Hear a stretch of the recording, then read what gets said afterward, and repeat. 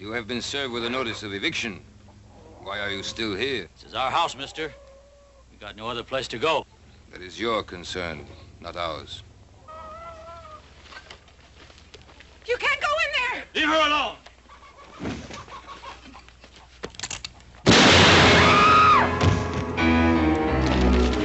Sounds like coming from the south, boy. The Logan place. Put up the sign.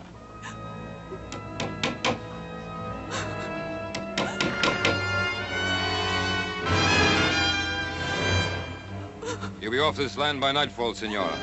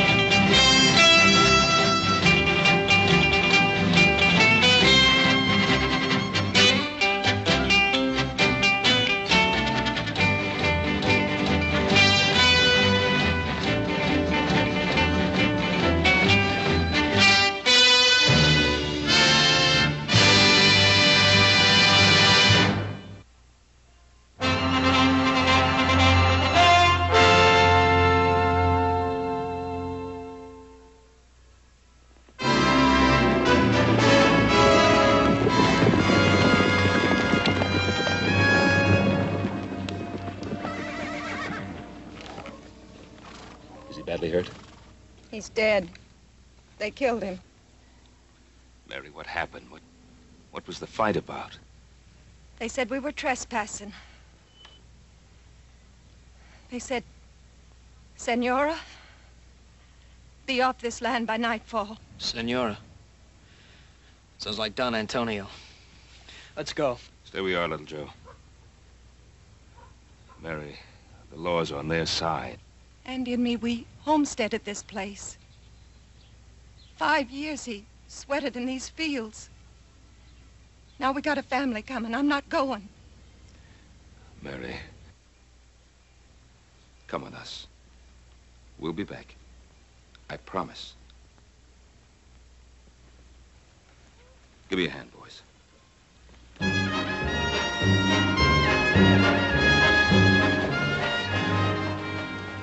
Stay here.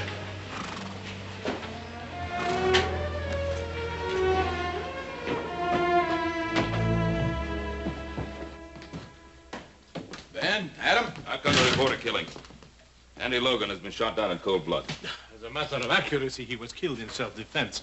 Sheriff Hawkins has all the facts. That's right, Ben. Senior Logan has already made a complete report on behalf of his men. Well, did he report that it was his men who committed the murder? There's a difference, Ben.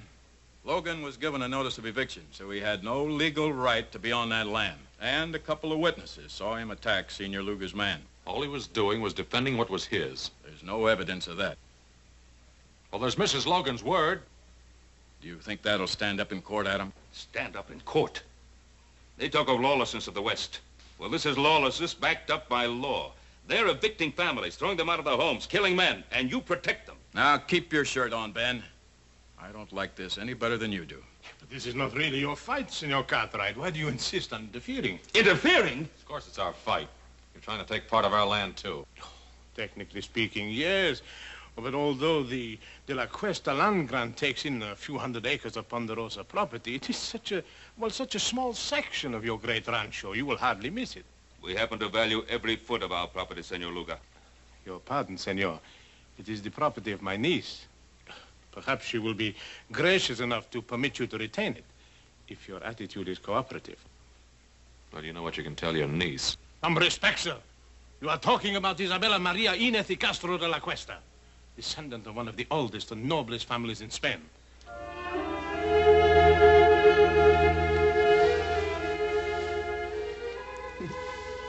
Sanchez, you are becoming quite amorous. For the noble Isabella de la Cuesta. Why not?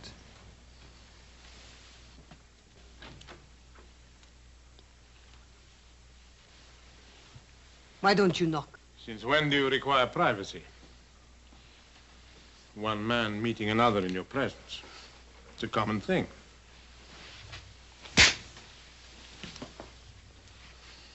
Get out.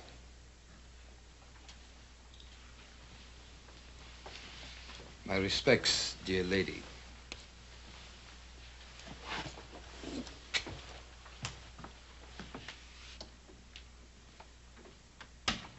Sanchez, the darling of the barroom girls.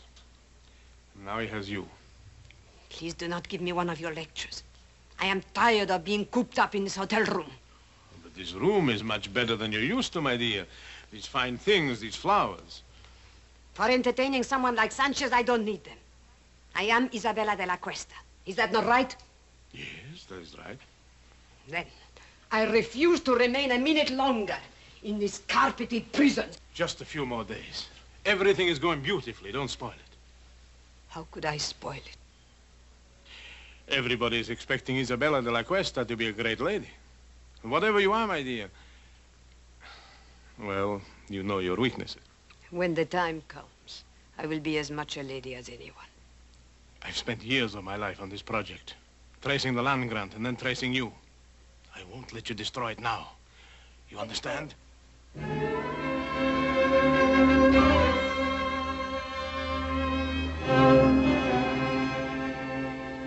Why, you mean this Luca can just come in and throw homesteaders off their land and there's nothing we can do about it?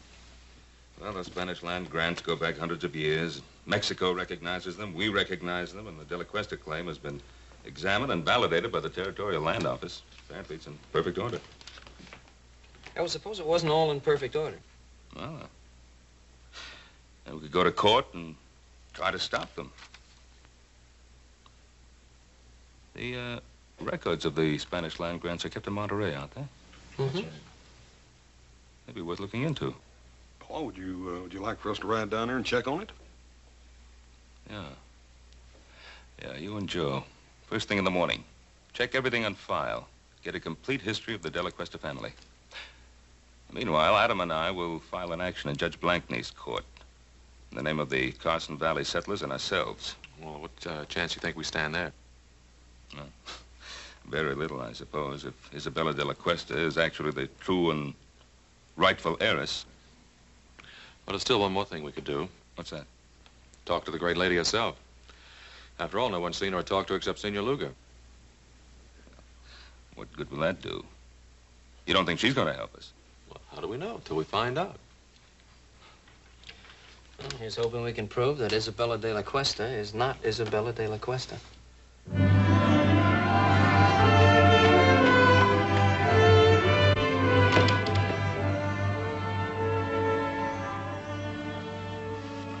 All right, Bill, where'd you put her? What are you talking about, Adam?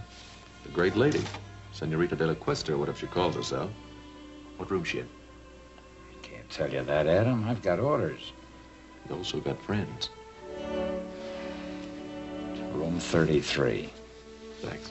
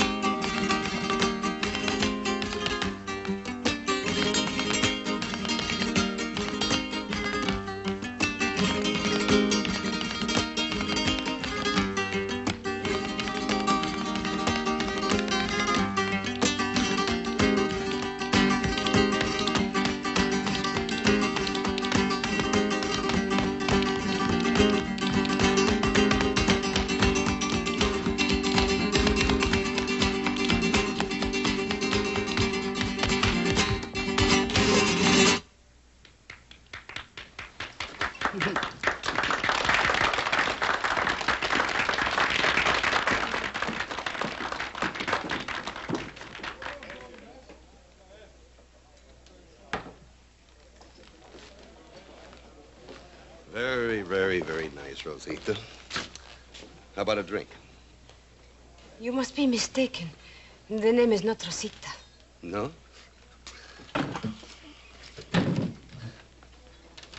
What is it, then? Go away from me. Look, Rosita, you wouldn't happen to be that woman that everybody in town is talking about, would you? The one that's claiming all that land? Let go of me. Come on, just a couple of hundred. Nobody has to know the name is Rosita. You are wasting your time. The name is Isabella de la Cuesta. Go away. Don't get off that easy. All right, let her go.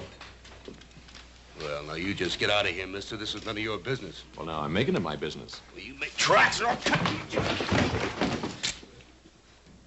Now, you can leave now.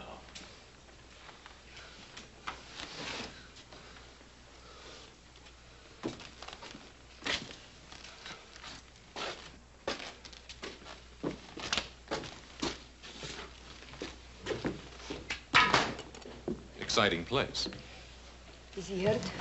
No, he'll get over it. I appreciate your fighting for me. It was not your fight. But you are my fight, Senorita de la Cuesta. Oh. Why? Who are you? My name's Cartwright. Adam Cartwright. Oh, yes, I've heard my uncle talk about you. It seems you are giving him some trouble. Oh, I hope to give him a lot of trouble. Then why did you help me? Gentleman always helps a lady. At least you consider me a lady. And a very beautiful one. Well, in that case, perhaps you would walk me back to my hotel. It'll be a pleasure.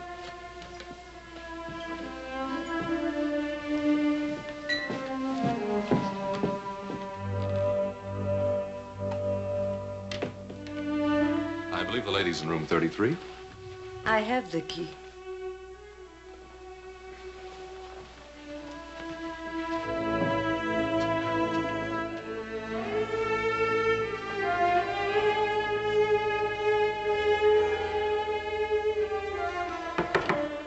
Come in. Your lady is full of surprises. Well, at least I know she's not with you, huh? See, but she's not alone. The one they call Adam Cartwright, he's with her. What? You want me to, No. What will we gain? Well, she could be telling him certain things, eh? Is that what worries you, Sanchez? Or are you maybe a little jealous, huh? Don Antonio, I work for you. But if you make fun of me, I'll kill you. Oh, kill for her. Don't be a fool. No, just keep an eye on her. And let me know when this young Cartwright leaves. Then I'll have a talk with our little lady. I'm glad that you like the wine of my native country. Let me refresh your glass. Oh, I like your wine very much. Senorita de la Cuesta. Now begins the Inquisition. Call it that if you like. No, I don't like. I think it's a very ugly word. Ugly? Then what do you call throwing people off their land? Is it their land or mine? It's theirs, by the work and sweat they put into it. And do you hold your land by sweat or by a deed of trust? By both. Tell me, Senorita, when did you first discover you were the heiress to the De La Cuesta grant? When my uncle Don Antonio found me and told me. And where did he find you? I only ask because I found you in a cantina. And believe me, no Spanish lady ever behaved the way you did. You were of service to me in the cantina, Mr. Cartwright. But that does not give you the right to pry into my private affairs. You know, we could be friends. Could we? Mm-hmm. No. When a man kisses me, he has to have his mind on love, not on business. Adios. Hasta luego, senorita.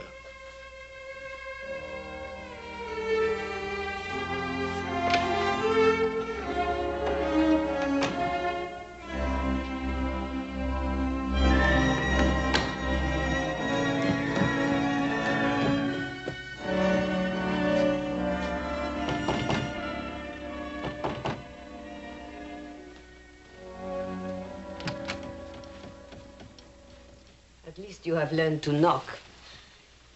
Of course. You've had a visitor? That is my business. Young Cartwright. Where did you meet him? That is also my business. It's mine also. The Cartwrights are our main opposition. They will do everything they can to stop us. Supposing we had the Cartwrights on our side. Impossible. Supposing we had one of the Cartwrights on our side. Isabella, you have learned to handle men to perfection. Thank you. But then, of course, I didn't have much choice.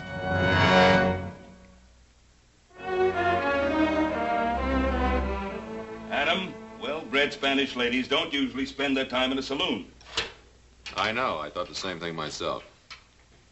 I went back to the hotel with her and had a glass of wine. Oh, good, good, good. Did you find out anything? Yeah.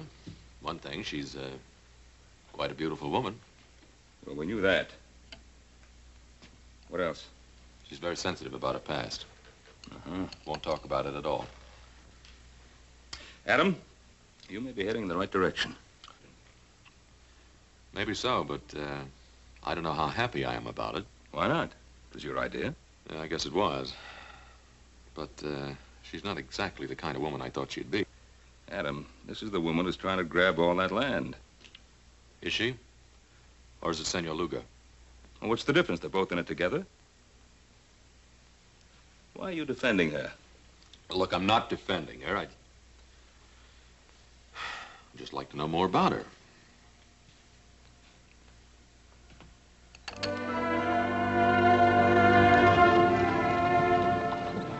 Anything wrong, senorita?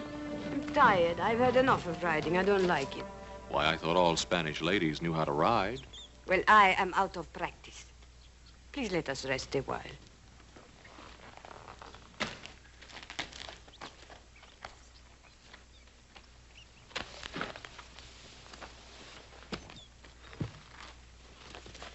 Why did you bring me out today? Just to find out if I could ride? Well, there's something about you, Isabella. Is there? What is it? Well, it isn't nobility, I'll tell you that. Then what is it? It's...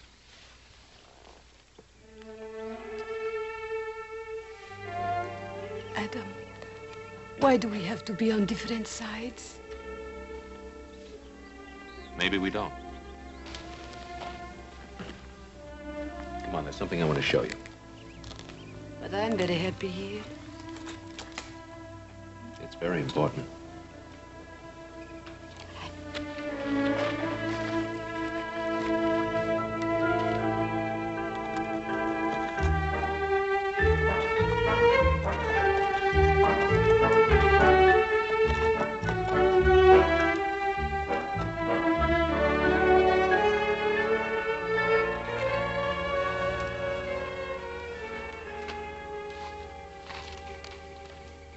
What is this place? That's part of your holdings. I think you ought to get to know it. Is this the time? Why not?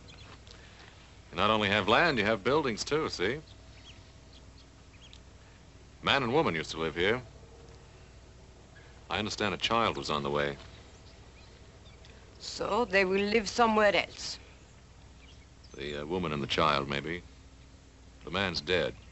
As a matter of fact, he died exactly where you're standing now. He was murdered by Sanchez. They never told me. He won't be the last to die either. They're trying to evict settlers all over the valley. There'll be lots of fighting, lots of widows. Then let them not fight. Only you can stop it. Oh, no, Adam. You cannot blame that on me. I do not want people to get hurt, and I do not want them to get killed. But I have to think of myself, too. They cannot have what is mine. Well, you know you'll never enjoy this land. There'll be too much blood on it.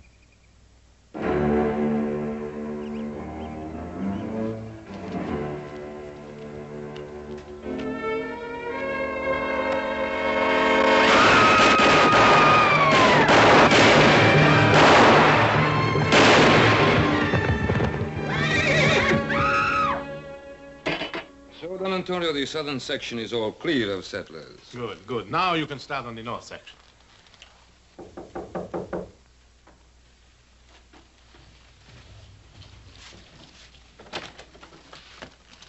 Yes, who are you? The name is Smith. High Card Smith. Yes? I'm an old friend of Rosita's.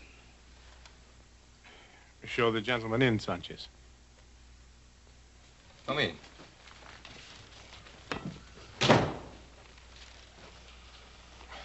Now, what is this about Rosita? I used to know Rosita in San Francisco.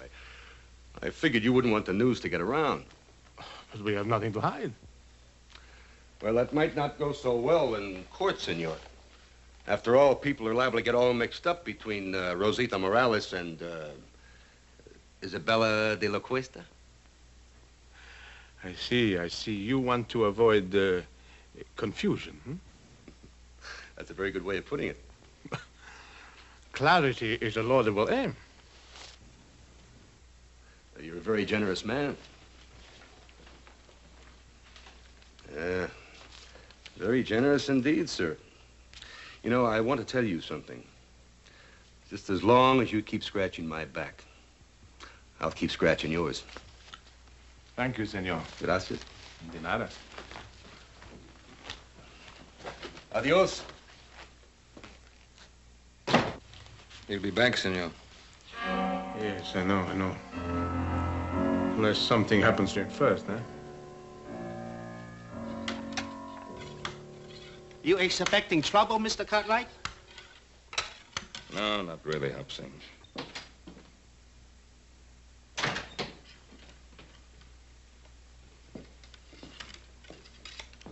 What are you doing, Pa? I'm getting ready, just in case. Well, I thought we decided there wouldn't be any fighting. Well, if the settlers decide to fight against their evictions, I'm not going to stand by and watch them get shot at. Did you talk to him? I talked to them. But I don't think they'll stand for much more pushing around. And neither will I. Well, now, there's just a chance that there may not have to be any pushing around. Why? Well, I went riding with our Senorita de la Cuesta this afternoon. Huh? What happened? I took her out to the Logan place. Did she like it? I told her what Senor Luga's men had done. I think she was honestly upset about what happened out there. That's nice, Adam. That's real nice. Was she upset enough to call off her hired killers?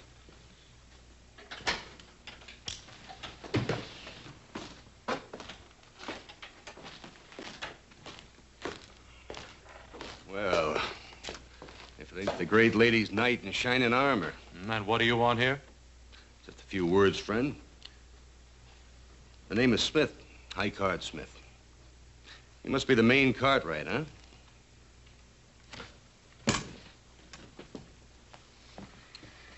You have something to say, say it. Hospitality. Western hospitality, friend. You know, as a matter of fact, everybody in Virginia City has been very inhospitable towards me.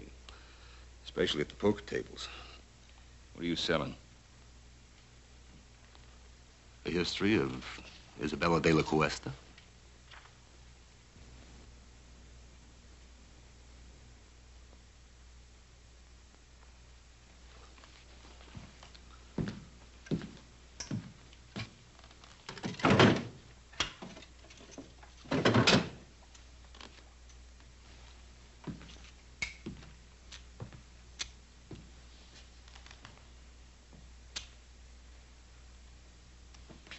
Mr. Cartwright?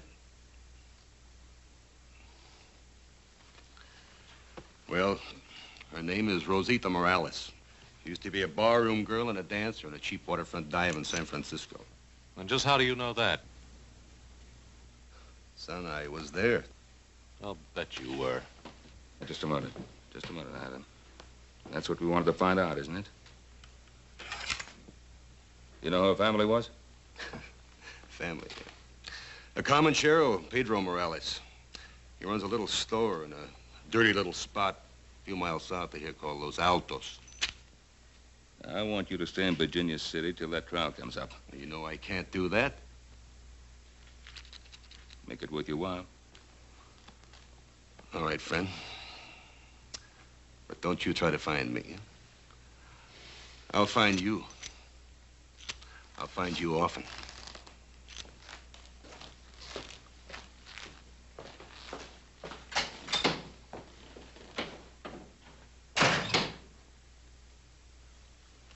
Well, now we know who our great lady is. Well, I'm going to get some fresh clothes. And then you and I are riding into Virginia City. We're going to see Luga, and we're going to tell him exactly what we know, and we'll put an end to this thing right now.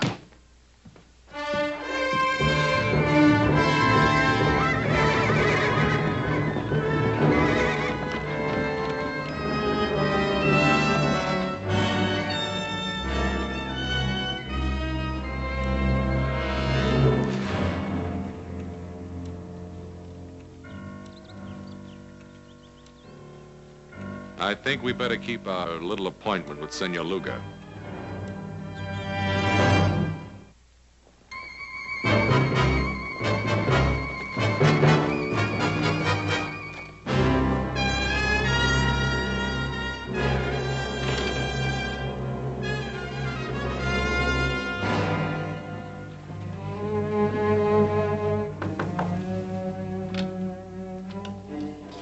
I was just riding. I need a glass of wine for refreshment. Try the saloon. You wouldn't deny a friend a glass of wine, huh? Get out of here. Oh, what's on your lips is sweeter. Let go of me. Perhaps you prefer young Cartwrights, huh? Go away. Still good, huh? No, go away.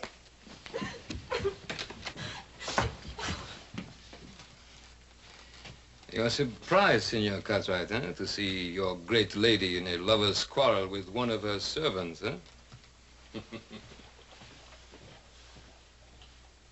May we have a moment with you, senorita? Yes.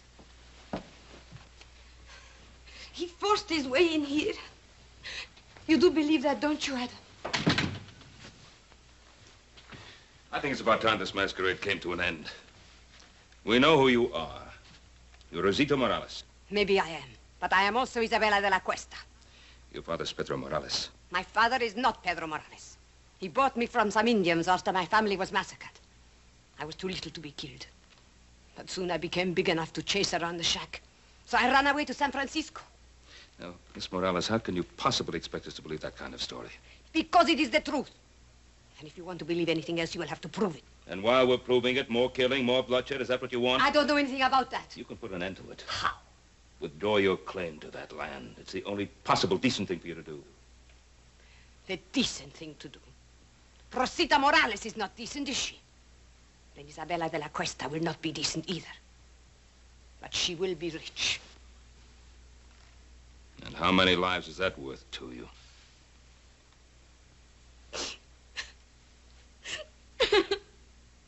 Oh, that's enough. What do you want me to do? Help her? Feel sorry for her? What? I don't know, Papa. This is getting us nowhere.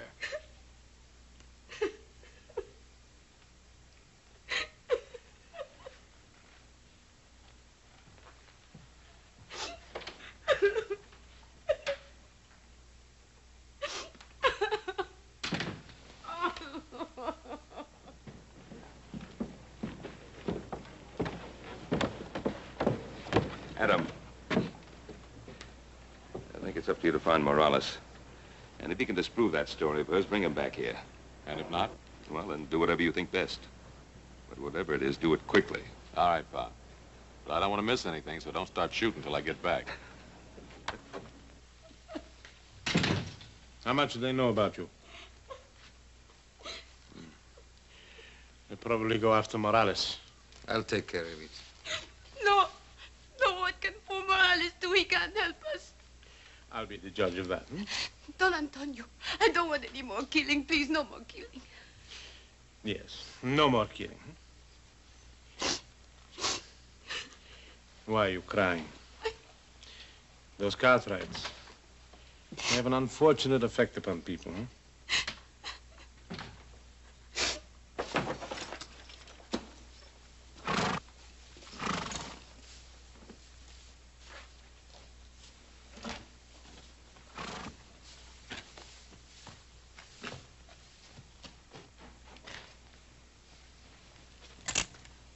One moment, amigo.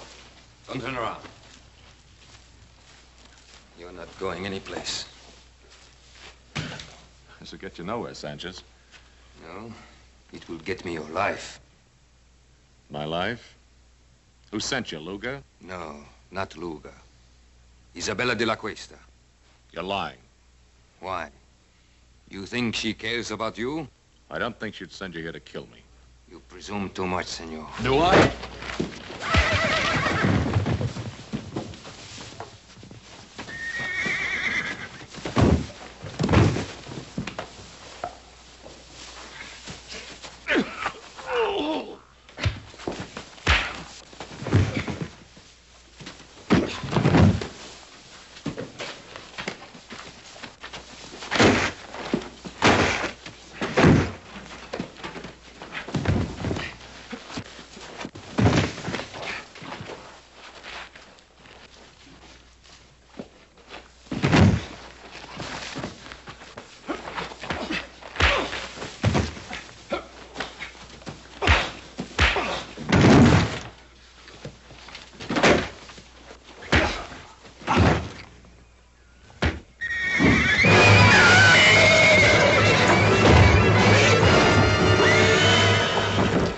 Get him out of there.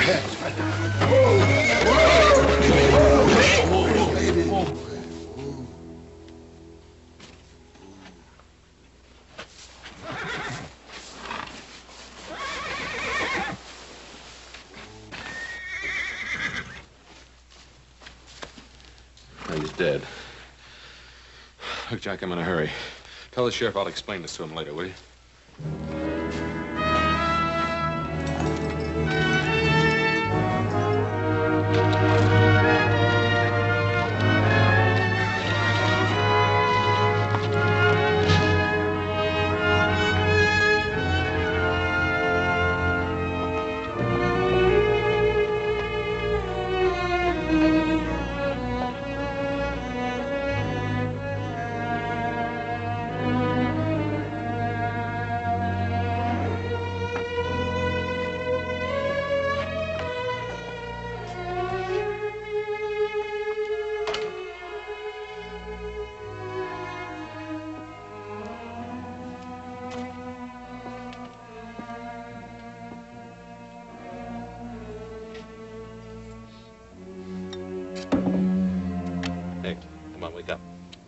Wake up. ¿Qué pasa? ¿Quién es usted? Come on, wake up, wake up. Why? Who are you? What do you want? Now listen. I'm looking for a girl named Rosita. What do you know about her? Rosita. She remember Morales? She remembers. A year ago, a man come and ask about her. But he gave me a bottle of whiskey. Now, what'd you tell him? Senor, you give me money. For whiskey, I tell you more. What can you tell me that I don't already know? 5 years back, a woman come, very old, from Mission San Jose. She say she looking for a little girl. Who was the old woman? Whiskey, senor. Come on, who was she and who was she looking for? Whiskey, senor. All right, all right. Now, who was she and who was she looking for? Her name was Doña Teresa Esperanza. She was looking for a girl named Isabella Maria de la Cuesta. Isabella Maria de la Cuesta.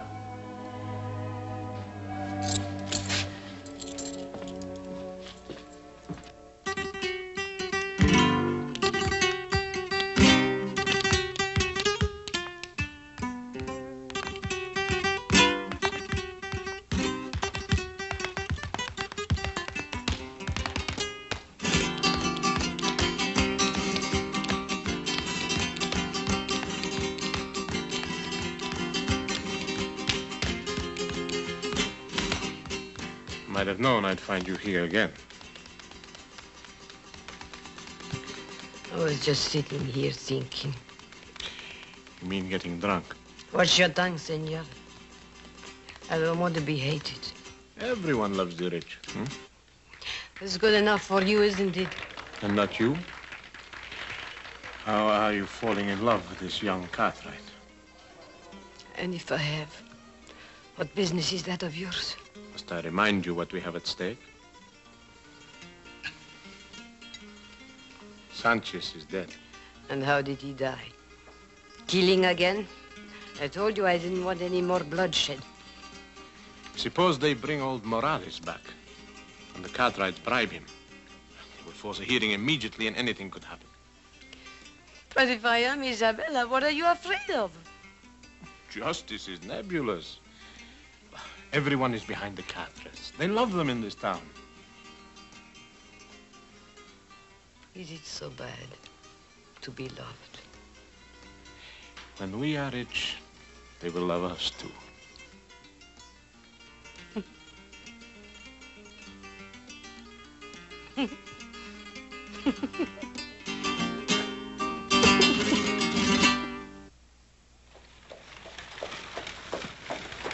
Howdy, Judge. Oh, hi, Ben. Come on in for some refreshment. I can't, Ben. I'm just rushing back from Carson Valley. Oh. But I did want to speak to you for a second. It's about that hearing. Ben, I'm afraid I can't delay it any longer. Well, Judge Blank now... Tell me, when do you expect the boys back from Monterey? Well, they should be back real soon now. It's a long ride over the Sierra. Yeah, I know. What about Adam? When do you expect him back, Ben? Well, it should be any day now, maybe tomorrow. Now, I'm counting on you holding off that hearing till he gets back, Judge. Ben, I can't.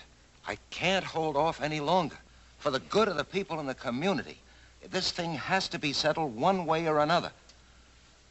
Ben, I've got to call that hearing for 2 o'clock tomorrow afternoon.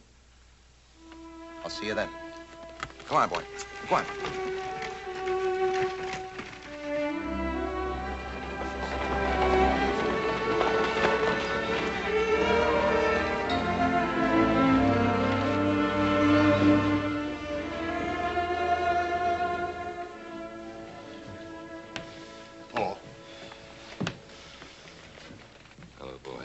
Glad you got back in time. How much good does it take going? Why didn't you get the information I sent you for? Well, we got it, Paul, but that's just the point. What? It's just as they called it.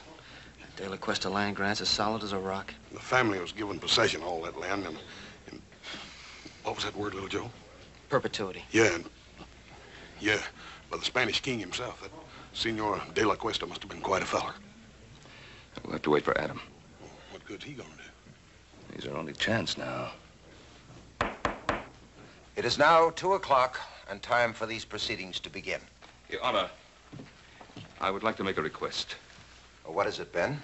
I've been waiting for my son, Adam. Something has delayed him. Well, I don't see why that should hold up these proceedings. Your Honor, I think the issue is quite clear. This is obviously a transparent attempt to delay and obstruct justice. Oh, surely, Your Honor. A few more days could be spared in a matter of such importance to so many people. A few more days, Your Honor. We've been forced to delay too long already. Your Honor, I am not opposed to the delay if it will help things. I think I know what is best for us, my dear. But if Adam has some information bearing on the case, why should we be afraid to hear it? Evidence can be falsified. Witnesses have been known to lie. Oh, to tell the truth, Senor Luga. This case affects the lives of so many people that I think nothing should be overlooked. Therefore, I hereby adjourn these proceedings until 10 o'clock tomorrow morning.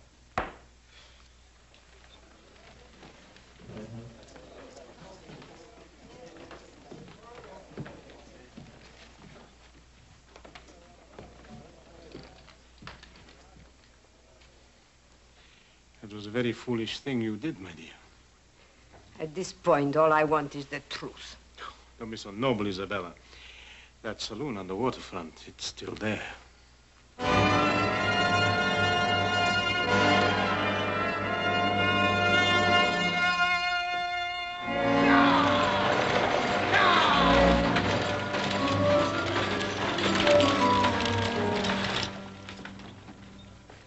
They're here.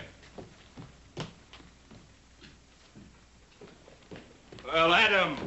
Hello, Pa. How's everything? All right, outside of a little shooting. Somebody tried to stop us outside of town.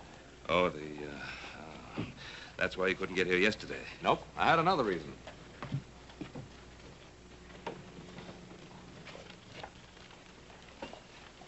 May I present Donna Teresa Esperanza? Donna Teresa, this is my father, Ben Cartwright. I am honored, Senora. Thank you. I'm sorry you had to take such a long journey. If at last I find my grandniece, no journey will have been too long or too difficult. Well, may I?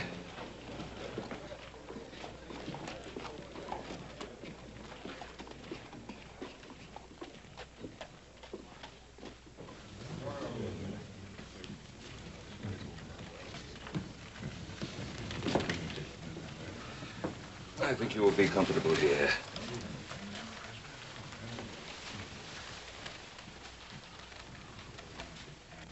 Adam, who is she? She's the grand aunt and last living relative of Senorita de la Cuesta. What about Senor Luga? Well, he's not her uncle, that's for sure. Doña Teresa. Senor Luga? I did not expect to see you. I'm sure of that. Otherwise, you would not be here. Your Honor, this is the witness for whom we've been waiting. This is Donna Teresa Esperanza. Senora? The great aunt of Isabella de la Cuesta, the only link to her past, and the sole person able to identify her. Identify her? Oh, Donna Teresa is an old woman. She hasn't seen Isabella for many years. In fact, since a little child. How could she possibly give a valid identification? Who is this Avenger to decide on my qualifications? Not so long ago, he dared to visit me and seek to enlist my aid in his evil and corrupt scheme. What scheme do you refer to, Senora? His plan for me to vouch for the identity of my grandniece, the last of the De La Cuestas. Would you be able to identify the girl if you saw her? Without question. Very well. Your Honor, I protest this entire proceeding. Senor Luga, you are out of order. If you please, Senorita.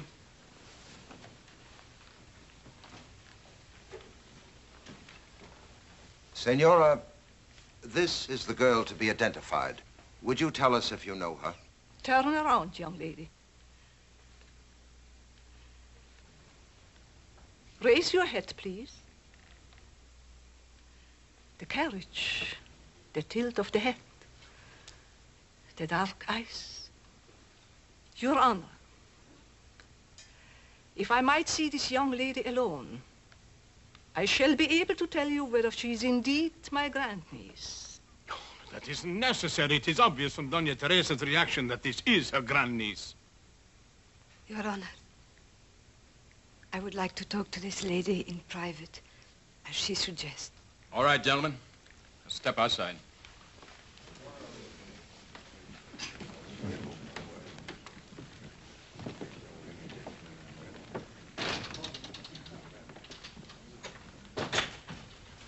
Doña Teresa. Doña Teresa, is there some way you can identify me? Some way? I mean anything definite. I have lived so much of my life with uncertainties.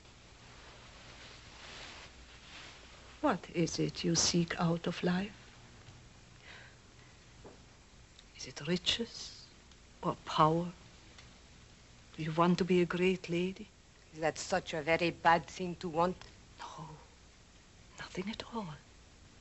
But let me tell you about the De La Cuestas. The outstanding characteristic of the De La Cuestas was generosity. Generosity? I'm an old lady, and perhaps sentimental, but I know in my heart that the De La Cuesta would have not taken the land from the people who bought it with their blood and sweat. You seem to know a great deal about the situation. That must have been a very interesting ride you had with Adam Cartwright. Most interesting.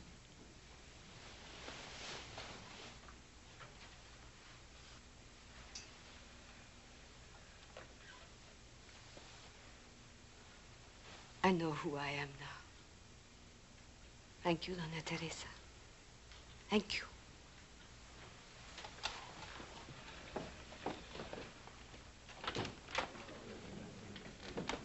Your Honor, there is no need to go on any longer.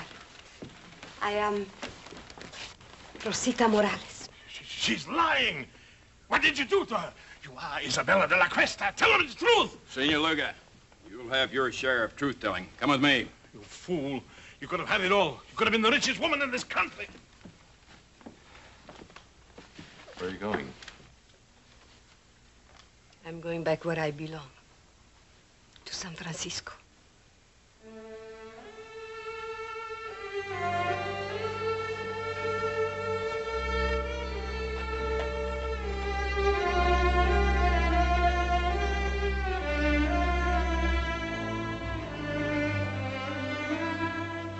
This must have been a difficult thing for you to do, to expose an imposter.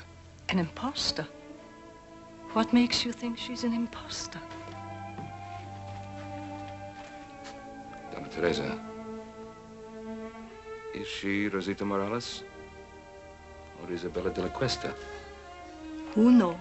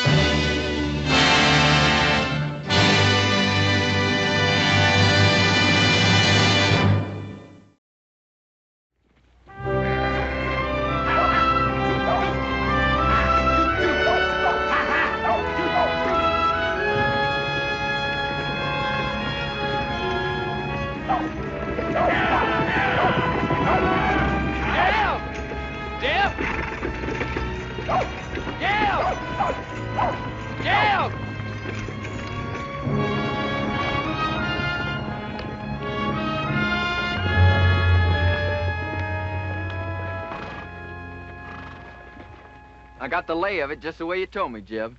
It's good forage land, as far as you can see, with a clear pass through the Sierras off to the left. Looks like our luck is running for a change, Billy boy. Desert south, nothing but rock and bramble north. And right in front of us, it's opening up like the Red Sea into the land of milk and honey. Right in front of us. That's the Ponderosa, Jeb. We can't cut through there. You don't understand, Jeb. That's Cartwright land, far as your eye can see. You mean they own all that? Own? Man don't own nothing unless he's willing to die holding on to it. I worked out this way. I know Ben Cartwright. Why, he'd kill every last one of us before he'd let a sheep set foot on the Ponderosa. Start bringing up that flock. Now. I come a long ways with you, Jeb. But I ain't riding against Ben Cartwright for you or nobody. Start bringing up them sheep, Burton. I'm pulling out, Jeb. And you ain't got nothing to say can stop me. Don't appear there's much I can do to stop you, either. No hard feelings, Jeb. But I just ain't gonna ride against Ben Cartwright. That's all.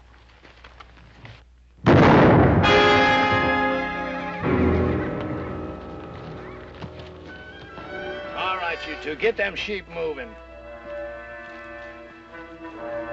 Leave him, Billy. He's past fussing. You got to learn to kill a man once you draw on him. But I shared second plates with him, Jeb. Just a few hours ago. Once a thing is dead, you got to get clear of it. The scruffiest hole squirrel knows that.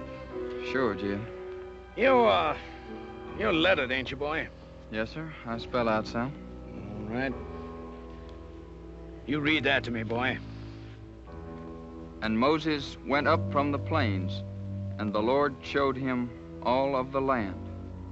I've been there 40 years myself, just like Moses. But the Lord has finally showed me my land, and I'm gonna take it to myself. I have to kill everything on it and burn it to the root.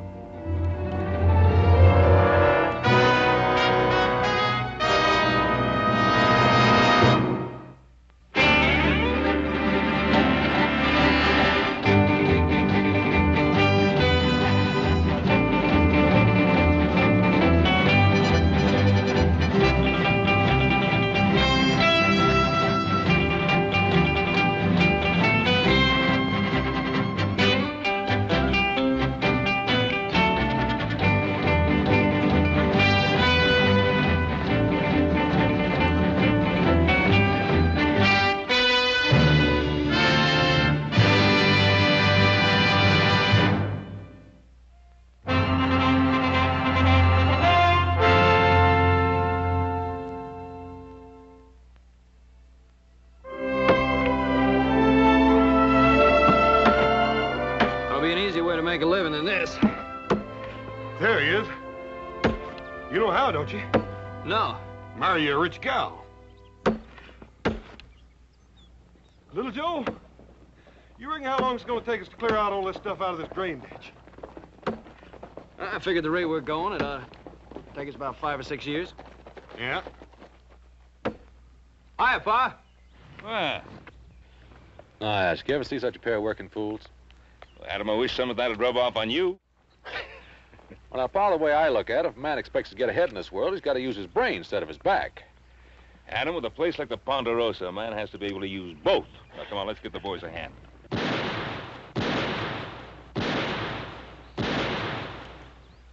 Who'll be over there?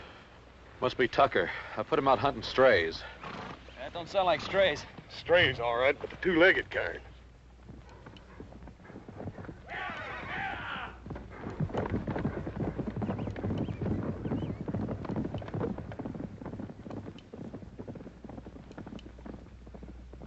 That was just a warning. Where do you men think you're headed? Why, we're aiming across the Sierra. We better find another way. Nobody goes through the Ponderosa. That's Ben Cartwright's orders. You figuring to stop us all with that gun? Well, maybe not all of you, but I'll drop the first man that tries to come through here. How much is Cartwright paying you, mister? Well, what's that to you? Is it enough for a man to get himself killed for? Look, we're coming through. Now, you can shoot me if you've a mind to, but as soon as you pull that trigger, you're the same as a dead man. All right, bring him through. And you better get out of the way, mister, before you get yourself trampled.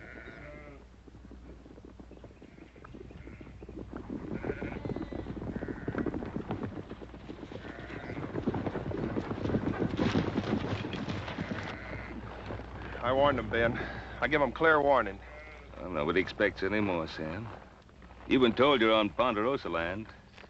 I'd be obliged if you turned the tails of those sheep and got them off. Are you, Ben Cartwright? Drummond. Jeb Drummond is my name.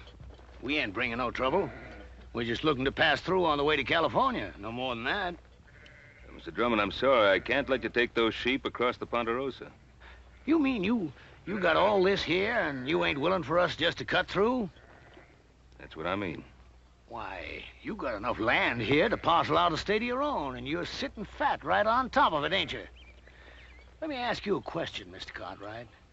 What more right have you got to this land than me? It's mine. That's right enough. Every inch of this land's deeded in our name, if that's what's bothering you, Mr. Drummond. Oh, a deed, huh? Why, deed is only a piece of paper. Looks to me like all they got is some scribbling on paper. It's what backs up the scribbler, Mr. Drummond. That's what counts. How many of them you count, Billy?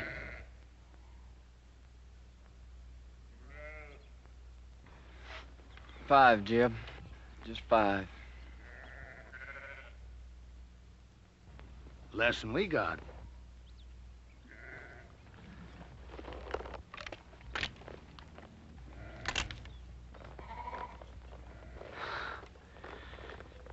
Well, there's no cause to draw down. I was just resting. Look, I'm only trying to get passage through to California, and I aim to pay for it too. Drummond, I don't want any of your money. Well, it's getting on near to dark. You wouldn't mind if we was to camp here for the night? Well, all right. But you make sure you're gone by tomorrow morning. Is that understood? You won't find us here. I promise you that.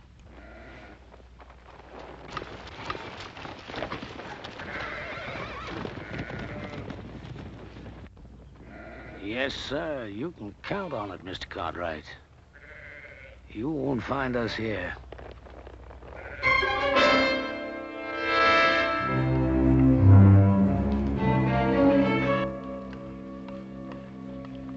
Here you are, Billy. I saved you a chaw piece without no grizzle. Well, that's out of your helping, Jeb. You best keep that for yourself. Oh, I had my fill for tonight, boy. You take it. Thank you, Jeb. You know, you could still use fattening up. If you was one of my sheep, rib scrawny like you are, I'd have sold you off for hoof glue before now. You did fatten up some, though. When I first come on you and them wranglers was fixing to string you up, well, you didn't look like no more than a fence post. You've been mighty good to me, Jeb. I appreciate everything you've done. I only hope I can pay it back sometime. There'll be a time come, boy. There's always a time. Well, you better get yourself some sleep before morning. What are we doing, Jeb? Going back? Well, I don't know yet. I gotta think on it. You see, the way I figured it, we'd have made California just about spring market time. That flock would have been fat and woolly. We'd have got a sight of cash for 'em. But I don't know. Oh, I've got another blanket for you, boy. That's Burton's, isn't it? What difference does it make? Ain't no good to him buried. I was just asking. Night, Billy. Night, Jeb.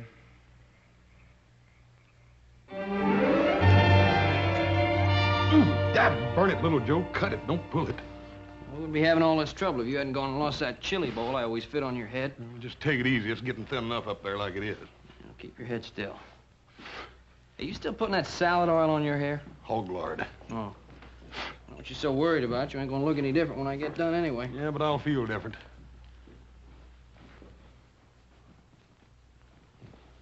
What's the matter, He's doing a good job, ain't he? Oh, fine. Yeah. Hey, let me see that mirror.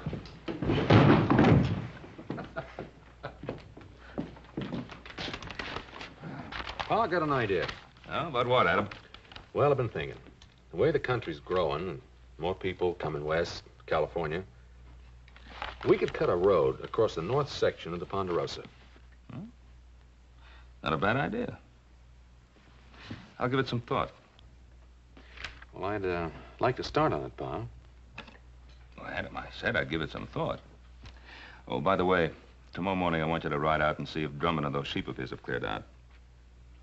What if he hasn't? Well, then we'll make sure he's cleared out. Why do we have to take the law in our own hands?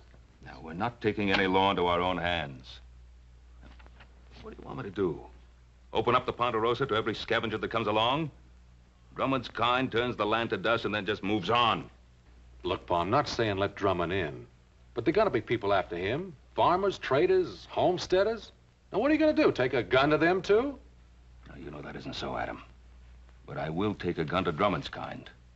He'll grab anything he can get his hands on. Now, tomorrow morning, you go out there and see that he's gone. Is that understood? All right, Pa, anything you say.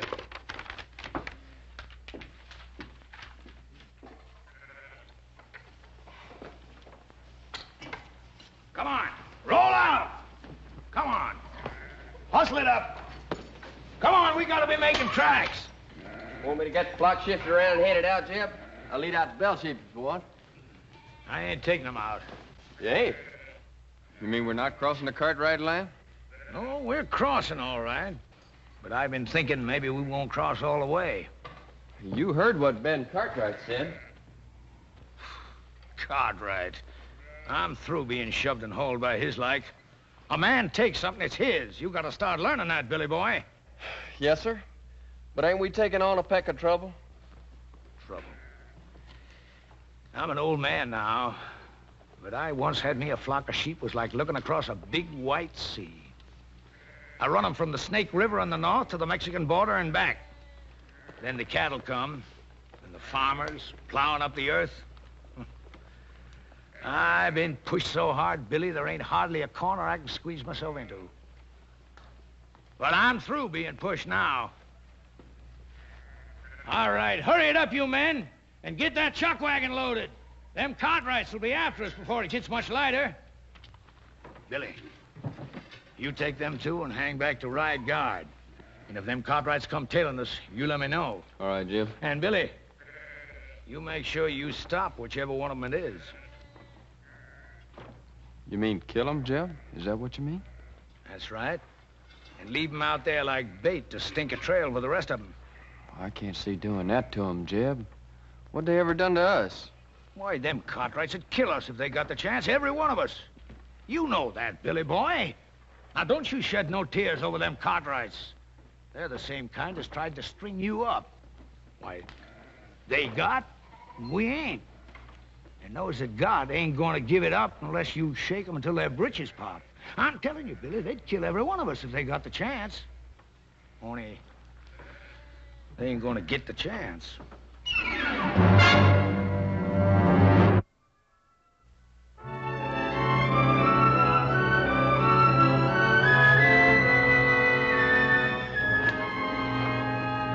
This looks like about as good a spot as any to set up. Set up for what, Billy? You talking about an ambush? You just do like I say. I've been riding with old Jeb for a long time now. I know the way he thinks. How do you mean, Carter? That old buzzard. He's thinking about killing himself some Cartwrights. Hey, you know I'm right, Billy boy. You spot yourself up there. Collier, you head on down a ways.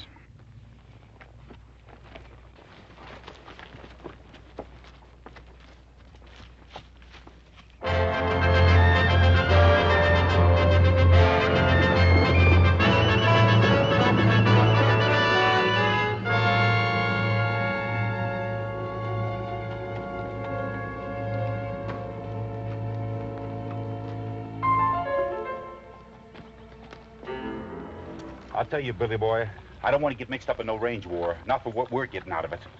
You just do like Jeb says. Well, can't we maybe scare him a little bit? The Cartwrights? That kind don't scare. Maybe you feel like having Jeb flay the skin off you for not doing what he says. Jeb says shoot. Shoot to kill. Hey, Collier, what about all this? You mean about killing the Cartwright? I mean about getting strung up for Jeb Drummond. I don't plan to get strung up for Jed Drummond or nobody. Come on, let's get out of here.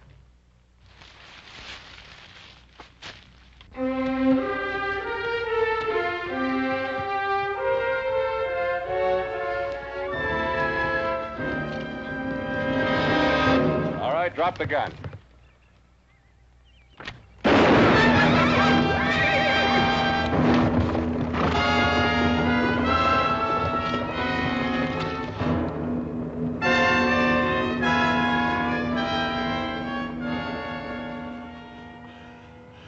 You win, again, mister. I lose again.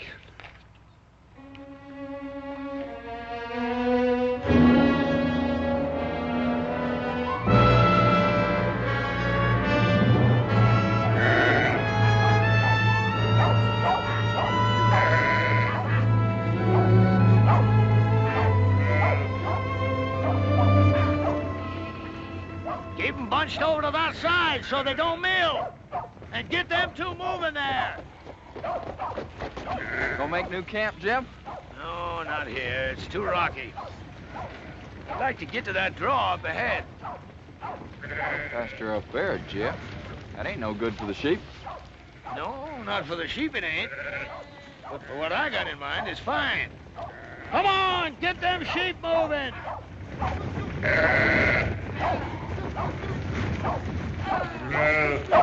Jeb!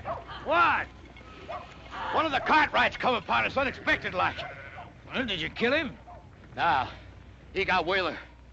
There's nothing I could do about it, Jeb. He had position on me. He'd have finished me off, too, if I hadn't got clear. I'll give you a job. I mean to have it done right. Now, instead of the rest of them coming looking for him, he'll tail back and tell them which way we went. Well, maybe it's for the best. If we can get us to that draw ahead of them, might be they get a little surprise, huh, Billy boy? All right, drive 'em! Oh, we run 'em!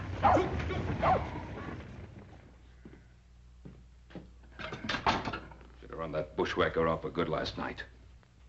Want me to ride into town, tell the sheriff? I don't need any sheriff. That flock of sheep, he couldn't have gone more than a few miles. We can get rid of them before dark. Now, wait a minute, Pa. Let the law do it this time. What's wrong with you, boy? You want to sit here and twiddle your thumbs while drumming sheep eat our land bare? By the time the lawyers and the sheriff and the court in Virginia City get through haggling with what should be done, the whole North Pasture will be torn up. Get your guns. We got work to do. What kind of work, Pa? Get those sheep off our land. Now, look, Pa, I don't want you running after Drummond. Now, just settle down. You're going soft, boy. Pa, you're just as bad as he is. I'm what? You and Drummond both think you're a law unto yourselves, and you're not. Without the law, a man's no better than dirt. Now, you listen to something from me. I cleared that land that Drummond's driving his sheep through. I worked it till my hands cracked open and the sweat blinded my eyes. And I planted that grass, and with the Lord's help, it grew. And I'm not going to let a sheep herder who never did an honest day's work in his life ruin it. Now, you coming with me or not?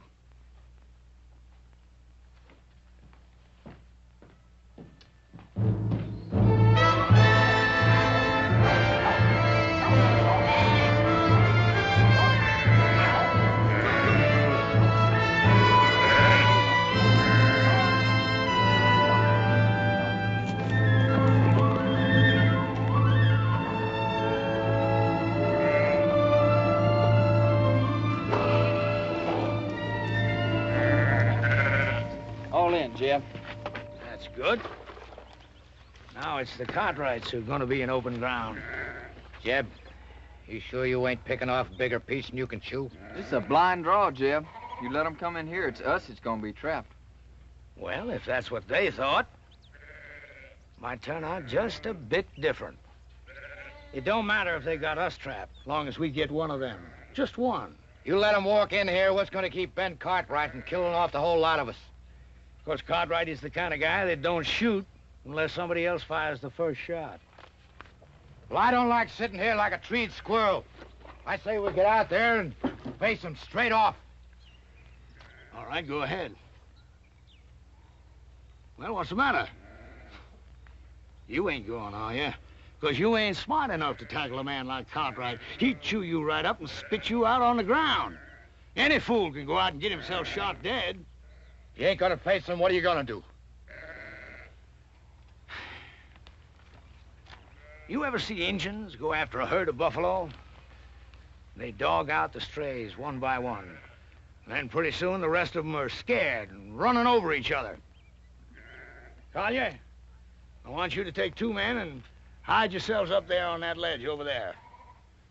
Billy, I want you to get back down the path by the draw there. Because if we split them up, that's where some of them are liable to run for it. Well, sounds good, don't it, boy? Yeah, I guess so. That ain't what you're thinking, is it? What are you thinking, boy? You're asking us to shoot those men down like there's nothing but a bunch of bounty pelts. Well, sure I am. What's wrong with it? I didn't say nothing was wrong with it. That's good. Because I hope you ain't forgetting how I first come on you. Strung up for a horse thief. You didn't do it, but you had a rope around your neck anyways. Well, this ain't no different. And the Cartwrights ain't no different neither. They'll kill you if you give them the chance. Maybe not with a rope, but they'll do it. What are you gaping at? Nothing, Jeb. Well, you get back there where I told you. Now, look, boy. I've been pulling myself through this world for a long time. And when you get right down to it, it's a fact. You got to fight back, whichever way you can, or you just get beat to the ground. All right, get back there where I told you to go. All right, Jeb. And, boy, remember what I want. I want one of them Cartwrights. Alive. Yes, sir. Hey, put a jacket on, boy. There's a chill coming up.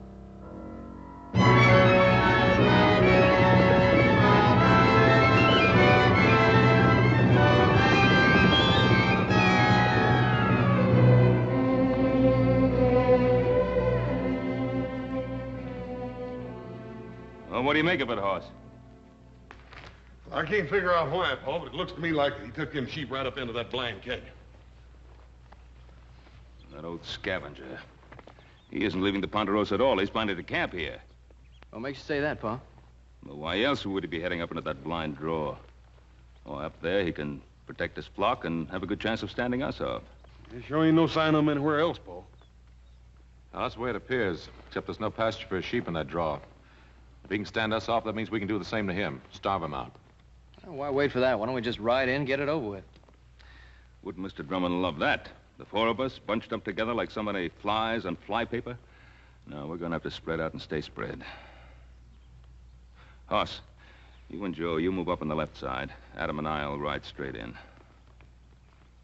Well, there is another thing we could do. What's that? Well, you could stand watch on him while I get the sheriff. I thought we'd settle that.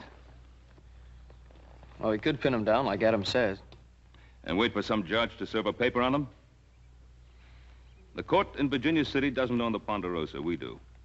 And if we're not willing to fight to hold on to it, we might as well turn it over to the first settler who feels like staking a claim.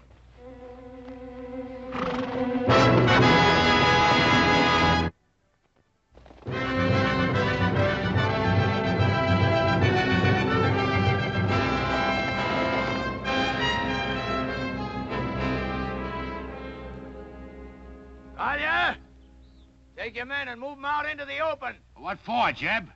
We got good position on them Cartwrights right here. Just do like I say. Take those men and move them out in the open. But, Jeb, them Cartwrights will be sitting ducks from here. We could wipe them all out. I don't want to wipe them out. Or maybe just miss wiping them out. I just want one of them Cartwrights alive. Now, you take those men and move them out in the open where they can be seen.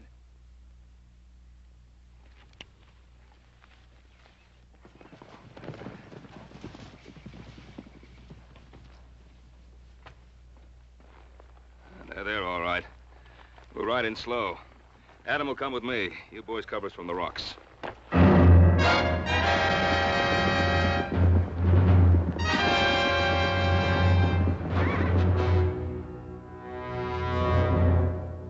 Don't fire. I'll tell you when to shoot. You hold your ground right there. The first one breaks to run, I'll kill him all by myself.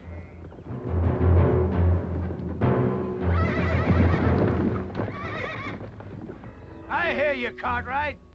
My son and I are coming in there. You fire one shot, there won't be a one of you ever comes out of that draw alive.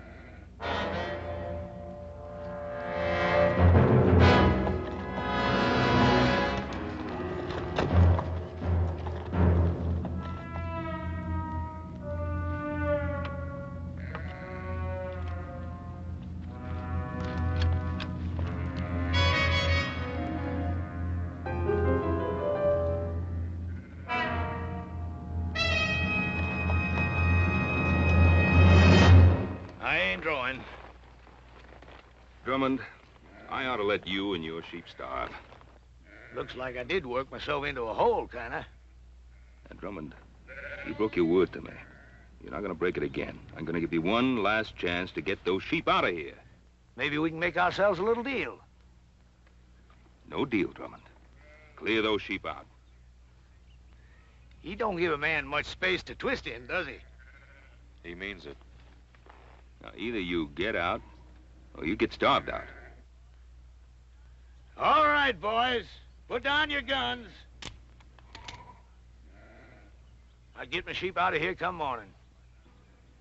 You get your sheep out right now. Sure beats me. Here you own half the world. And me, all I'm asking is the right to drive a few miserable sheep across the corner of your land. You'd think you could do a man that little good. You got a mighty unreasonable old man, boy. Now, Drummond, get those sheep out now. All right, boys, you got your orders.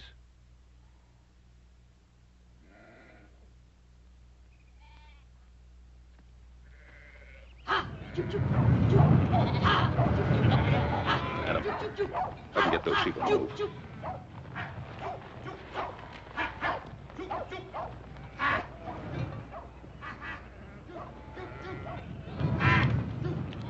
Hey,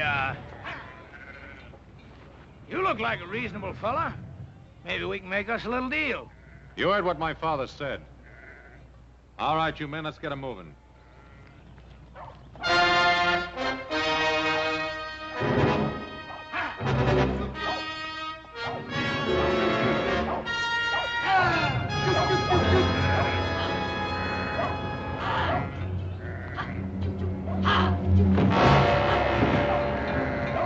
Take cover, men!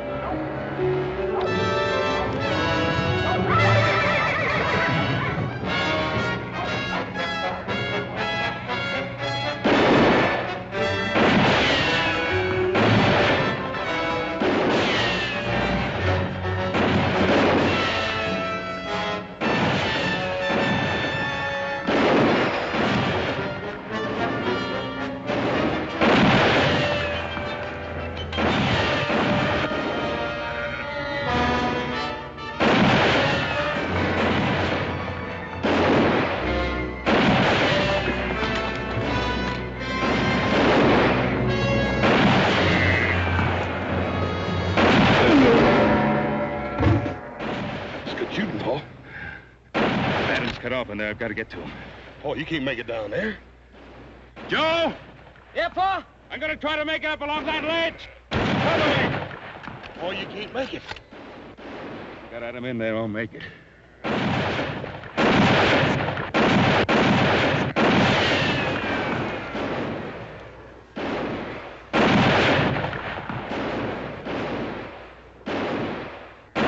Joe! Yeah, Pa? That Drummond is behind the wagon. I can't get a shot at him from here.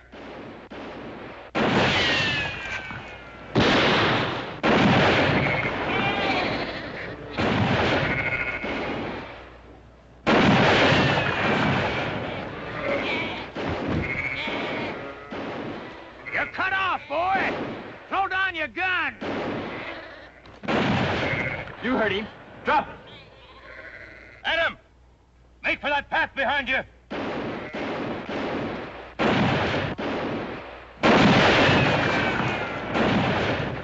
Come on, Billy, cut him down! Drop it, kid. You're gonna kill me, ain't you? Come on, kid. I said drop it. Now get out of the way. I can't. I said get out of the way. I can't, Jeb. Give me order. Cover me!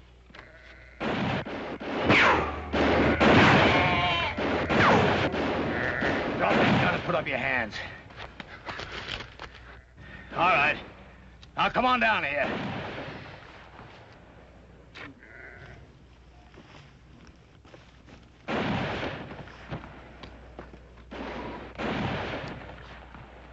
Cartwright! Cartwright, can you hear me? You call your men off or I'll kill your boy right now.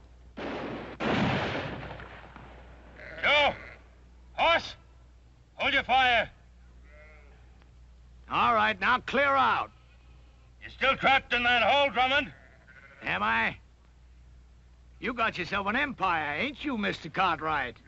Is it worth your boy's life? Well, is it?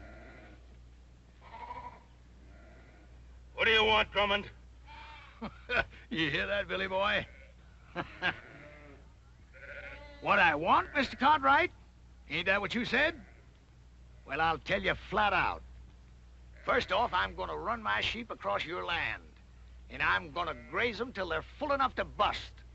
And your son is gonna be with me every step of the way. And if you try stopping me, I'm gonna put a bullet right in the back of his skull. It's been a long ways to here, Mr. Cartwright. A long ways and a lot of time. And if you got any doubt about my meaning what I say, well, you just make your play. All right, Drummond. I can't stop you. But you listen to me, and you listen good. If you put a scratch on my boy, I'll find you, and I'll kill you. If I have to follow you clear to hell.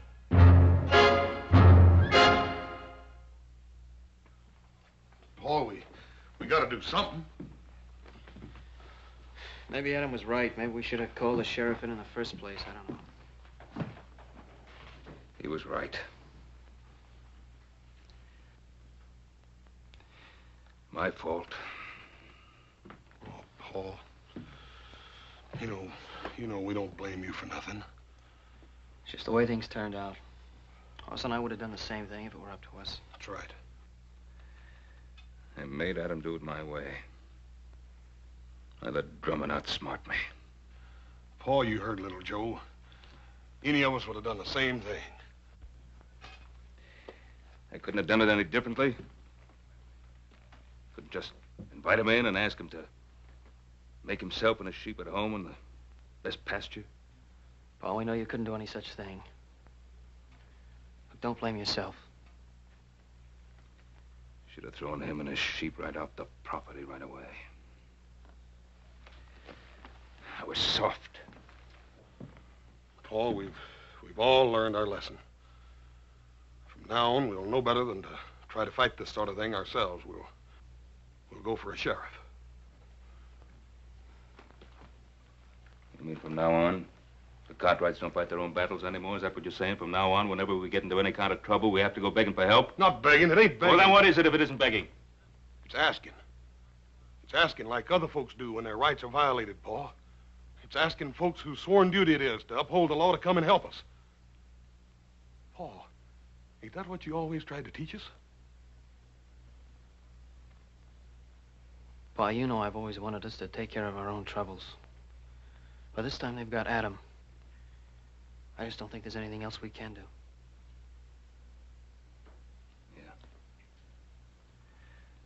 Yeah. All right, you two saddle up. Ride into town, tell the sheriff what's happened. I think I can go faster by myself. Hoss. You and I, we're riding into Drummond's camp. I got an idea how to keep Drummond busy till the sheriff gets there. I don't trust him, but then I can see him. Yes, sir. All set, Jeb. You look at them sheep? They're resting and quiet. I bet they ain't felt as good in their bellies in a month of Sundays, grazing on all this nice, fat Cartwright grass. Sure is good pasture, Jeb. You know something, Billy? I've been thinking there ain't nothing we can find in California as good as we got right here. Now, is there? Well, I guess not, Jeb. Good land, lots of it. Why, we can raise ourselves the biggest, fattest flock of sheep in the whole country right here. And I'm gonna take it, Billy. All of it. How are you gonna do that? I knew that Providence would show me a way. Yeah? You mean young Cartwright? Mm-hmm. Before I'm done with him, Ben Cartwright is gonna be begging to give us the Ponderosa to get his son back. You remember one thing, Billy. You catch a man where he's soft, and you can most always squeeze anything you want out of him. You better take care of him. I don't want nothing to happen to him just yet. I'll take care of it. Yes, sir, Billy. There ain't nothing at all in California we ain't got more of right here. Say, you must be clean hungry. Eat some of them beans before the cold. See you in the morning, Billy. Night, Jeb. Night.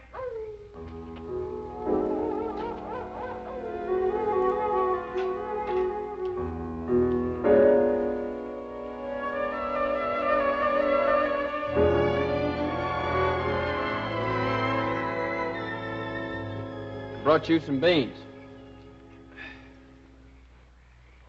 I can't untie you. Jeb wouldn't favor that. It's all right.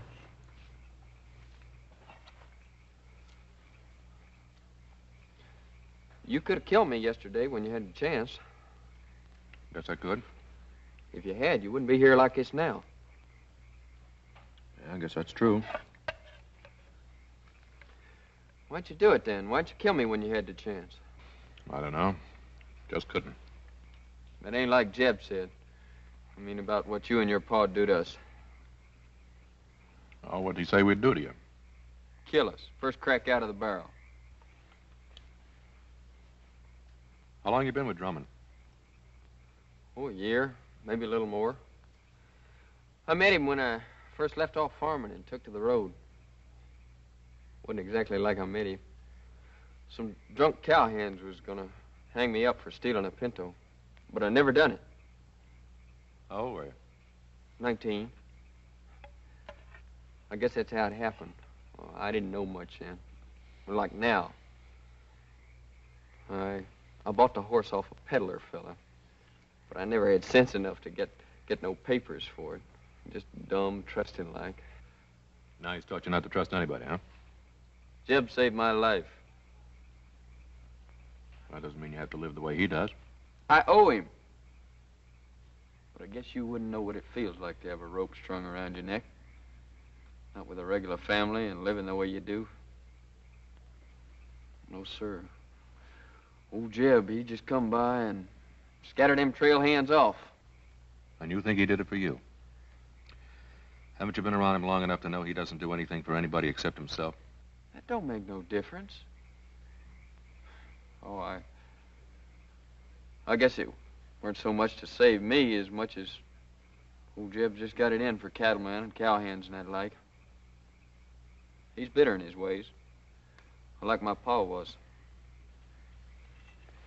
What happened to him? He got himself killed fighting over a few acres of bare, rocky ground back in Kentucky.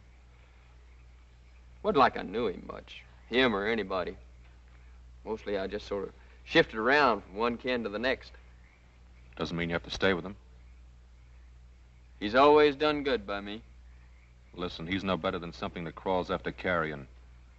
You want to plunder your piece of land bad enough to have his taint rub off on you? You talk mighty big, don't you, mister?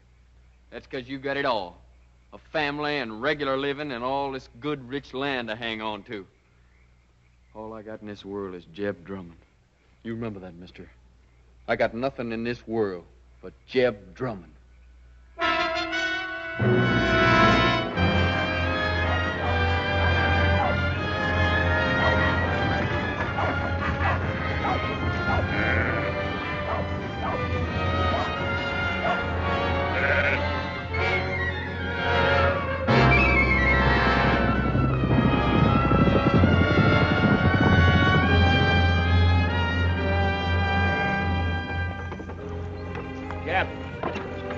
Men on horses. Looks like the Cartwrights.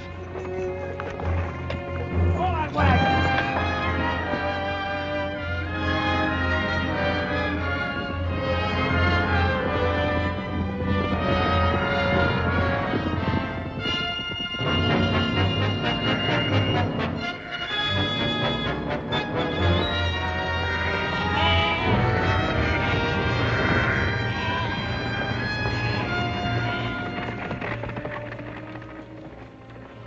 I left my gun, Drummond.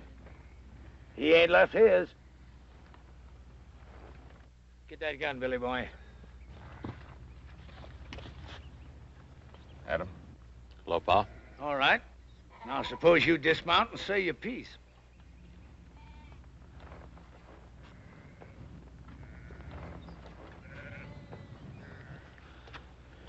Drummond, let my son go.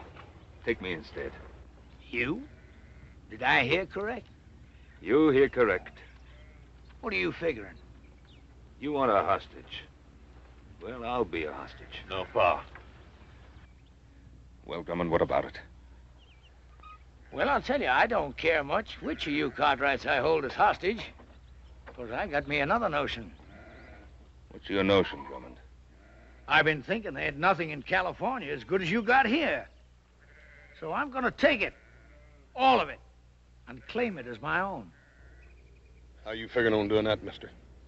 You planning on killing us all? Ask your old man. I think he knows. Billy boy, give me that paper. Yes, sir, Mr. Cartwright. I've got it all right here. A deed to 50,000 acres of your land. Now, all you got to do is sign it and make it all legal. Drummond, do you think that my signing a ridiculous scrap of paper like that is going to make anything legal? Well, the way I see it, I'm willing to take the gamble. Because I ain't got nothing to lose anyhow. And you got something mighty important to gain. What's he got to gain? You. Because unless he signs this deed, I'm going to kill you and let your body rot where it drops. Adam, there's something you ought to know. I sent little Joe to town for the sheriff. Thanks, Pa. It looks like I've been wrong all along. No, you weren't wrong. And Drummond, with the sheriff coming, how do you think you're going to get away with all this? Well, like I said, I'm willing to take the chance. Yes, that's what you said. What about you? You willing to take a gamble, too? Whatever Jeb says is good enough for me. You too? I'm willing. Look at him. Do you think he cares if you get skinned and hooked like some coyote meat, as long as he can use you to get what he's after? All right, you had your say, mister. Now, do you want to sign this deed, or do you want to bury your son? Don't sign it, Pa. He won't shoot.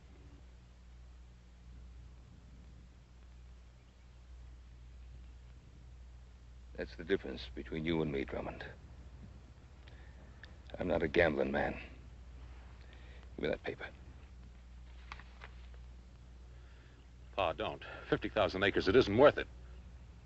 Isn't it?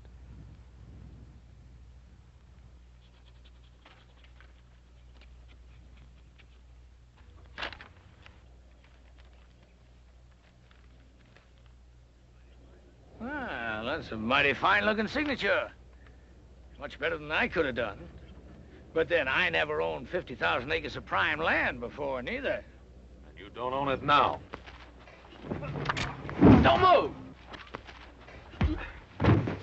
Adam! I was gonna make it an even deal. The land for your son. But it looks like I can't trust any of you Cartwrights. There's only one way to deal with you. Give me the gun, Billy. You can't just kill him, Jeb. Can't I? You just watch.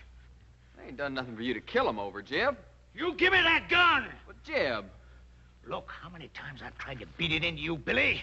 If you want something in this world, you've got to get it whichever way you can. But you go right on being woman soft. Maybe I should have let them wranglers string you up for stealing them 3 pintos. 3 pintos? Jeb, how'd you ever know they was looking for 3 of them? Well, they said, I guess. No, they never. They never said nothing after you came. Well, that don't make no difference, boy. Don't it? Well, I think it does, Jeb. Because you killed them straight off. I thought it was to save me, but that wasn't it, was it? Well, you knew there's 3 pintos, because you was the one that stole them and sold them off yourself. I guess I really don't owe you nothing, do I, Jeb? Now, you know that ain't right, Billy boy. I mean, maybe I did lie to you about them pintos, but I always done good by you, and I taught you things. Sure. Like shooting a man in the back, like grabbing and thieving. Well, I learned good, Jeb. But I ain't learning no more. Now, look, Billy. Billy, you're like a son to me. The only reason I want this land is because I'm going to leave it to you. I promise it. No, Jeb. You give me that gun!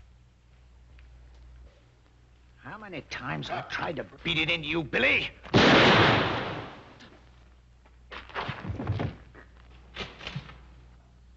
Jeb. I should have let him hang you. You no good thieving, dirty double-crosser. Shoot him, Kaya. Kill him.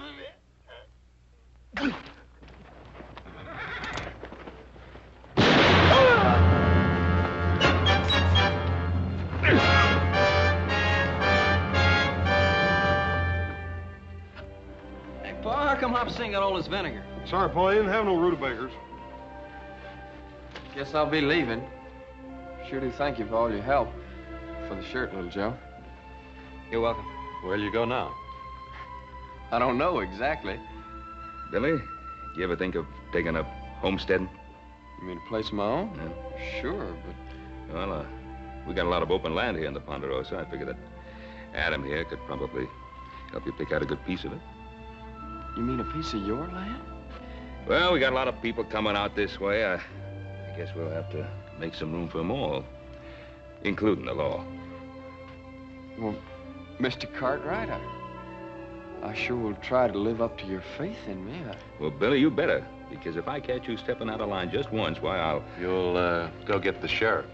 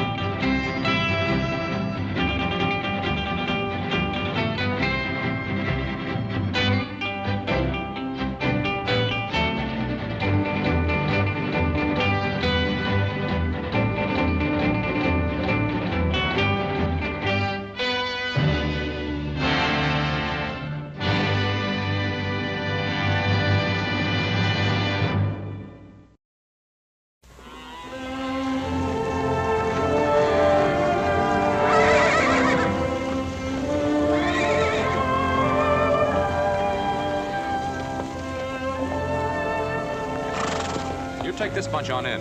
I'll look over that hill over there, see if I can find any more. You be along after that? Well, if I don't find any, I'm liable to be sitting by the fire by the time you get those in the corral. Take it easy. Right.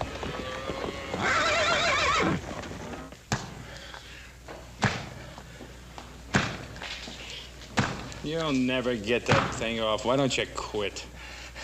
We can try, can't we? Much good as it'll do. Tyler, he's slowing us down. Telling you, Bolton's picked up our tracks by now. You ain't gonna leave me, Sutton. We're not leaving you. If you hadn't killed that guard, Bolton wouldn't have found out about us for another day. I never meant to kill him. I was just paying him back for something he done to me. Over to this friend's place where you're taking us. Maybe he'll have a chisel or something. Sure. We'll just walk in and tell her you always go around wearing chains. A girl?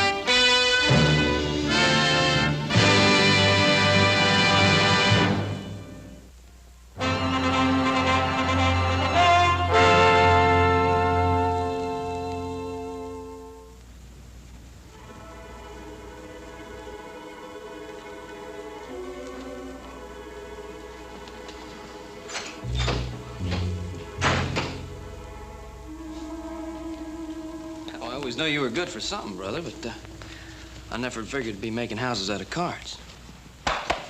I ain't got but 3 more cards left. I'm gonna make it this time for sure. Gee, I'm proud of you, brother. Yeah, you have to breathe so dadgum hard when you're talking. You won't blow out of my house of cards here. Oh. Yeah, well, see, when I mean I'm proud of you, I mean I'm really proud of you. Ooh. Dadgummit, little Joe!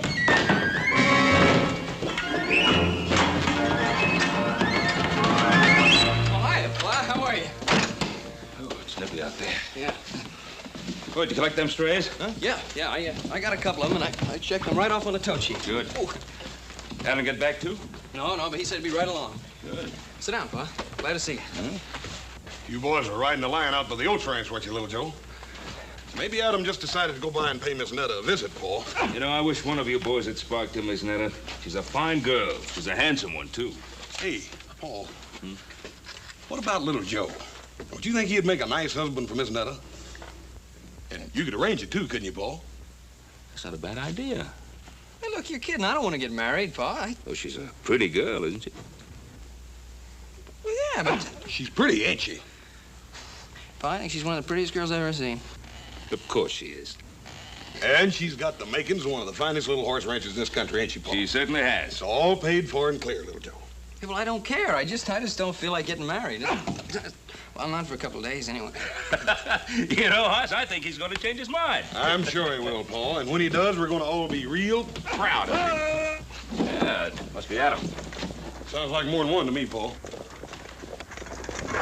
Detail, halt! Soldiers. Oh, that's strange.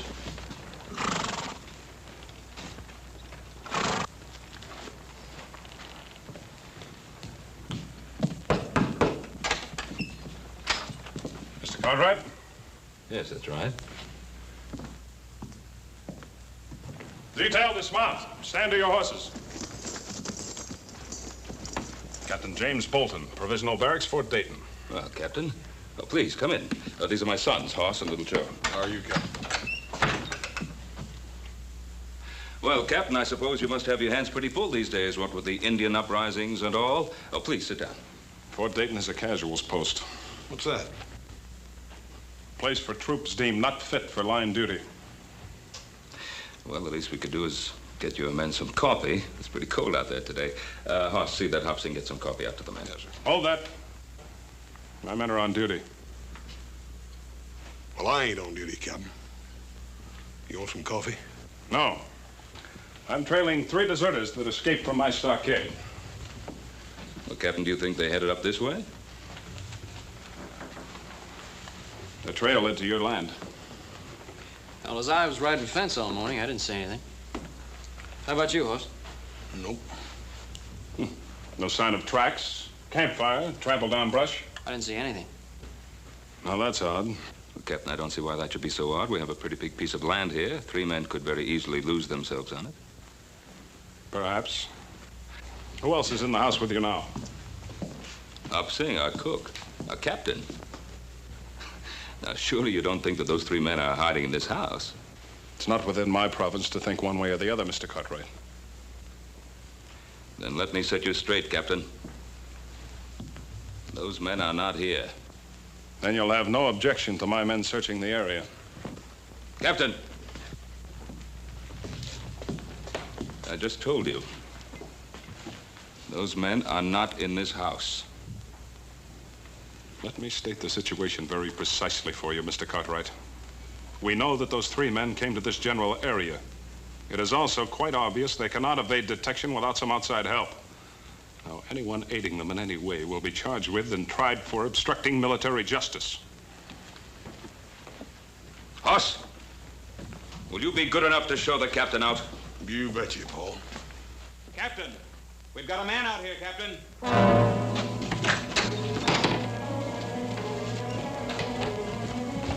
Adam, it's my son. Let him go. Let him go. Release him. Adam, what happened? I don't know, Pa. Just west of where me and Joe split up, I heard this noise, turned around, somebody jumped me. Did you see their faces? Come on, let's get him into the house. Joe, get the liniment. Okay, Pa. Well, it's not as bad as I thought at first. The men that assaulted you, could you tell if there were 3 of them? Well, there were at least two of them. Somewhere in the back of my mind, I heard them talking about whether to kill me or not. There could have been a third. Take it easy, pal. Oh, it looks to me like it's right now time for some settling up to be done. Well, we'll do the settling up. Move over. Now, Hoss, I want you to bandage Adam up and get him up to bed. Well, Paul, I kind of figured on riding with you. Well, little Joe knows exactly where Adam and he were rounding up those strays. Now, here. Anytime you say, Pa. Yeah.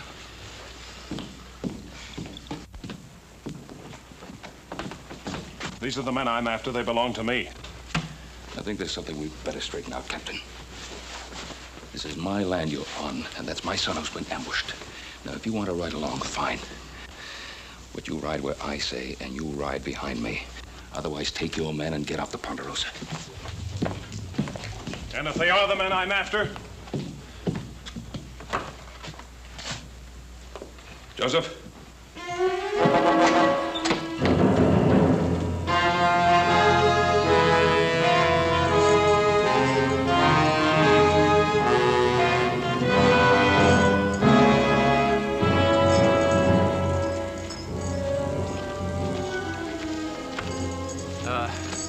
Let's take a breather. Sutton, are you sure you know where you're taking us? If you want to strike out on your own, go ahead. I'm not stopping you, am I? The ranch is over that way, I think. Yeah, I'm sure of it. How do you know they're going to take us in? I told you I worked there when I was drifting west a couple of years back. Yeah, I'd have stayed on, maybe, except the old man running it booted me off because his daughter took to me. I always promised Netta I'd be coming back for her. Just a little sooner than I figured, that's all. Oh! Oh! Oh! Ain't nothing to hear us but hoot owls and crawlies. I don't like it neither. You ain't ever known anything better. Cut it up, both of you. That's an order. That's an order. You hear him, Mertz? Only you ain't an officer no more, Tyler, so maybe you ought to forget about issuing orders. You know, I still don't figure you out.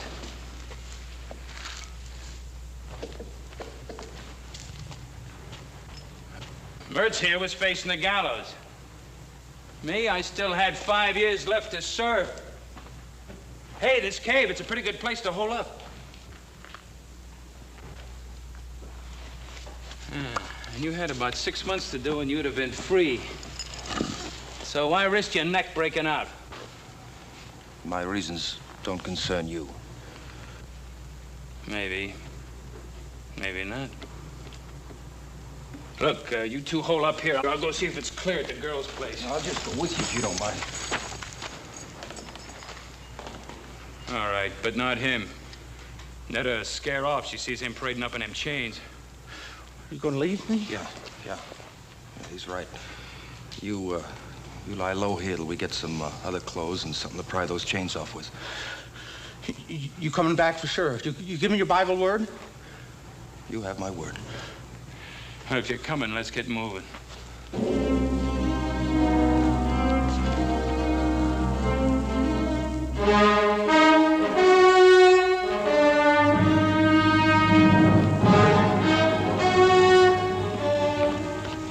There's no sign of them up there, Pa.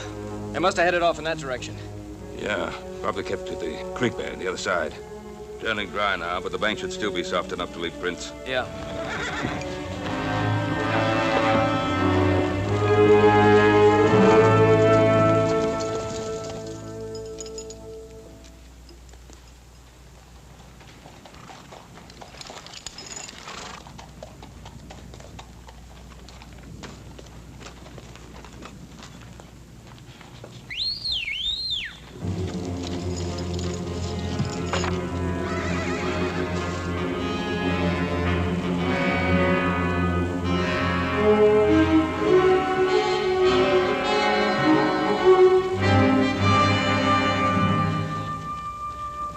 Somebody came through here, Pa.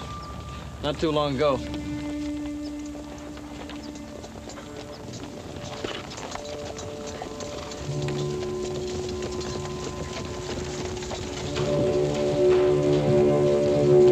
Hold it. Here they are again.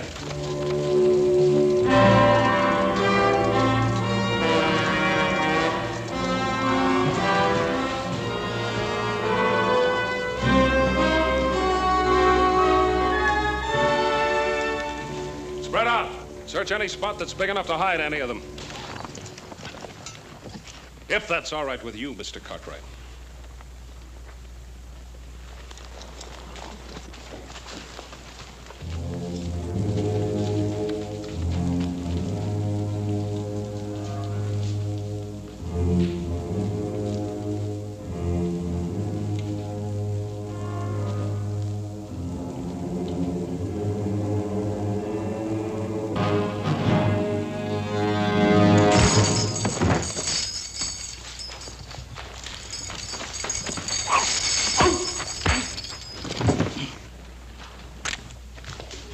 Put up your gun, Captain. All right, now.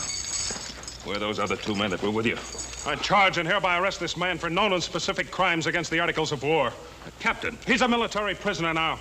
I'll get your answers for you. Corporal, take the prisoner in charge. Yes, well, you better get those answers, Captain.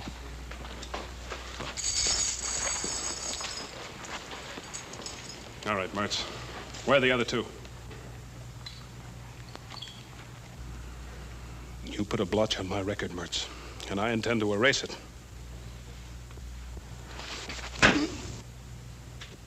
Where are they? I don't know. We split off. That's the truth, mister. I swear it.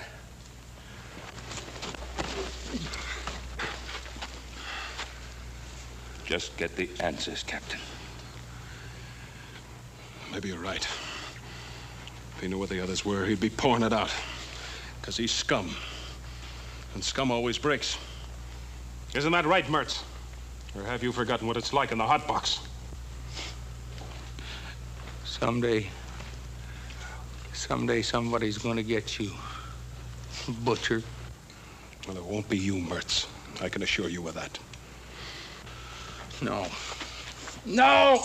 No! No! I'd rather die than go into that hot box! No! No! The prisoner was attempting to escape. You're a witness to that. I'm also a witness to the fact that you deliberately tried to murder him. Bolton, I'm going to see to it that my good friend Colonel Metcalf at Fort Dayton gets to know exactly what kind of officer he has in his command.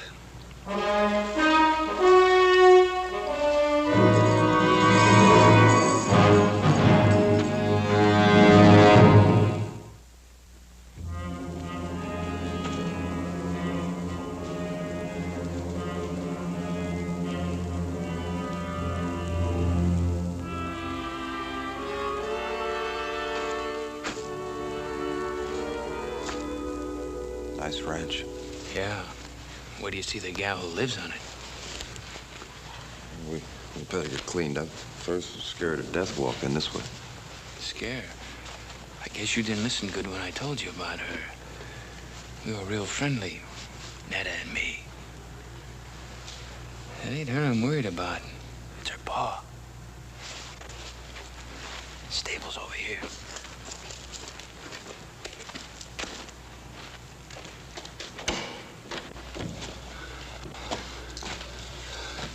Don't close the door so we can hear if anyone's coming. Hey, there's what we want.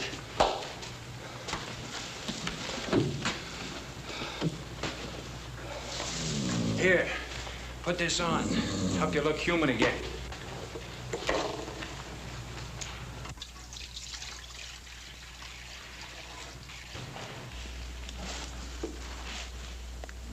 Good-looking colt. His mother must have died. He needs care. This is a fine time to be fussing over horses. I'd sure like to see Butcher Bolton's face right now. He's probably chasing us halfway across the Sierra. I doubt it. Bolton's a sadist, but he was one of the best Indian trackers in the Army. Well, we're not Indians. Besides, after we hole up here for a couple of days, they'll probably quit looking for us. Not Bolton. All right, not Bolton, maybe, but the brass. They'll figure it's not worth the effort. You're an officer. You know how they think. I was an officer. About this girl of yours. You've been gone for 2 years. How do you know she hasn't married or something? I know. I'd like to make a little bet on it. You already have. Your life. Yours, too. And don't you ever forget it.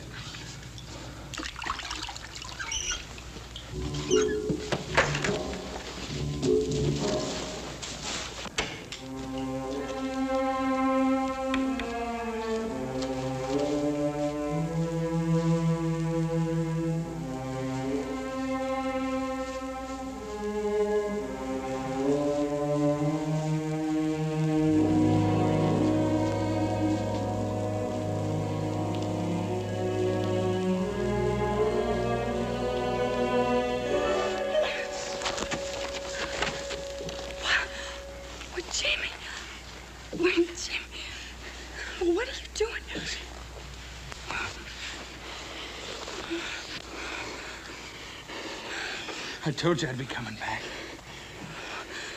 I thought you'd forgotten me. Never. You think I could ever forget you? Oh, Tyler, come here. This is my partner. I've been telling him all about you. Now he can see everything I said was true. Tyler, ain't she a beauty? Sutton, you never even got close. It's a pleasure to meet you, Miss. Tyler's my name. Paul Tyler. Miss? Her name's Netta. Call her Netta. How do you do?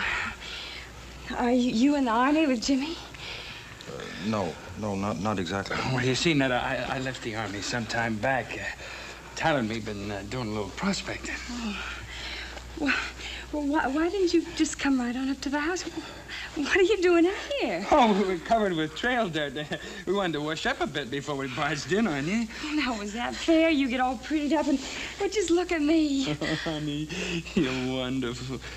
Just beautiful. I'm going to take a walk outside. Wait a minute, Tyler. Your pa's up in the house, I guess, huh? Oh, well, Jimmy, Pa died over a year ago. Oh, that's a real shame.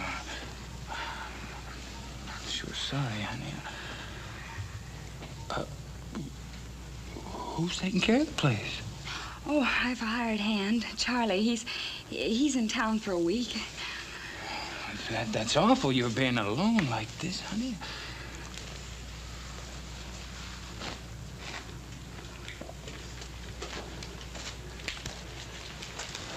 Oh, it sure is good to see you again. Why didn't you write to me? Oh, I couldn't. I was moving around a lot. You know how it is. Yes, I know how it is, but do you? Oh, Jimmy, after a while, I gave up hoping, and then I just stopped dreaming. I didn't stop. That's the only thing that kept me going. Netta, I'm gonna make up all that lost time to you. Jimmy, I don't think you can. I just don't think you can. Let me try.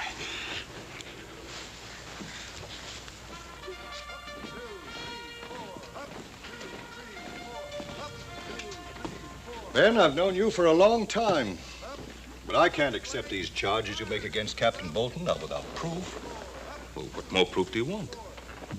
For the moment, it's your word against his. That's right. Well, what did he tell you? That Mertz was trying to escape? That's what he says in his report.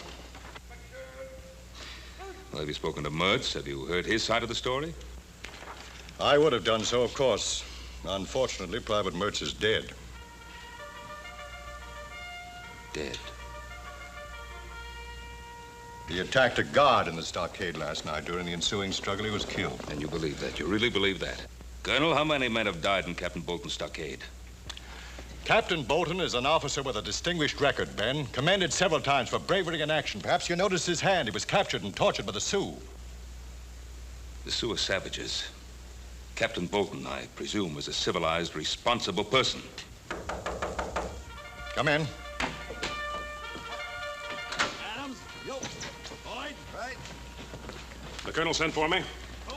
You know Mr. Cartwright? Yes, sir, I do. Captain Bolton, Mr. Cartwright has made certain charges against you. I thought you should be here to defend yourself. I'm aware of Mr. Cartwright's charges. I'm sure the colonel knows my behavior has been and always will be strictly according to Army regulations. Colonel, I've never heard of any Army regulations that cover the killing of prisoners. Mr. Cartwright, maybe you don't know whom you're defending. Private Mertz killed a fellow soldier in a brawl over a card game. As for Sutton, he attempted an armed robbery of an Army payroll. Ben, this is a casuals post. I don't know whether you realize that it's made up of outcasts and misfits. They're still men. And as such, they're entitled to certain minimum standards of treatment. Ben, I respect your opinion and your judgment, but this is the Army, and I have to stand behind Captain Bolton. Yes. Yes. I understand. Good day, Colonel. Good day, Ben. Thank you, sir. Captain, I chose my words carefully in front of Mr. Cartwright. But your conduct has been brought into question. If there's the slightest indication of any transgression of regulations on your part, I'll see that you're investigated. And if the facts so warrant, court-martialed. Is that understood? Yes, sir. That's all. With the colonel's permission, I beg leave to return to the Ponderosa with a detail of men. Well, that's private land. We can't search it without permission of the owner. Or an order from a civilian court. I have already obtained the required court order from the Federal District Court of this territory. Request granted. But if I were you, Captain, I'd remember that warning I gave you. I'd remember it very carefully. Sir.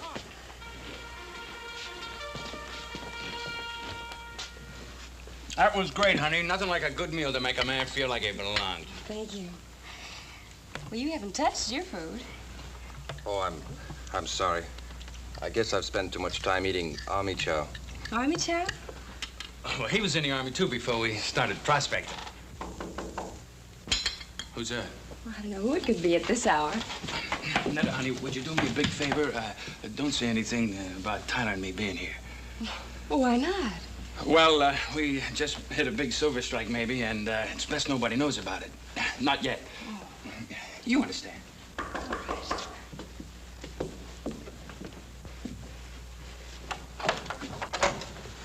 Well, good morning, Hoss. Morning, ma'am. You sure do look nice in your new dress and all. Thank you. Ma'am, I don't want to worry you none, but Paul thought you ought to know about it. There's some Army prisoners loose. Army prisoners? Yes, there was 3 of them, but they ain't 2 now. One of them's already been caught. Oh. Well, thank you very much, Hoss. Ma'am, everything's all right here, ain't it? I mean, there ain't been nobody around here. No. I'd ask him for coffee, but my stove, it's not working right. Well, ma'am, I'll be happy to No, fix it. Hoss. It's not broken. It's just hard to handle. But thank you very much, Hoss. Ma'am, you right sure everything's all right? Yes, Hoss. Morning.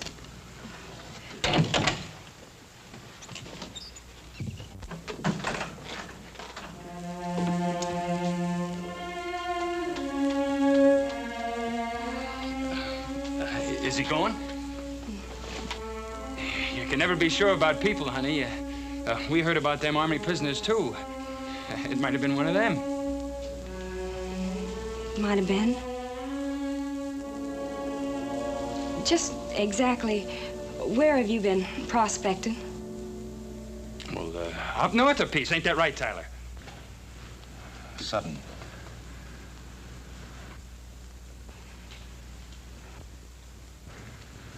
Yeah. Guess it is, if you say so. Sure, it's right. What's got into you? Jimmy? Is it you they're looking for? Is it? I guess it is.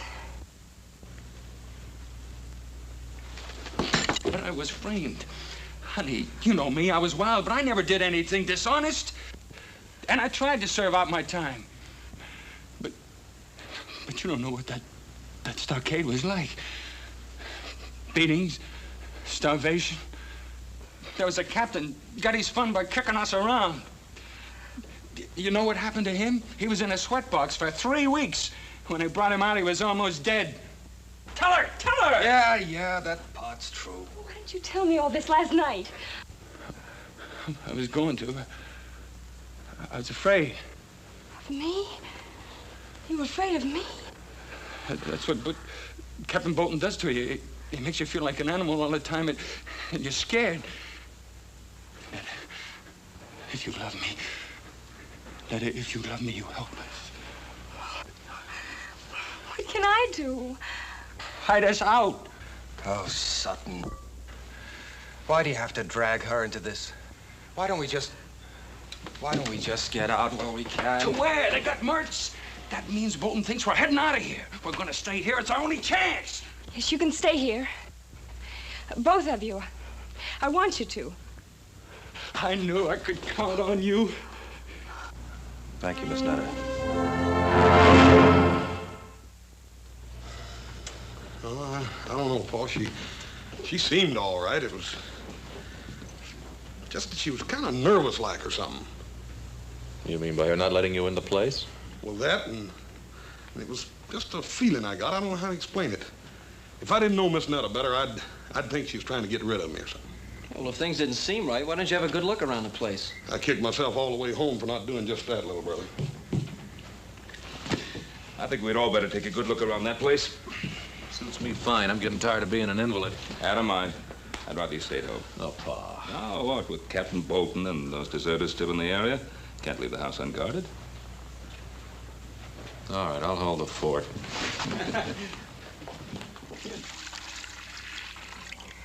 The coat will be needing this. You and that Tyler, you sure do a lot of worrying about that colt. I'll see you later. Where are you going? Scout around the area. Hey, that's Army talk. I guess it rubs off on you whether you like it or not.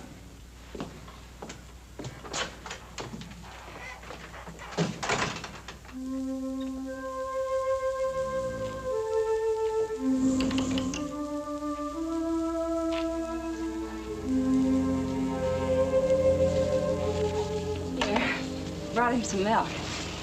He needs it. Is it warm? I think it's just right. Come on, little fella. Drink some milk. Drink it. Poor substitute for your mama, huh?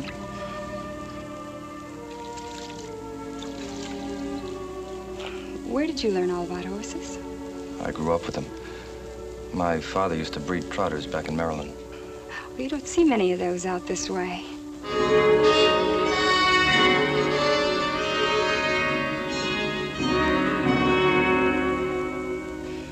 I love to watch them, the way they move.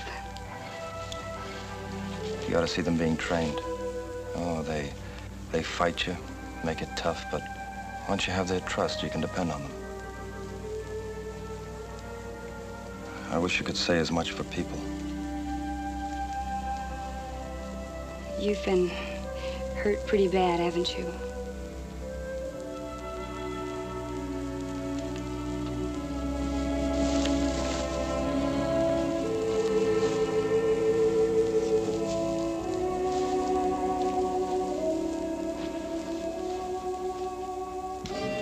Paul, there's something a little funny about this. I don't believe she left here without locking up, do you? I don't know. You fellas take a look out back. I'm going to look in the stable. Right, Pop. You know, I get a funny feeling about you.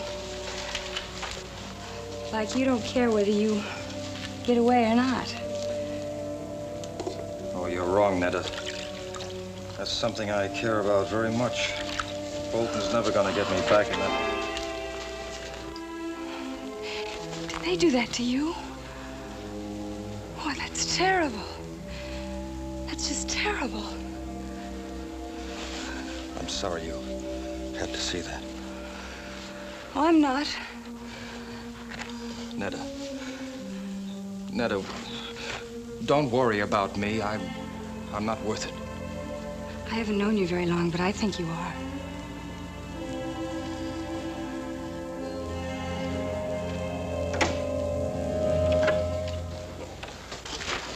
Oh, put it down, son. Ben, please. I'm sorry, Netta. I mean it, my son. Put it down. Come on, put it down. And you drop that gun. Now, mister. I got the drop and I ain't gonna miss from here. Oh, this is Ben Cartwright, don't you? Get out of the way, Netta.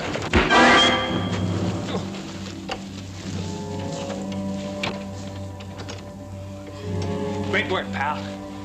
What's great about it? I might have killed him. Will he be all right? I hope so. I hit him hard. Too hard. Ben Cartwright, huh? The way he was talking, he knows who we are, doesn't he? I'm afraid he does. Nothing to be afraid of. His hard luck, not ours. Netta, get away from him. No. Get away from him. It's him or us. Put it down, son.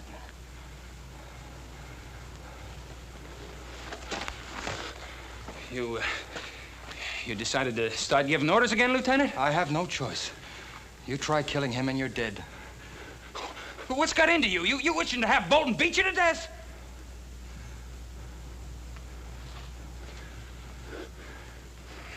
All right. All right. But we gotta get out of here before he comes to. Where are you gonna go? Do you have another friend?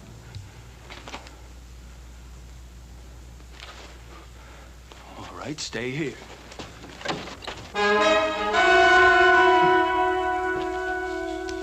What's the matter, Sutton? You forget something?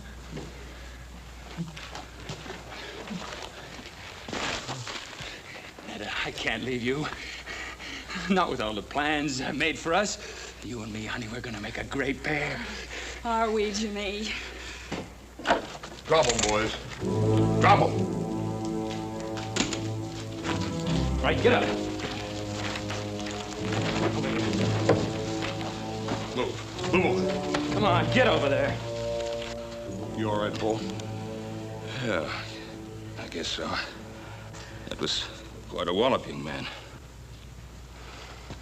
What are you after? Give us a break. You can help us get out of the territory, but give us a break, that's all. Mister, you turn us back there and they're gonna kill us. Yes, I saw the scars they got in the stockade. Please, Ben, can't you help them? That it's an army matter. It's out of my hands. Well, what if one of them was your son, Hoss, or little Joe? Please, you gotta help them. Well, if they were my sons, I think I'd ask them to give themselves up. To the mercies of a Captain Bolton?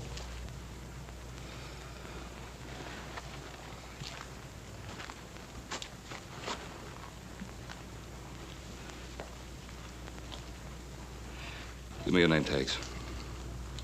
What do you want them for? So I can convince the colonel that I've really seen you and that you are ready to give yourselves up. To Captain Bolton?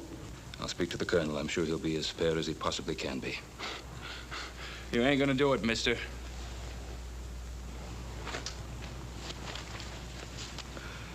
Do we have any choice? One thing, Mr. Cartwright. If Bolton comes for us, no matter what it takes, I'm not going back.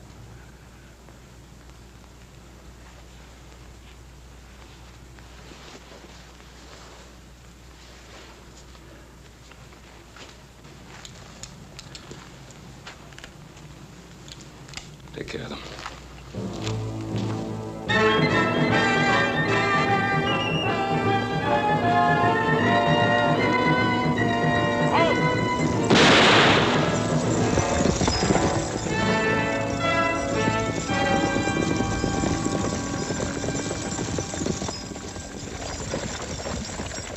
Dismount. I'm taking you into custody. On what grounds, Captain? For aiding and abetting the escape of an Army prisoner. Search him. Yes, sir. You're stepping over that line, Bolton. I'll be the judge of that.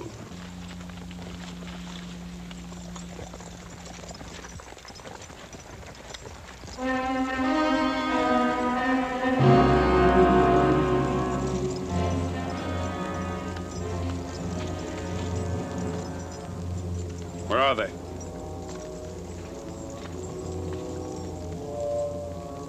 Which direction was he coming from? From the west, sir.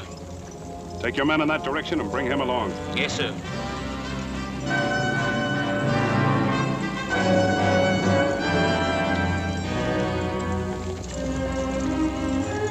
Lead on.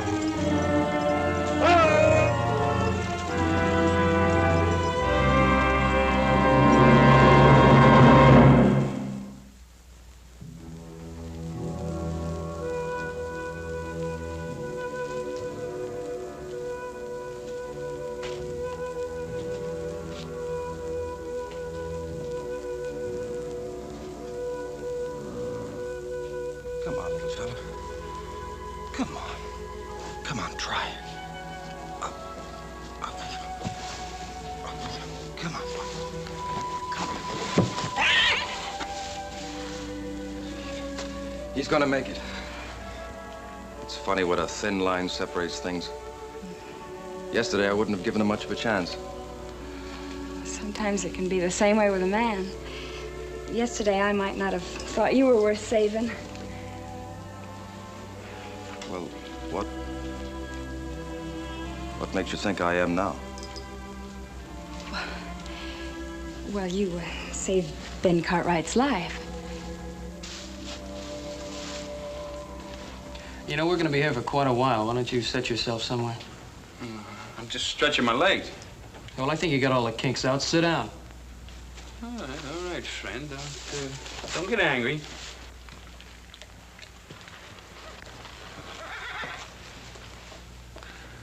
You think quite a bit of that coal, don't you? Why not? He needed my help, and in a way, I needed him. Yeah. Mr. Tyler, you don't have to answer this unless you want to. What'd you do that got you into all this trouble?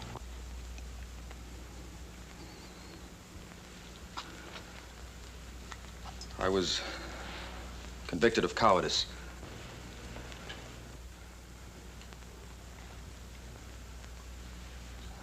Oh, don't look so surprised. It's true.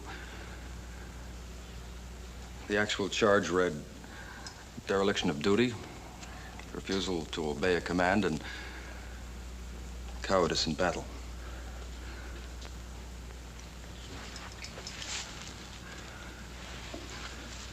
It was in the border campaign against the Apaches. My first command. The regiment was pinned down, and I was ordered to take my platoon and make a flank attack in the open. 27 men against 400 Apaches. I refused. Maybe it was because I was afraid. All I know is that I couldn't bring myself to lead 27 men to their deaths. How come they want you to do that in the first place? That's the terrible part. I didn't know at the time that it was meant to be a diversionary attack. The real attack was coming from the other flank. Well, they were thrown back and half the regiment wiped out. Maybe my life and the lives of my men could have made the difference. But now I'll never know. It wasn't cowardice, Paul. How could you obey an idiotic order and commit suicide with all your men? You're wrong, Miss Netta. It wasn't an idiotic order. The Army generally knows what it's doing. Well, what were they doing when they put scars on him? Ma'am, you can't judge the whole Army by a man like Captain Bolton. But, friend, that's the man we gotta go back to. Look, Pa told you he'd take care of that, didn't he? Look, your pa's a good man, and maybe he's got good intentions, but he's never come up against anyone like Bolton before. I tell you, he's gonna kill us. Oh, no, he ain't. Look, there's only one way to beat this.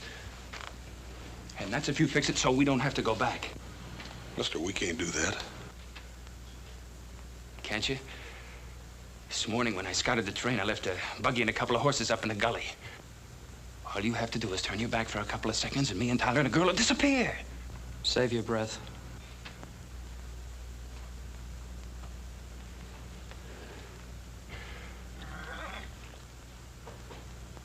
Look, you think a lot of Netta, don't you? Don't you want her to be happy? Well, all right. What do you think she's going to feel like when she's watching them taking me away to be killed?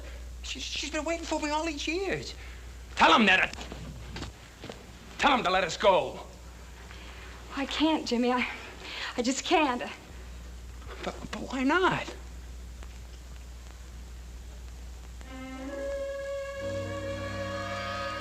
Hey. What's been going on in this stable besides taking care of sick colts?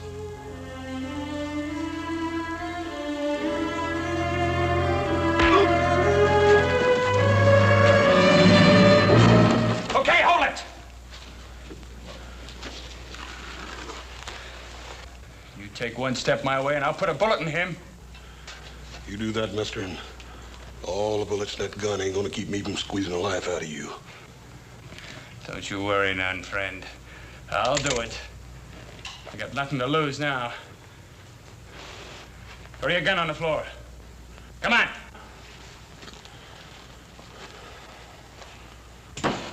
The other one. All right, you. Over there with him. Move!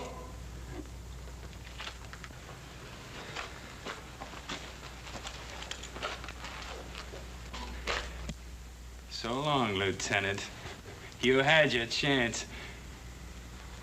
And you're gonna have what's left of him after Captain Bolton gets through with him.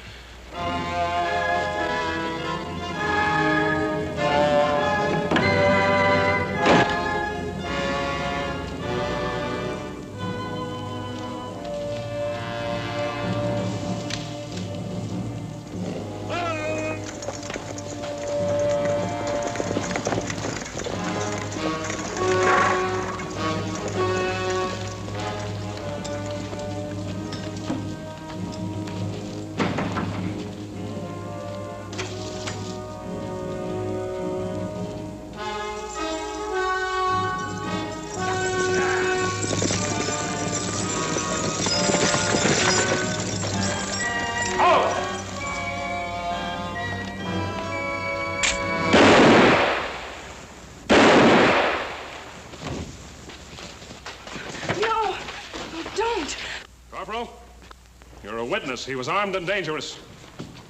You too, Mr. Cartwright.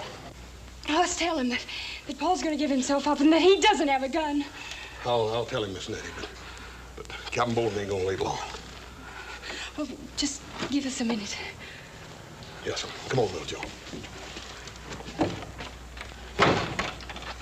Come on. Where are you going? The back door. We can still make it to the gully. Oh, Netta. Bolton would shoot you down just as fast as he would me. Oh, I don't care. I don't want him to kill you. No, honey, I can't risk your life. Paul, I love you. Me? You love me? Yes. Oh, yes. I want to be with you. Then I can't run. I can't run.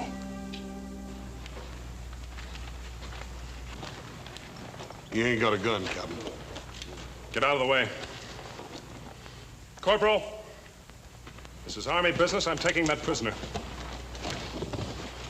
Don't forget he hasn't got a gun. Take them aside, Corporal. Tyler!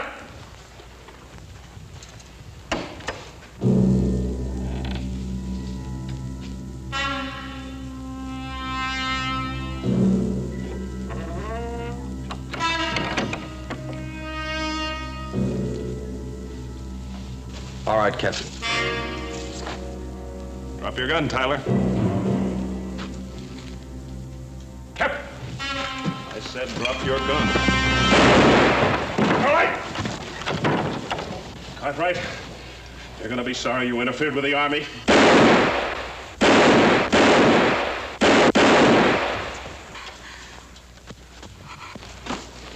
He's dead.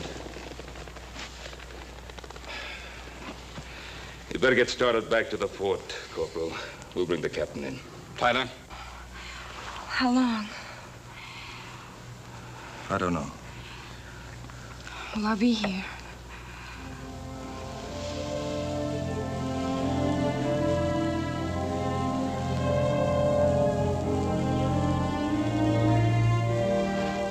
Let's go, Corporal.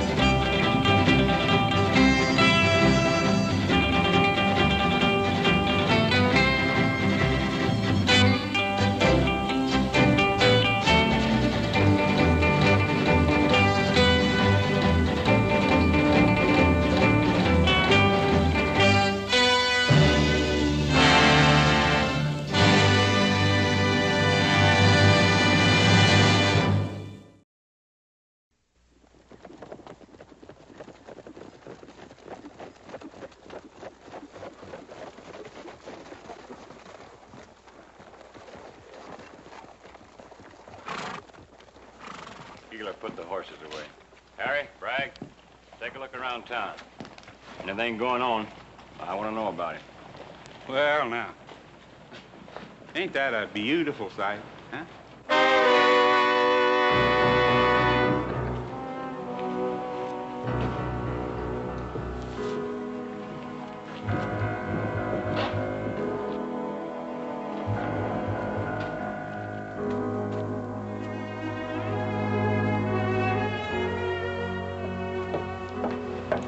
Sally?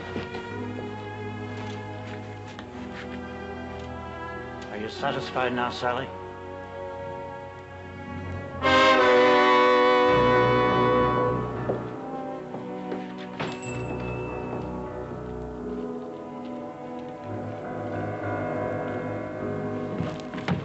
Howdy, Mr. Baxter. I've been looking for you.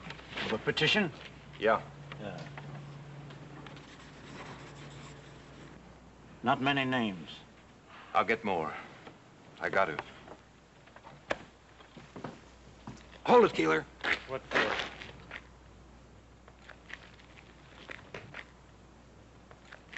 This one's tight enough. Come here, Giles. The old man's a 200-pounder. Yeah. A little... About 3 field shoot him. Good. Yeah. All right. Well, your boy's lighter and wiry. You need about 4.5 feet, which is exactly about what we got. Yeah. Well, I never did like these night hangings. Ain't like in the morning when it's cheerful. Well, guess don't matter none to Ben and Adam Cartwright.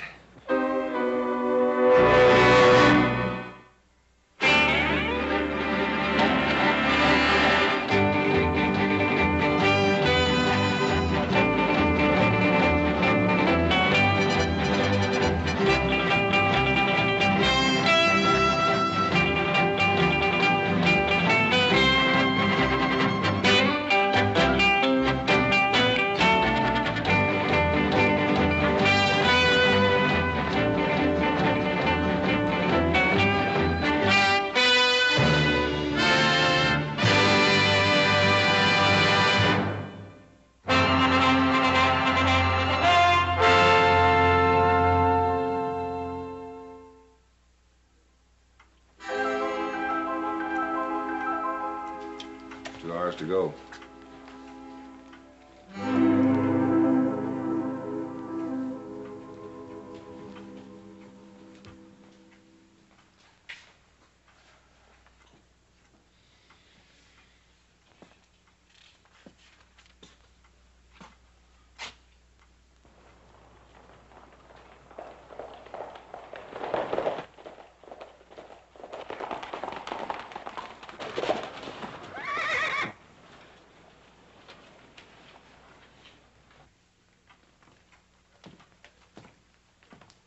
No guns in sight. That's good. If my boys weren't supposed to bring guns into town, they won't.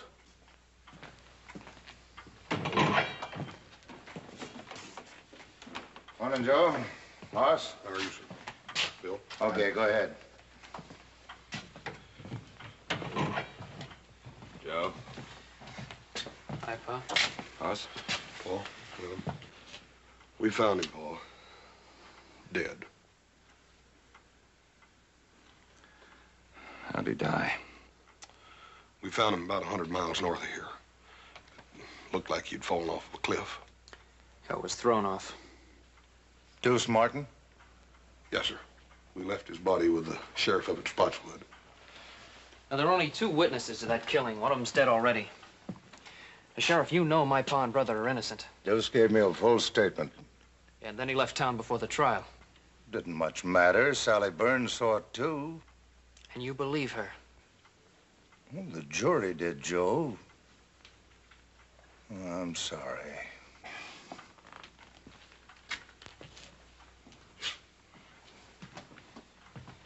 Joe, Hanson's doing a hard job the best way he can. Now, time's getting short, but we may still come out of this right side up. What do you want us to do now, Paul? 3 things. Now, first off, talk to Sally Burns again. And second, help Ed Baxter. He's putting out a special edition of the newspaper. What good's that gonna do? It'll make people think a little bit. And I'd like you to think of the 3rd thing, which may be our best chance. Barney Ogden's taking a petition around town. The governor will grant a stay of execution if we can wire him the names of 50 citizens asking that our case be reconsidered. Oh, and Hawkins' men are in town, so stay clear of them. Well, we won't fool with the Hawkins boys. We better get together another job. Look for your horses first. I heard you coming into town fast after a long ride. A good rancher looks to his horses first.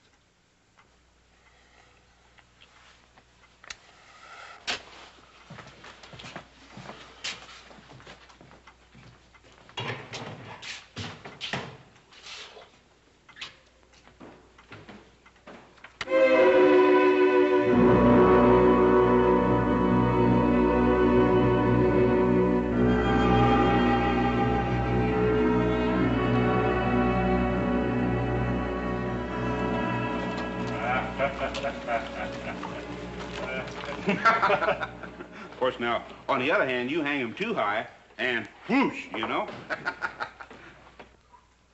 This town's like a graveyard. What's the matter with everybody?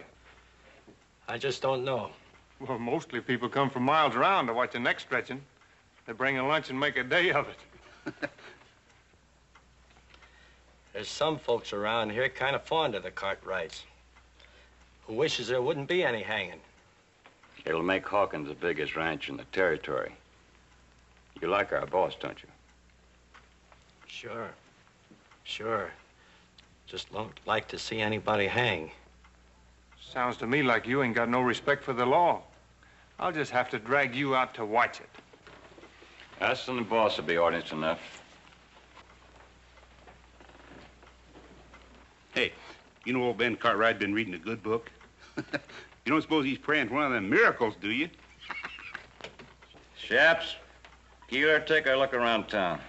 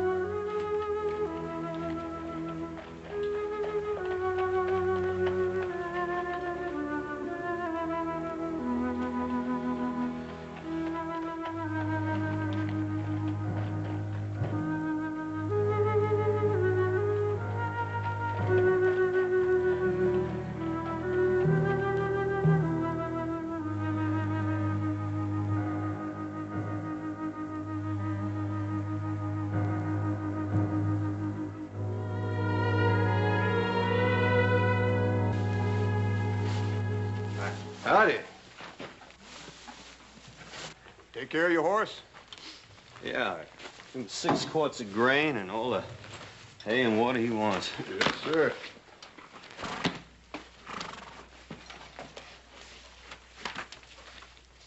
Where you from? Lassiter? Hey, ain't Lassiter that town in Kansas that them raiders looted and burned?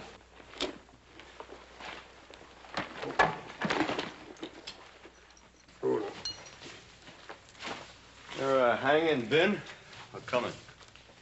Coming real soon. You, here to watch?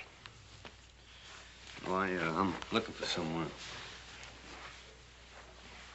I don't hardly see, nobody packing a gun in the breeches. I'll take care of your horse. Yeah.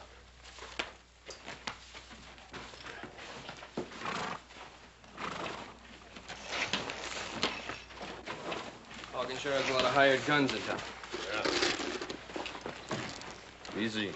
Don't get out of the way. Sure, kid. Joe! Just watch who you're calling kid. Just take it easy, Joe.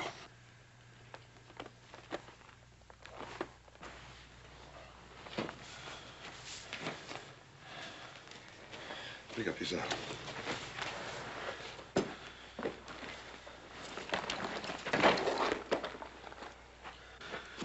Joe, you're gonna have to watch that temper, boy. Well, Hawkins better keep his men out of my way.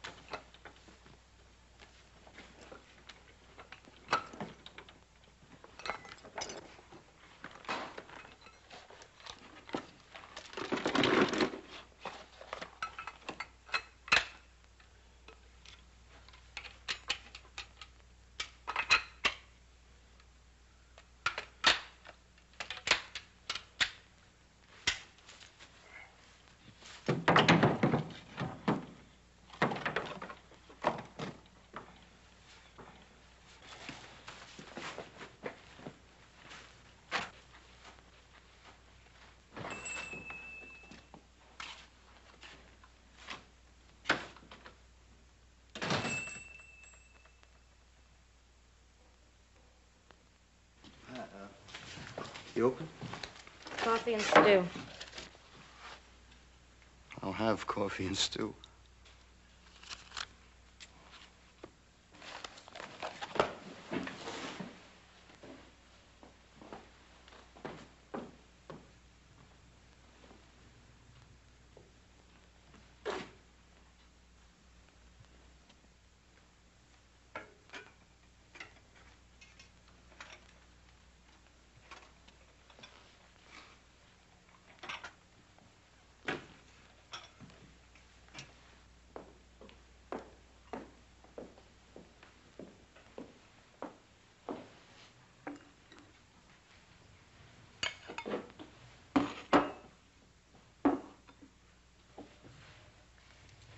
Is something wrong? Oh, it's just that I've never seen a lonesomer town. Well, it's just that everyone's afraid to watch the Cartwrights die. Not everyone. That calendar there says someone's been counting the days.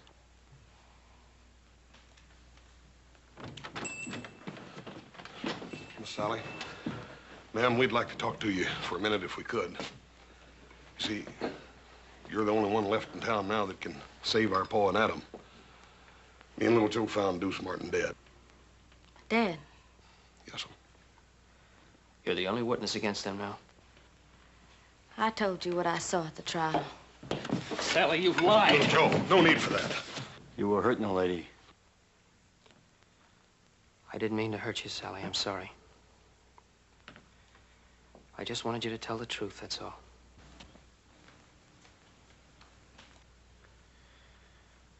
We're not doing any good here. Let's go see Bonnie Ogden.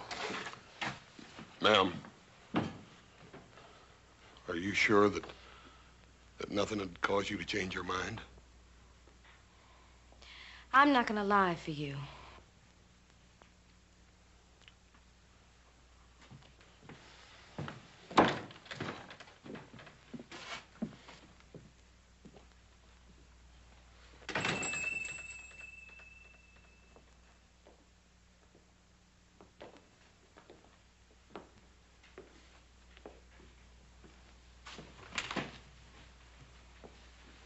You and Si Hawkins are the only men I've seen stand up to the Cartwrights. Coffee and stew around the house. Who was killed? My father.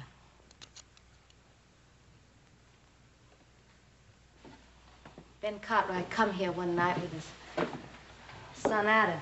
They were boiling mad and claimed Pa had been buying Mavericks stolen off their Ponderosa. They went out back where Pa and his hired hand Deuce Martin were cutting wood. I could hear them arguing. And then there was a shooting.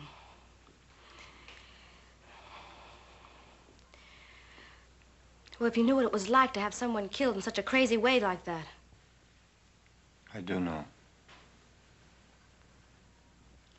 I know very well.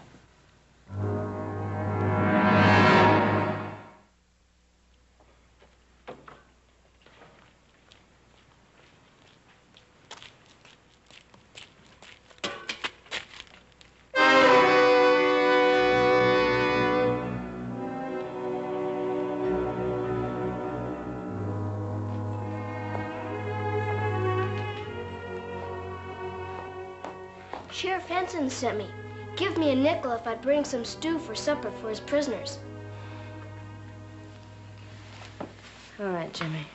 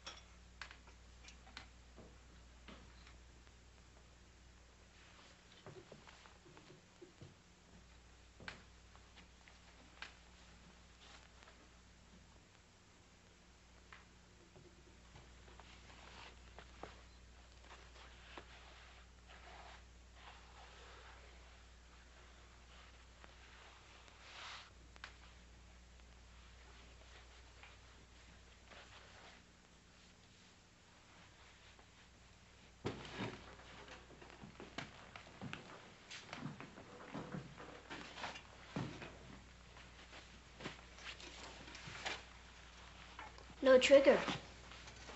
Yeah, that's right. Looks kind of old. Well, my pa used it for a long time. But it's yours now? Yeah.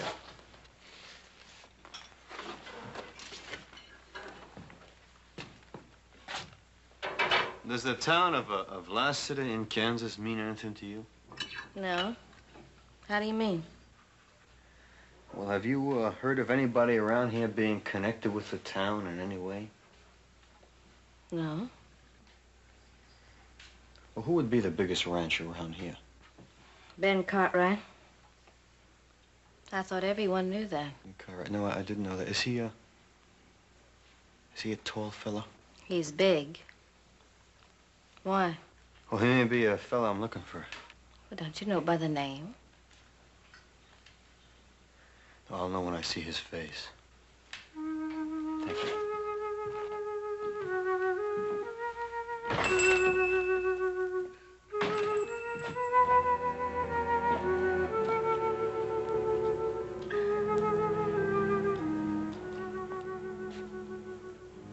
Hey, Shops, Keeler. Fred says for everybody to come in and have a drink. Harry, Frank, you hear him?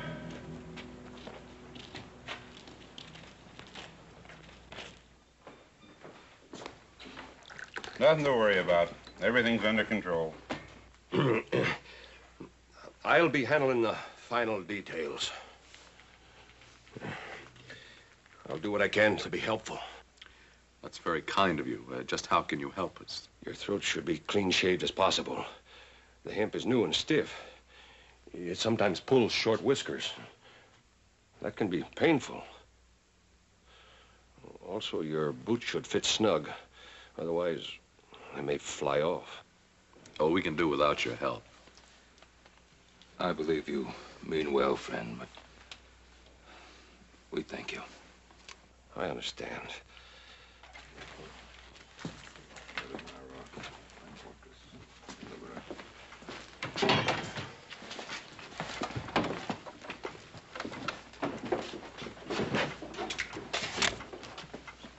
do you want? To see the older Cartwright. What for?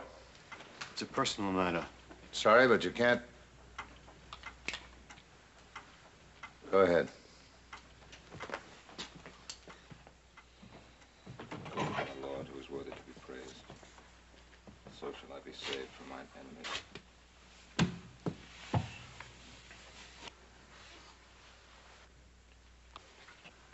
What is it? I thought I might know you. And I don't.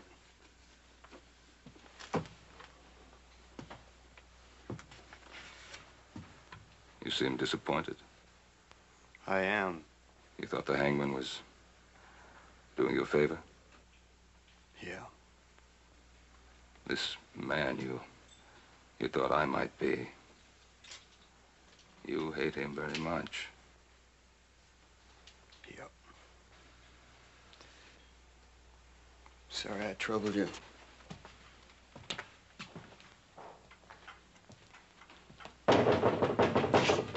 Who is it? Me, Hoss.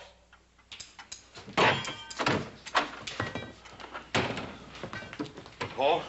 Hoss? Sally Burns ain't gonna change what she had to say. What about the petition? Barney Ogden's probably down in the miners' flats. Little Joe's down there to fetch him now. Well, that's good. They ought to get lots of names down there. Yeah, and we're gonna need them, too. Everybody in town's holed up in their house. Hawkins. Yeah, they want to stay on his good side in case he takes over the territory. Nobody's taken over while I'm sheriff. Hanson, you're new in office here. They get rid of Pa. Hawkins will start chopping away at the Ponderosa till he's more powerful than he is now. And if you stay honest, you'll just have one problem. You'll be dead. Better get on with your talking. Time's running out. Hoss, I want you to work on the petition and the newspaper. But no more than that. What do you mean, no more than that, Paul? Adam and I agree.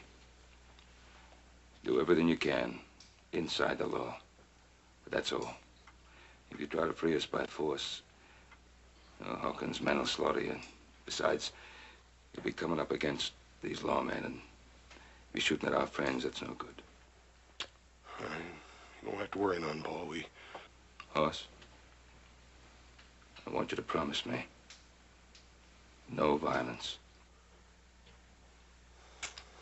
Yes, sir. And try the telegraph office. Maybe Joe missed Barney. Maybe he's already got the names and sending them to the governor. Yeah, I'll check.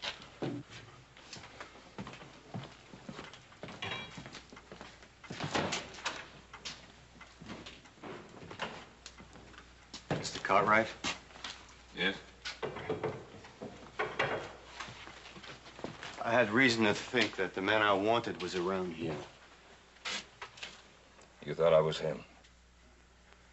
Yes, but there were never two more different men in the whole world than you and my man, and I'm sorry that I bothered you. Don't worry yourself.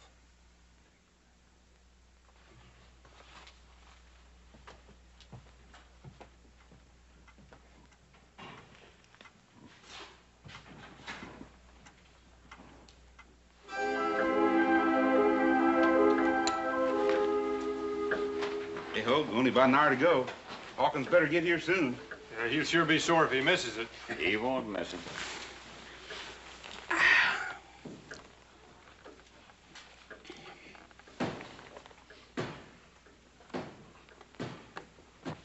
You looking for something? I have a whiskey, please. You're a stranger been going around, ain't you?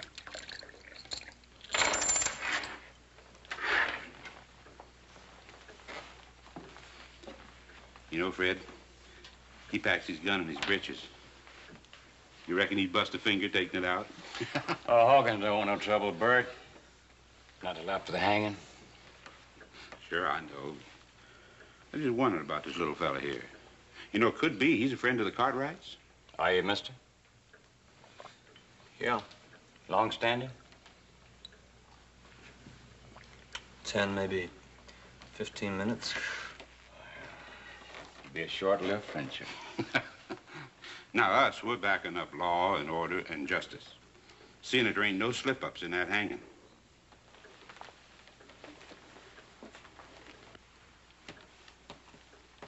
you forget that for just 1 minute, and I'm gonna personally turn you inside out. You hear good? You too scared to talk? Go outside and cool down, Bert.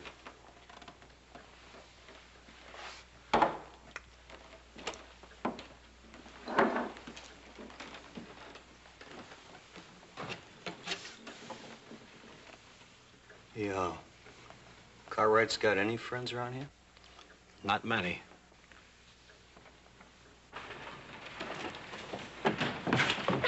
Watch it, kid. Sorry, mister. What do you got there? Stu, I gotta take you to the jail. Hey, Hoagie. Hey, Hoag, come here. Yeah.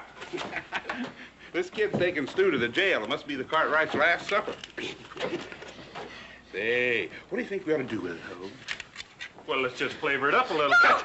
Stop! Oh, let's just do her upright, Hoag, huh? Don't, please, mister! Come here, kid. No, please, stop, mister!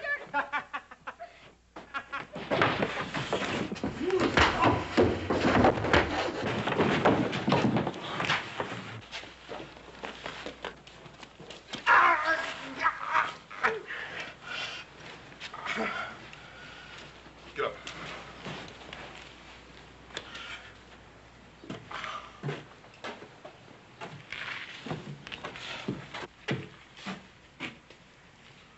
That's enough.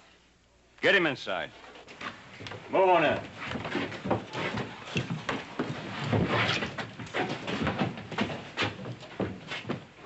We'll take care of you later, after the hanging.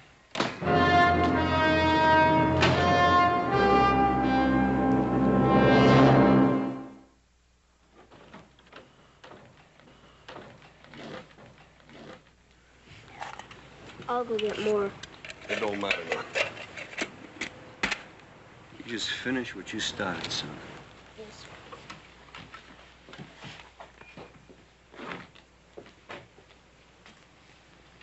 Whose side are you on anyhow?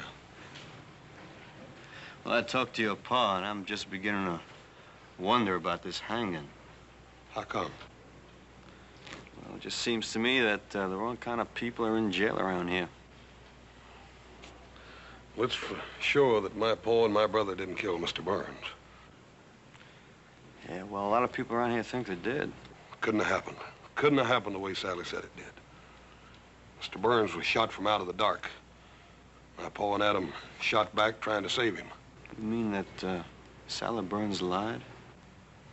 No, I don't think Miss Sally lied. It was dark that night. I think she just didn't see it right. What about the fella that saw it? Deuce Martin? He ain't no good. Could have been scared out of it or bought off or anything. Well, I hope you get that petition signed. We will. We got a special edition of the paper coming out, and that's going to help.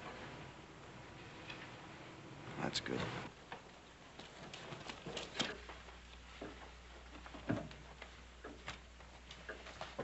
Still talking about that petition. Something about the newspaper. Better cover ourselves.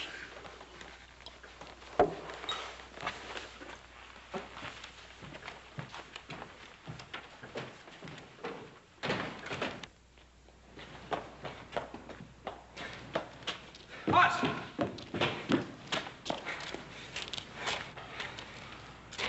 He ain't with Hawkins. Yeah, who is he with then? You fellas, if you don't mind.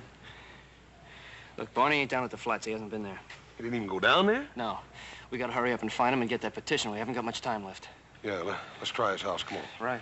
If nothing else works, you fellas planning on a small revolution? Yep. Well, hold off as long as you can.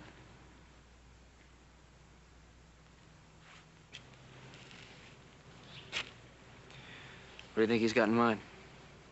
I don't know. But if it's a revolution, I got a sneaking hunch that feller'd be worth a regiment. No, we don't get the petition, we're gonna need a regiment. Come on. Yeah. When Mr. Hawkins comes to town, he'll settle with his men for treating you that way. No, he won't. He won't do nothing. Well, he can't be held responsible for what his men do. As a rule, you can usually tell a man by the men around him. Now, Hawkins was forced to hire those rough men to stand up to the Cartwrights. Better pull him down, Bert.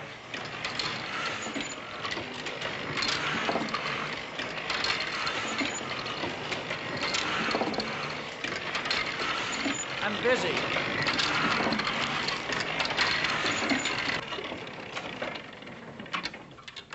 Hawkins won't like folks reading words like that. I can't prove the Cartwrights didn't murder Burns, but the Lord willing, I can help stop the hanging. I sure wish we could change your mind.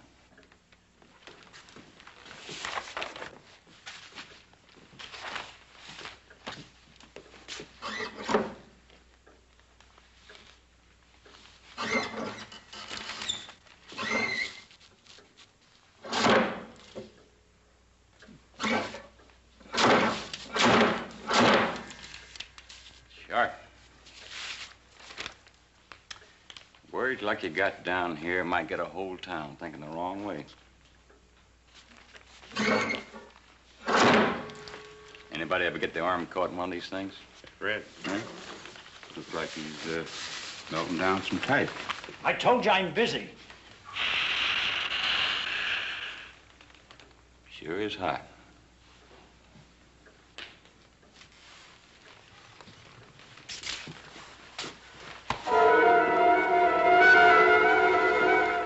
I knew a fellow once who got his face pushed in some boiling lead. He sure wasn't a pretty sight. You know, all the shades are down in Barney's house. Yeah, let's try it anyhow. Yeah. That's funny, middle of the day, have the shades down. Yeah. Try again.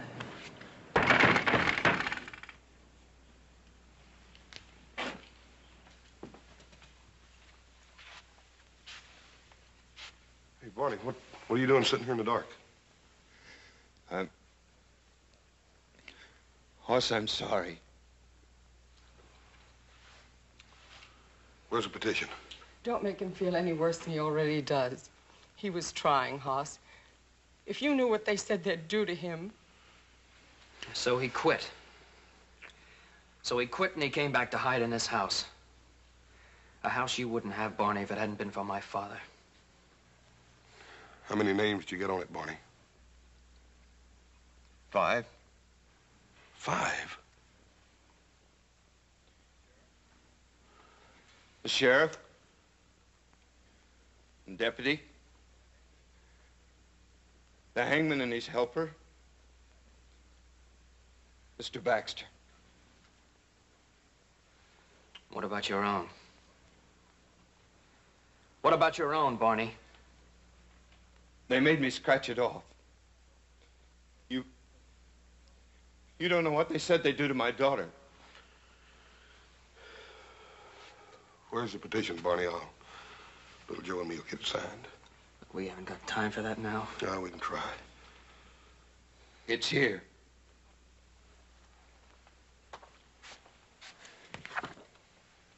I'll light the lamp. Don't bother, Barney. I think I can see you better in the dark than I ever did in the daylight anyhow.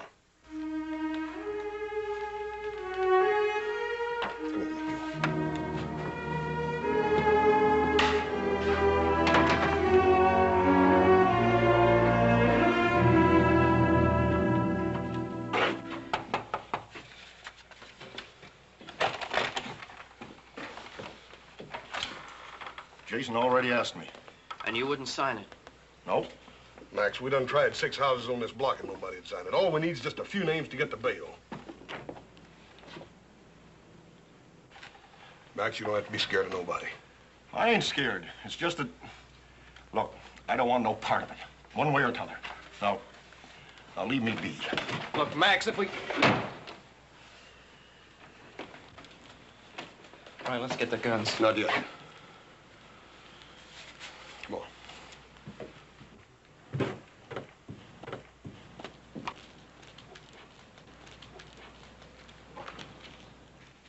Well, now, the way I look at it, they was tried fair and square. And I ain't one to go again a judge and jury. Now, Zeke, you know they're not guilty. Well, now, I'm sorry, but I don't know no such thing. Come on, Joe. They're still with us. Thanks a lot, Zeke.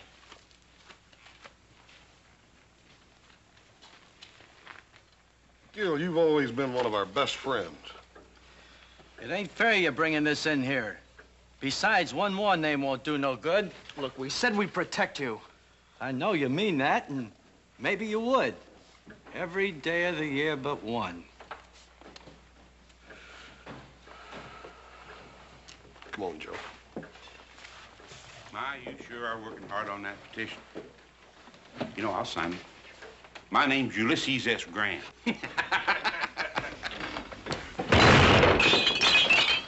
I wouldn't if I were you.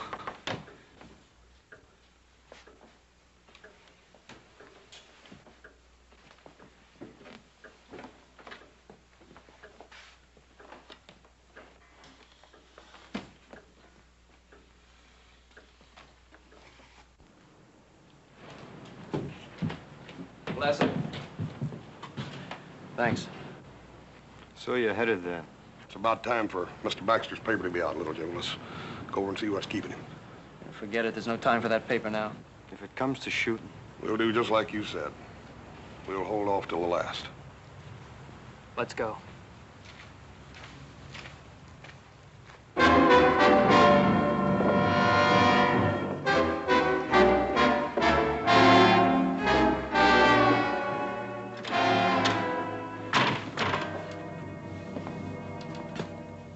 Baxter. Mr. Baxter. He ain't bleeding. What's wrong with him? He's been scared half to death. It's time to get them guns, Joe. Come on.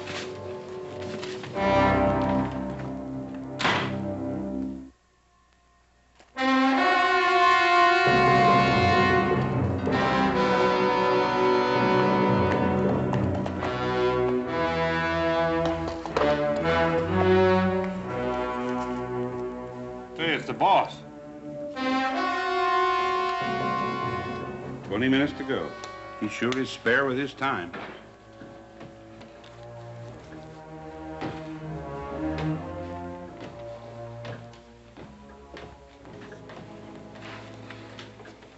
Anything happen I should know? Oh, nothing much. They gave up on the petition. They didn't try anything else? Well, Baxter was putting out a newspaper to help him, but we stopped him. Oh? How? Little hot lead. Good. He won't forget. That's all? Yep. What happened to your hand, Bert? I was a stranger. Nothing to worry about. You better be right. Bert. Yes, sir. Put my horse up and build a fire out there by the gallows. We'll be able to see better. Jay, Hoagie, come on.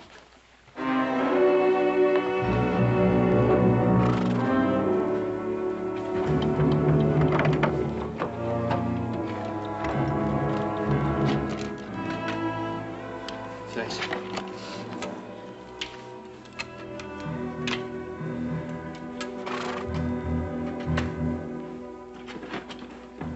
Little Joe, horse. Feed box. Mr. Jackson, I hate to do this to you, but you make one sound, I'm gonna do worse, you hear? Let's go.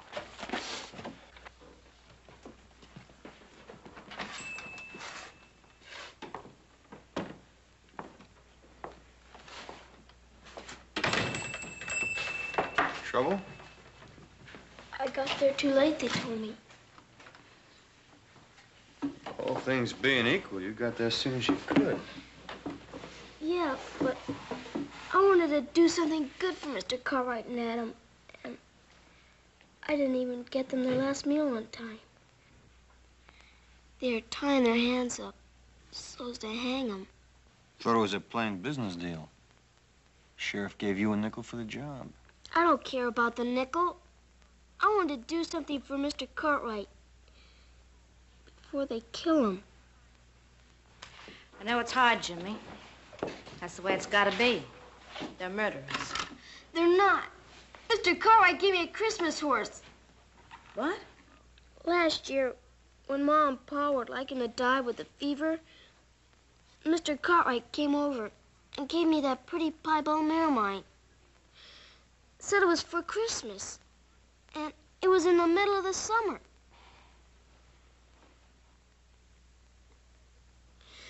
Now I'll never get to pay him back.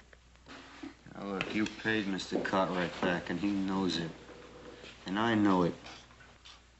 And someday you're gonna know it. Yeah? Yeah. Now, come on, you go on home. Everything's gonna be all right. Poor kid. Just like the Cartwrights. Buy some little present and get a lifetime of loyalty for it. As if they were kings or something. With the fire they're building, you'll get a good view of the hanging from here. What makes you think I want a good view? Don't you? And why'd you mark the calendar towards this day? Look, I want this to happen. I don't want to see it happen. It'll be over in a few minutes. I've got things to do.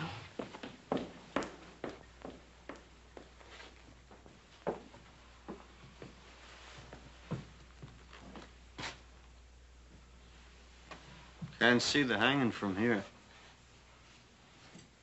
Just hear it. Hear it? The hanging sounds almost as bad as it looks. Trapdoor bangs open, and there's a loud thump. There's probably a few fellas watching will give a whoop or a holler. Is this the window you saw the killing from? Mm-hmm.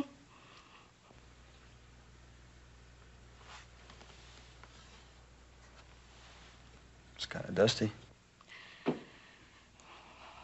Why don't you leave me alone? Because you didn't see it. Deuce Martin told you he saw the killing and you thought the Cartwrights were guilty. There, they deserve to hang. You didn't see it. Look, I've gone through enough. I've lost my pa. I know the Cartwrights are dying on my word alone. Now, you just leave me be. I thought you were a friend. I am, and I won't let you do this. Look, Hawkins told me what it'd be like. The Cartwrights are rich men. They'd go free after killing my pa. I couldn't let that happen. So you lied? I didn't say that. Now look, once, just once, I saw an innocent man hanged. And I'm still looking for the men who did it, and I will be for a long time. Now, the Cartwrights didn't kill your pa. I know that. And someplace inside you, you know that too. Leave me be.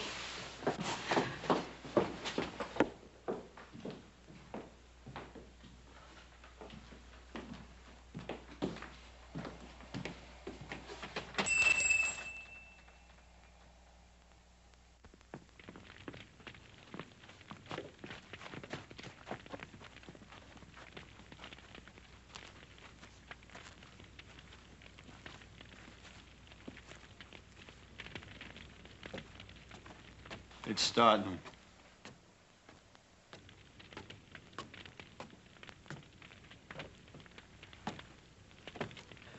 All right, we better move. Not yet.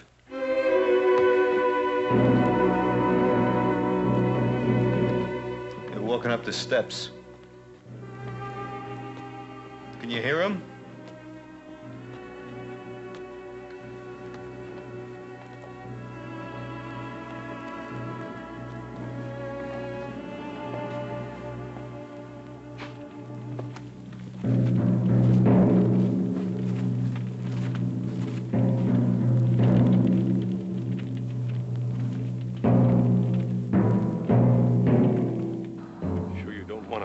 Over your head.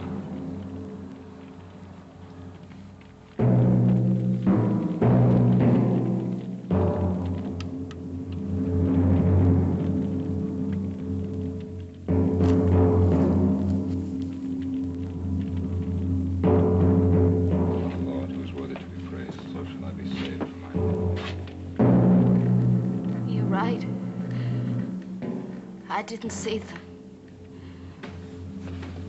I couldn't be sure. Tell him. Go on, tell him. Sheriff Hanson! Sheriff Hanson! Sheriff Hanson, I lied. I didn't see them do it. Stay out of this. We met before, mister. Who are you? In Last City, Kansas. Remember? At another hanging party. Remember? Remember?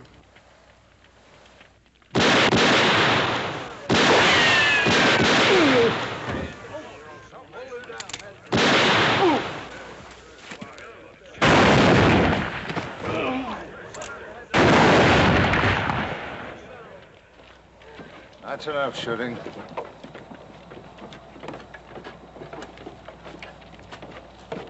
All right.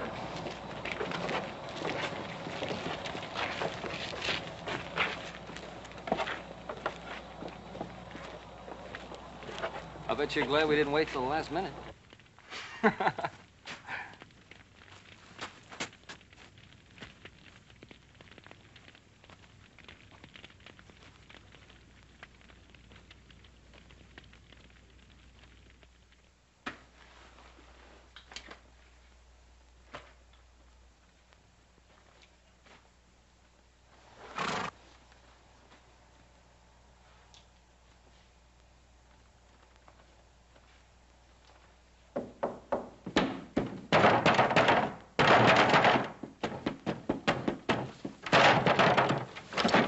Confounded Cartwrights!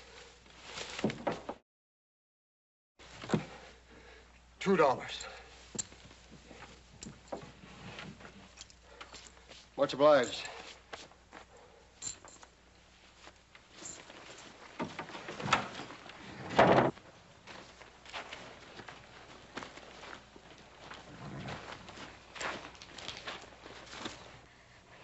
Lassiter, I guess I'll never know who killed Pa. Hanging innocent men. I owe you. I want to thank you. You don't have to thank me. You did what you thought you had to do. And you made it right.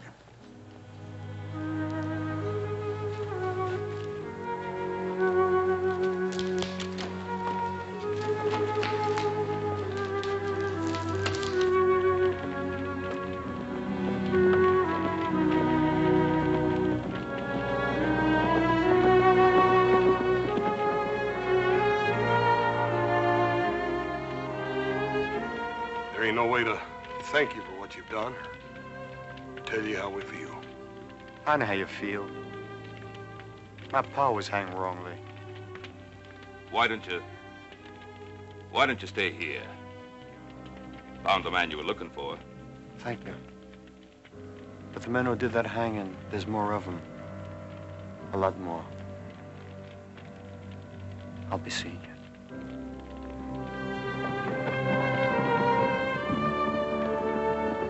He's a driven man, Paul.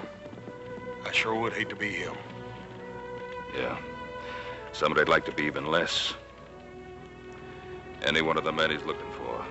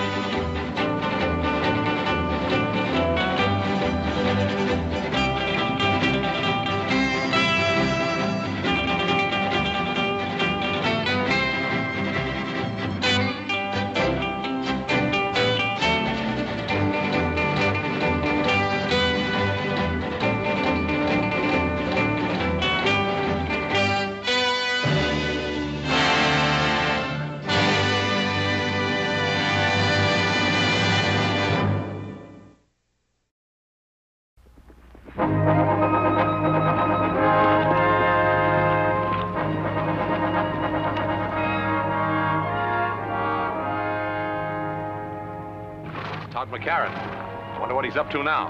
Well, there's only one way to find out. Let's ask him. Let's go.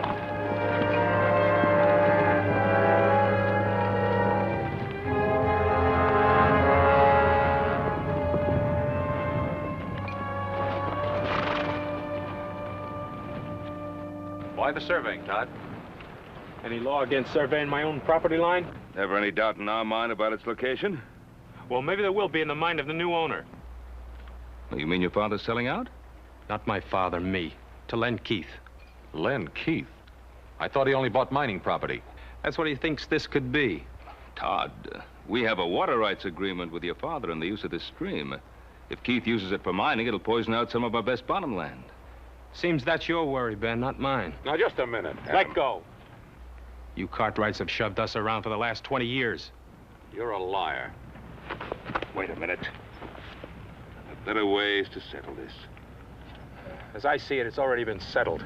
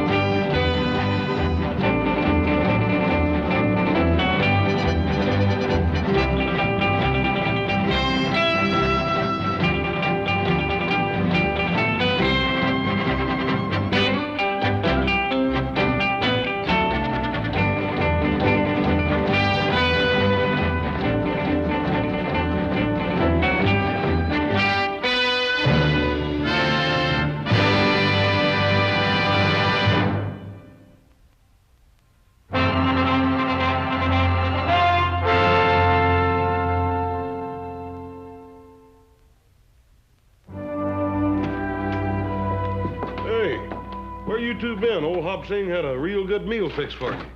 And you decided not to let it go to waste and ate it all, huh? How'd you know that? What are you doing reading a book? The care and training of dogs. Oh, a little old stray pup wandered in here, and I've been trying to figure out how to take care of it. I thought you were an expert on things like that. Oh, Paul, there's so dang many new scientific ideas that natural know-how just ain't no good no more. Well, as far as I'm concerned, you can say that about Todd McCarran, too. I thought I knew him pretty well. Why? What's the matter with Todd? I don't know. Growing pains, likely. Where's that pouch of Virginia tobacco I got? Don't look at me. I didn't smoke it. I thought you were saving us tobacco for Andy McCarran's birthday. Well, I was, but no reason a man can't have a birthday a few days early. I'm going to ride over to Andy and have a talk with him about Todd. Oh, wish Mr. McCarran a happy birthday for me, too, will you? I will.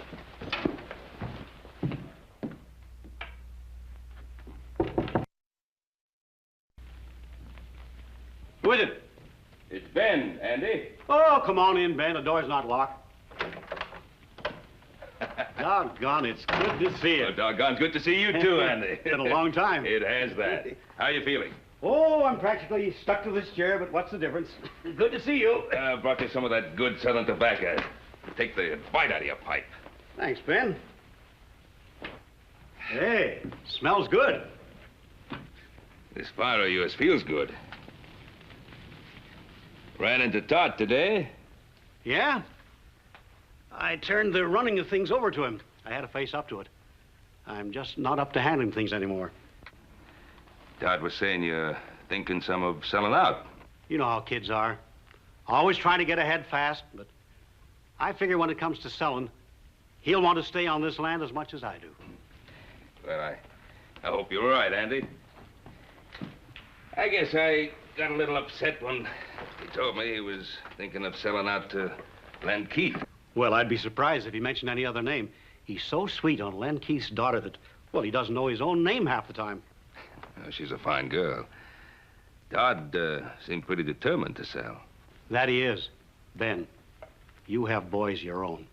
A man's got to let his son grow up, even if he doesn't always agree with him. Oh, you're right there. I was just thinking that if Keith ever did start mining operations on your property, it would foul up the water in that stream to where it would poison half the cattle on my range. Oh, it won't come to that, Ben. I've got cattle of my own using that stream. Well, we're getting older, Andy. We are that. I remember when you brought your family here. I figure that plan to share the water in that stream would outlast both our lifetimes. It's the truth, so did I.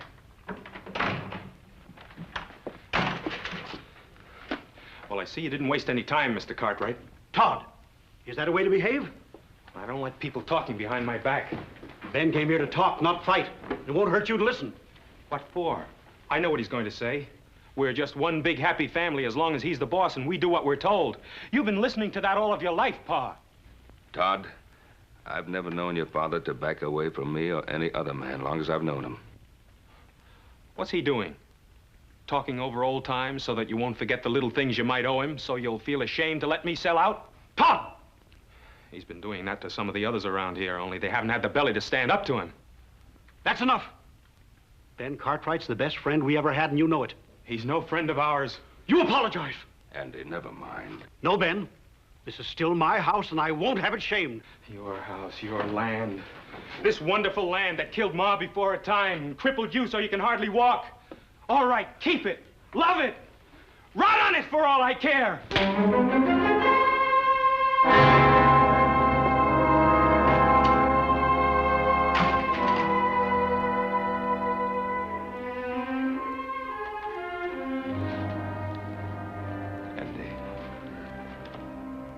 I'm afraid I'll have to apologize to you myself, Ben. I figured that if I come by, it might help.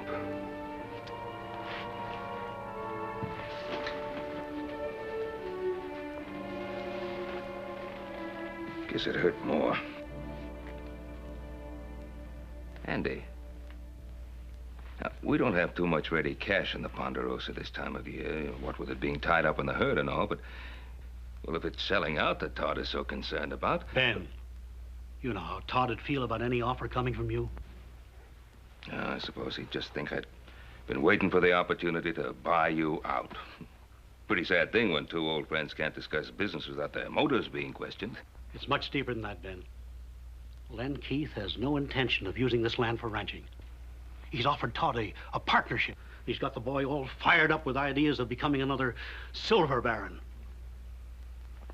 Andy, now, do you believe deep down in your heart that there's any chance of silver on this land? No, Ben, no more than you do. No. But Len Keith is a mining man, and he thinks there may be silver, and he's got the boy thinking it, too.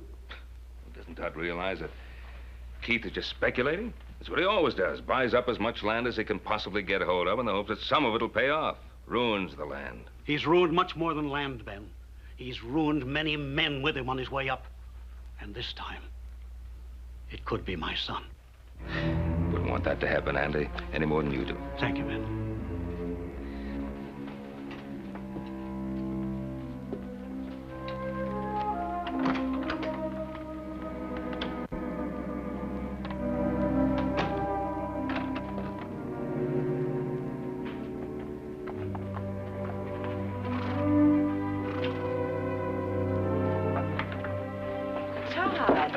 I didn't expect you till this evening. I have to see your father. Is something wrong? Yes. Hello, Todd. How's my future son-in-law? Disgusted if you want to know the truth. Oh, well, come on in and tell me about it. Maybe I can help you. What is it? Mr. Keefe, I can't sell out to you. Oh, why not? Does your father feel that I didn't offer you enough for the property? Oh, it's not that. He made a water rights agreement with Ben Cartwright 20 years ago. I see. The Cartwrights, eh? What's the matter with them? They feel that we're going to muddy up their pretty little stream? It's getting to be you can't make a move in this country without Ben Cartwright's permission. Well, I suppose you can't blame a man for looking out after his own interests. What about my interests? Mine and Virginia's. Where are we going to get the money to get married? Todd, you know money isn't important to me as long as we're together. My mother felt that way. She died when she was 26 years old, helping my father try to make something of this land. Todd, I can always find a job for you in one of my mining companies. A man has to make it on his own, Mr. Keefe. You ought to know that. It's what you did, isn't it? I certainly did. That's the way I like to hear you talk. Now, don't worry about it. I'm sure we can get your father to see it our way. Not if Ben Cartwright's doing his thinking for him, we won't. But the Cartwrights have always seemed like reasonable people to me. You just know them in a social way, Virginia. You've never dealt with them on a business level. Don't worry. I'm not going to let Ben Cartwright stand in the way of the happiness of my 2 children. Here, Shorty. Come on, boy. Here, Shorty. Come on, boy. Come on, puppy. Come on, Shorty. Console, you pup.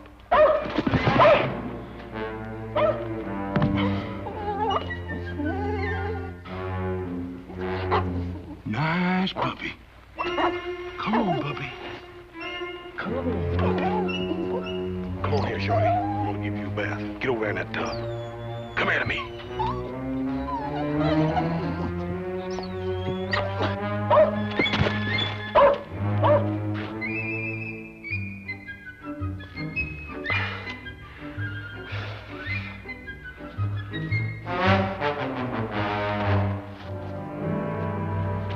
Bath whether you want it or not. Come on here, pup. Come here to me. Come here, pup. Here, Shorty. Come on. Nice puppy. Nice puppy. Come on, Shorty.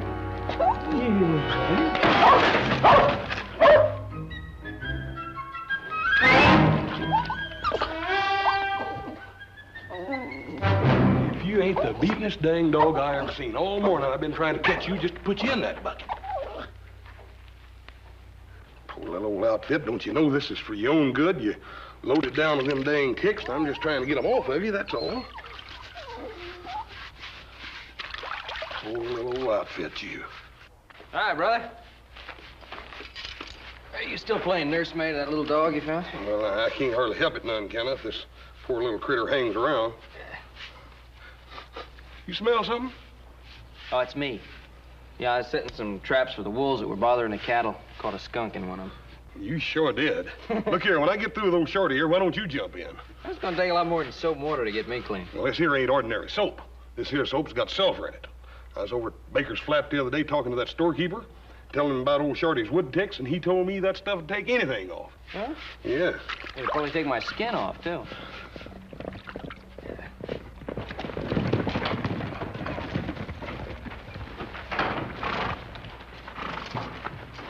Hi, Pa. You talked to Andy? Yeah. Oh, Andy is going to honor that water agreement we have with him, just as I thought he would. I just can't figure out what got into Todd. I can't either. Seems like he just doesn't want to get along with anybody. Yeah. But you two know what's wrong with Todd. He's in love. Well, I wish it were that simple. Anybody smell skunk? Oh, that's me, Pa. I caught a skunk in one of the wolf traps. Well, if you're going to go to that social with us tonight, I think you better start getting cleaned up now. Yeah. Oh, you think somebody will mind? Yeah. Listen, Adam, if Todd is at that social, and I think he will be, try to have a talk with him, as a friend. Shorty, I know you ain't gonna never believe this, but this here's real good for you.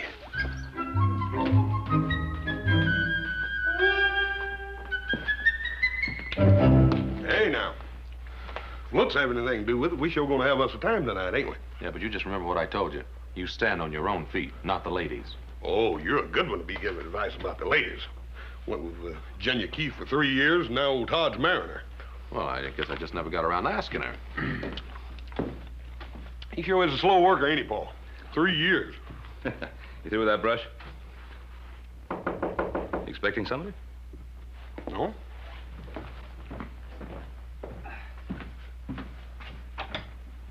Oh, hi. Boss? Hello, Ben. Len? Not interrupting anything, am I? No, not at all. Just getting ready to go to the dance. I'm taking Virginia in later myself. Wonder if I could have a private little talk with you. Let's go get the horses ready. Well, sit down, Len. Thanks. Oh, what's on your mind? Well, Todd McCarran came to see me, and he's all upset about what happened between him and his father. Well, I was a little upset myself. I'm very fond of Todd. He's got a lot of character. He's extremely ambitious. Len, sometimes ambition can drive a young man in the wrong direction. But I don't think that's true in Todd's case. I consider him practically a member of the family. I'd be pretty careful of whatever opportunities I put in his way. Matter of fact, I wanted you to help me. In spite of what's happened, Todd's got a great deal of respect for your opinion. Well, perhaps that used to be so. Well, of course, he's a little high-strung, but you and I can understand that. We were young once, too. We saw what we wanted in life, and we went out and we took it. Now, nowadays, a young fella needs help to get started. I'm doing what I can for Todd. I thought you'd want to help, too. That was a very nice speech, Keith. Now, what did you really come to see me about? Well, I don't want anything for myself. I'm only here to help Todd. Old Andy McCarran does pretty much what you ask him to, now doesn't he? Now, hold on. Andy McCarran has a mind of his own, and he's very capable of using it. Yes, but you've got to make him understand something. By holding on to that land, he's jeopardizing his son's future. Your interest and concern with Todd's future is most commendable. I've watched you over a period of years, Len. Making quite a lot of money. And ruin quite a bit of land. And quite a few people in the process. I'm not going to help you ruin Todd McCarran. I always try reasoning first, Ben. If that doesn't work, I guess I can find some other way.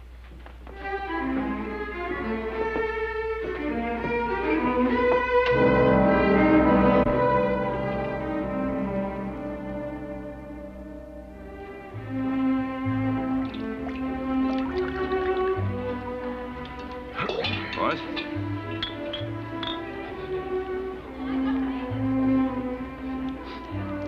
Little Joe, you sure do smell better than you did this afternoon. Well, thanks a lot. If you gentlemen will excuse me. Oh, yes. Of course. Hey, boy, I'm gonna see if I can't rustle me up one of them little fillies. Have you had a chance to talk to Todd yet? No. He's danced every dance with Virginia. Excuse me, Adam. I think I've just found my filly.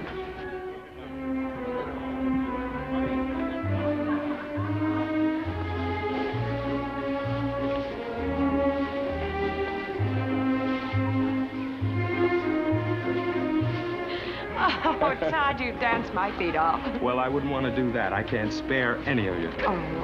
How about some more punch? I'd love it. Adam, you're not dancing. I'm having too much fun watching you two. You look very beautiful tonight, Virginia. Well, thank you. I'm glad you approve of my future wife.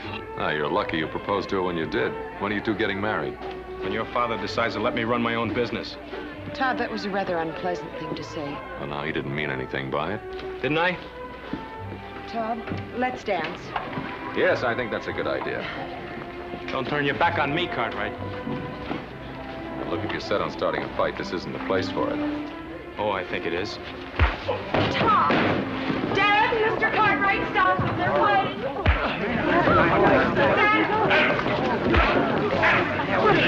Hold it. All right, you two. That's enough. Todd, we don't want to fight you, boy.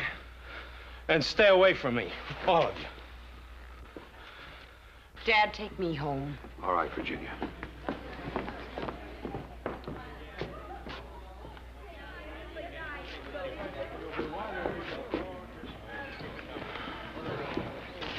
Come on, Forget it, Adam. Well, let's have a little music.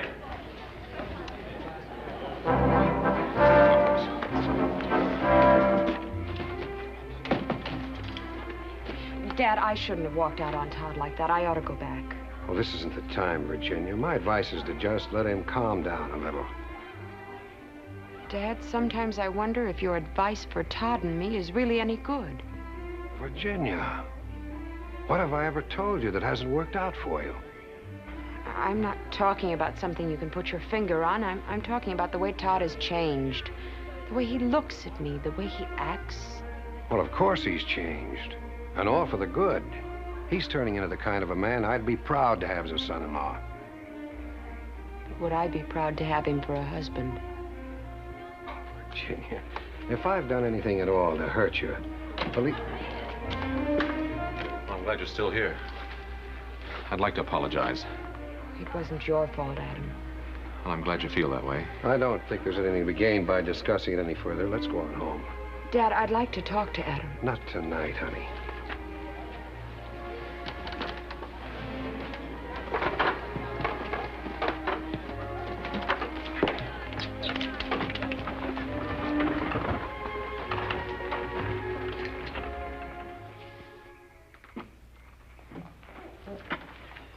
Excuse me, Mr. Keith. I got to talk to you. Well, can't I wait till morning? No, sir, can't. Well, go on in, honey. I'll be right in. What is it, Tucker? It's about the cattle you just bought. Sun's come up. You better handle it.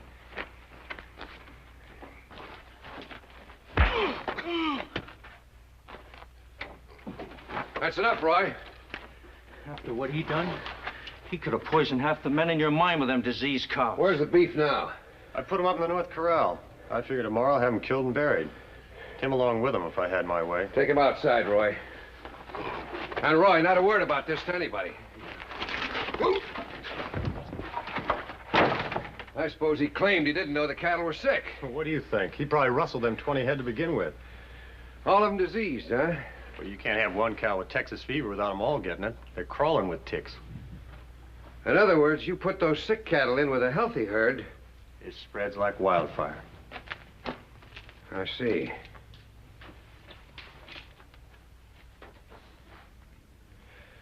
Tucker, I want you to ride that man out of town tonight and make sure that he never comes back.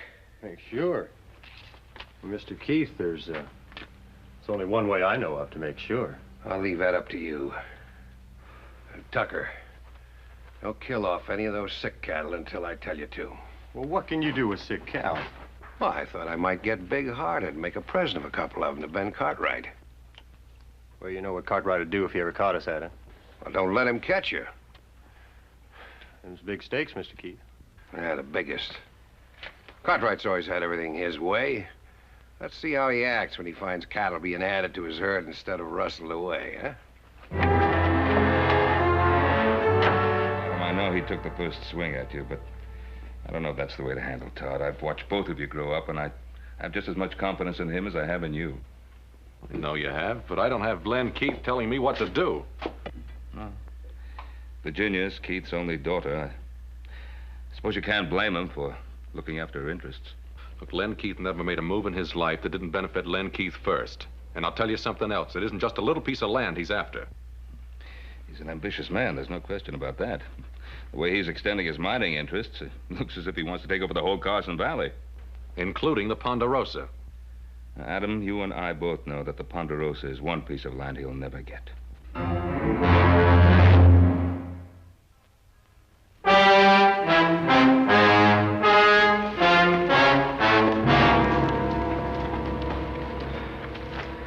Dead, boy. Looks like Texas fever. Texas fever? Yes, sir.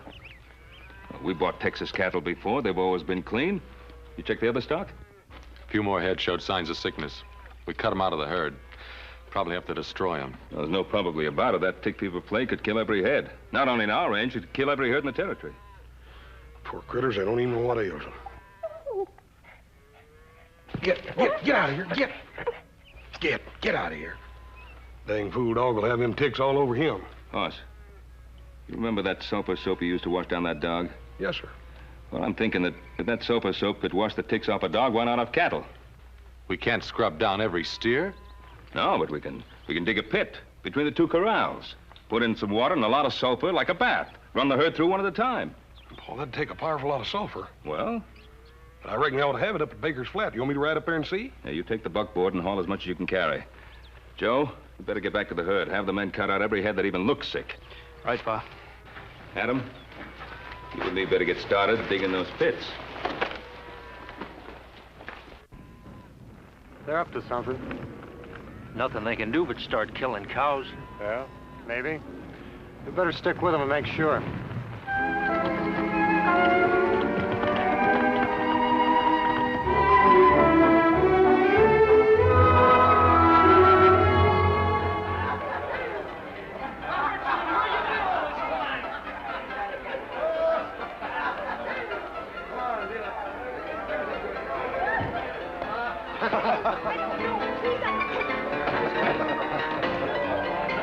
Virginia, you shouldn't be in here. Neither should you. Todd, I've looked all over town for you. Everybody's staring at you. Come on. Todd, what's happened to us? This just isn't like you, that fight with Adam and... What are you doing? Taking sides with the Cartwrights like everybody else in this country? Sides? What sides, Todd? Don't you see what they're doing to us? Your father made me a good offer on that land. 3 times as much as it was worth. Well, if I knew it was going to mean this much trouble, I'm sorry he did. That's easy to say, but it's not so easy to live with. Virginia, I want to amount to something. I want you to be proud of me, the way you are of your father. Todd, I'm proud of the man I fell in love with. A ranching man trying to build something for the future, his and mine.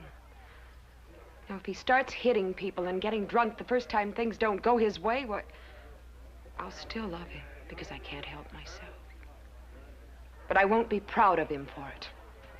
I've had enough speeches, Virginia. Please go on, honey. I'll see you after a while.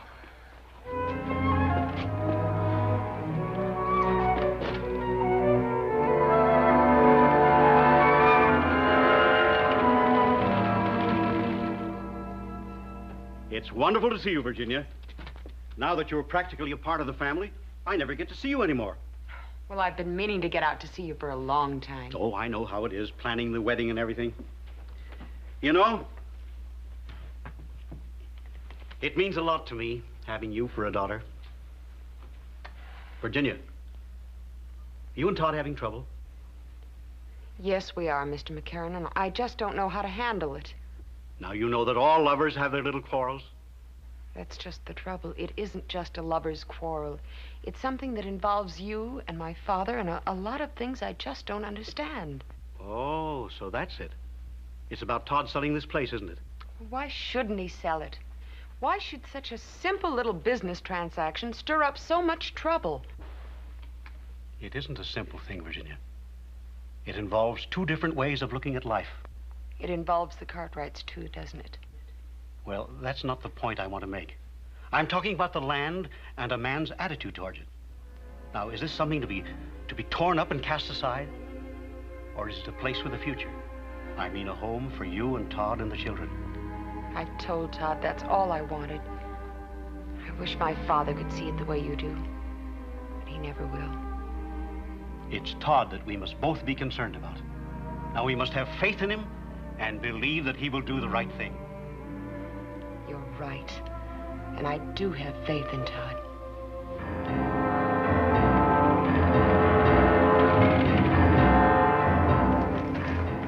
He's coming. Did he see you? I circled around. He's got that buckboard loaded down with bags of sulfur powder. What for? Don't know. I asked the storekeeper at Baker Flat. He said that Cartwright fella talked about washing his cows down with sulfur water. Well, I don't know what good that'd do. But we better see to it that it don't happen anyway. You stay here.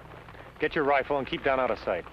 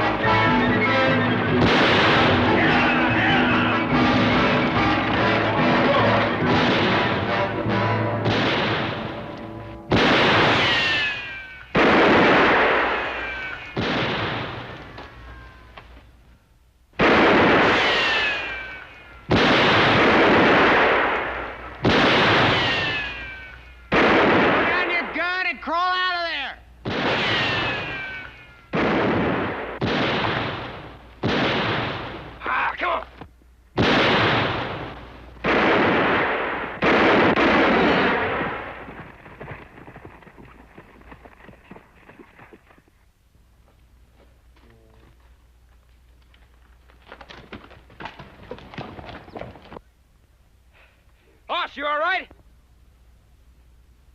Yeah. I reckon I am now. Thanks to you coming along. Hey, come on up, give me a hand.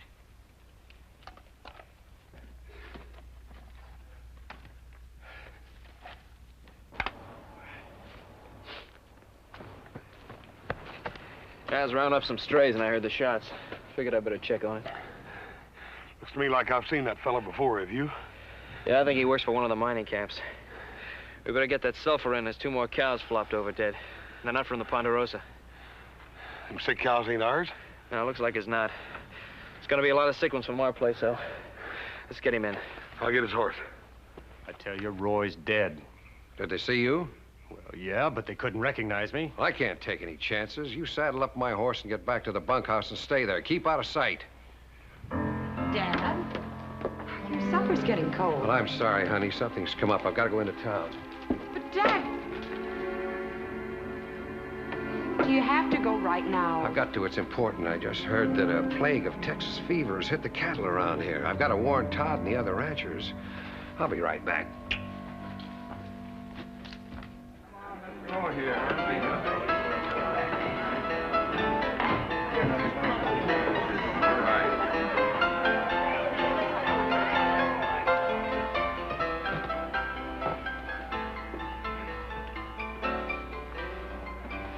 Are you drunk? Virginia sent you... No, she didn't, but something pretty important came up. I thought you ought to know about it.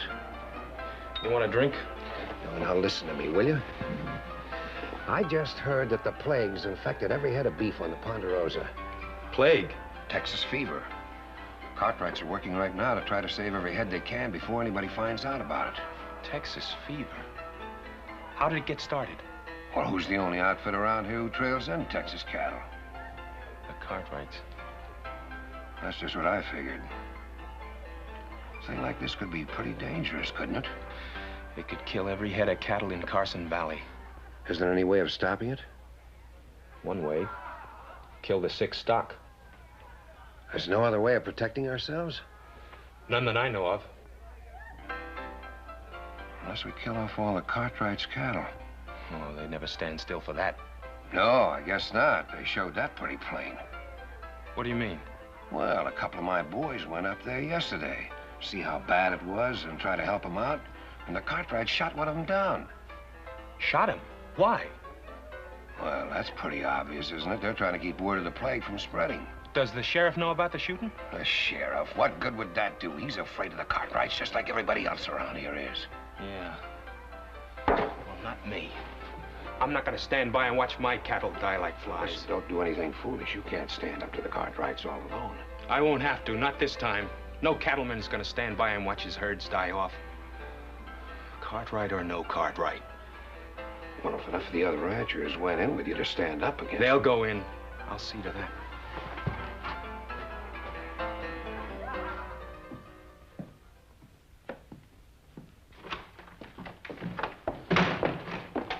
I've been waiting for you. I've been wanting to talk to you. Well, I'm in a hurry. I'm sorry I hit you. There was no call for it. It doesn't make any difference. But it does make a difference. I want to talk to you. Well, later. What are you doing? We got trouble. What kind of trouble? I can handle it. Don't turn your back on me. Tell me about it. Oh, I haven't got time. I've got work to do. Does it involve the Cartwrights? Doesn't everything in this country involve the Cartwrights one way or another? I have a right to know what it's all about. There's tick fever on the Ponderosa. I've got to get to the other ranches and warn them so we can stop it from spreading to our stock. Tick fever? How did it get started? It must have come in on one of the herds the Cartwrights brought up from Texas. Did you talk to Ben Cartwright? One of Len Keith's men tried to. They shot him down. I don't believe it. I didn't expect you to. Todd, you're declaring war. Ben Cartwright did that when he brought in that sick herd. I'm not going to let you do it. Pa, I've got to.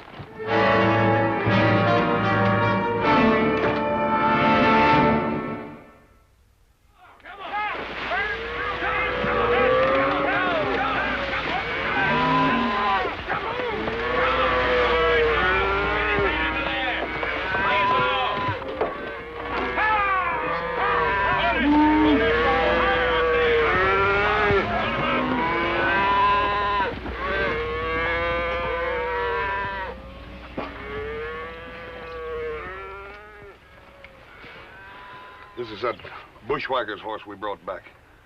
Take a close look at him.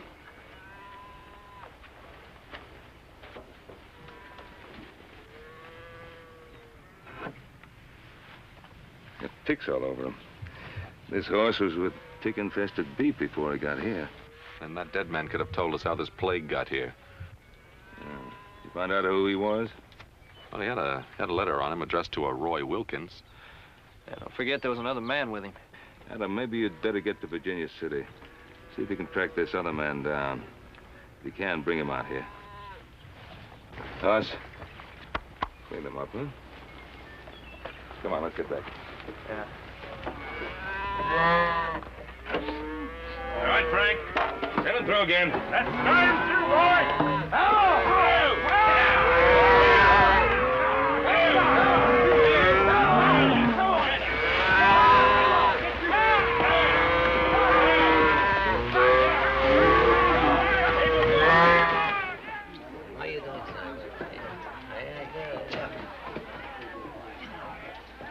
Hello, Adam.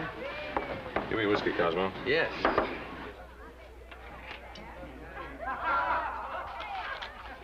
Deal me out. It's getting late.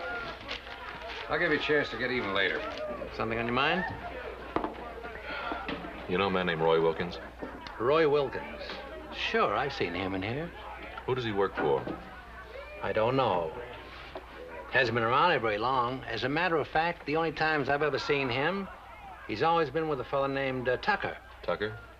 Works for Len Keith. Len Keith. Thanks.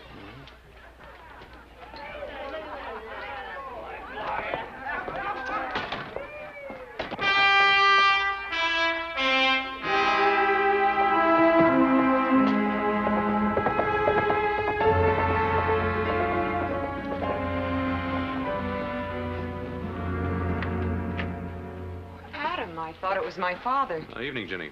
Isn't he here? Well, no, he's in town. Listen, you know a man named Roy Wilkins?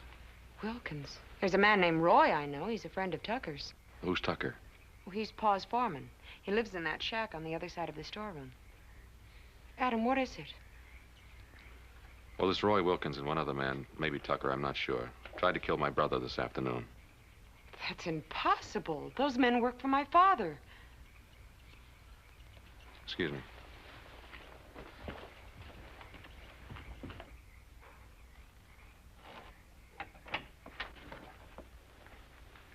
Hello, Tucker. You're one of them Cartwrights, ain't you? That's right. You know a man named Roy Wilkins? What do you want here, Cartwright? I want the man who was with Wilkins when they tried to ambush my brother. I don't know anything about it. Then you wouldn't mind coming back to town with me and telling that to the sheriff, huh? No. I wouldn't mind.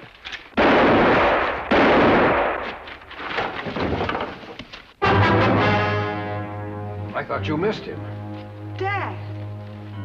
Adam, is he? Yeah, he's dead. I wanted him alive. I was hoping he could tell me something. Tell you what, Adam?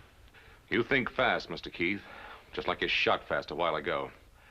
But when this plague trouble is settled, we're gonna have a talk. I wish you hadn't seen this, Virginia. I'm sorry I had to see as much as I did. I had to protect Adam. Tucker would have killed him. Tucker had already dropped his gun. You killed him deliberately. Oh, you're all upset. Now go on into the house. You can't send me away like a little girl, Dad. Don't try to understand it, you hear me? Now go on back into the house.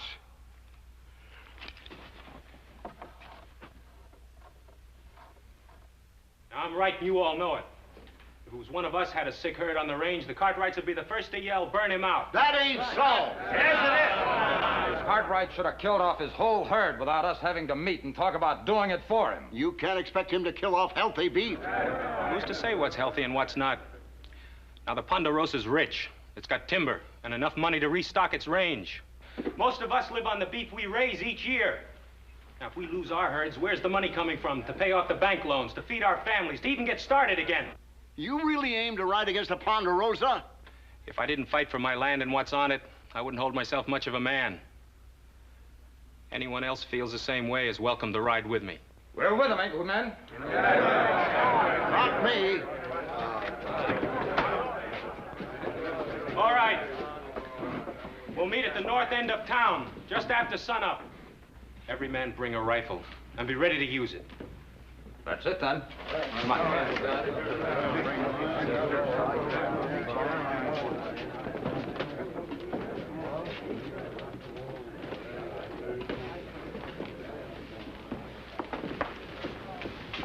Todd, what are they going to do? Well, the Cartwright cattle are diseased. They're a danger to the whole range. So we're heading out to the Ponderosa in the morning to settle it one way or another. You mean to fight the Cartwrights? It looks that way. Do you know how this plague got started? It doesn't matter how it gets started. We just can't risk a plague spreading throughout the whole territory. Todd, I think my father brought that plague to the Cartwright herd deliberately. Did he tell you that? Adam thinks so, too, only he can't prove it. I already told you it doesn't matter who started the plague. Todd, it does matter. The Cartwrights aren't at fault. They've been your friends for years, and what they need now is help, not threats. Virginia, we have to look after our own interests. That's what my father tells me. For years, that's what he told me every time he was doing something he was ashamed of. You're beginning to sound just like him. I know what I have to do. Yes, you do. But don't pretend it's to help those poor ranchers. It's just a fast way to make Todd McCarran a big man. Virginia, I don't like what you're saying. Then stop this before it goes any further. It's too late now.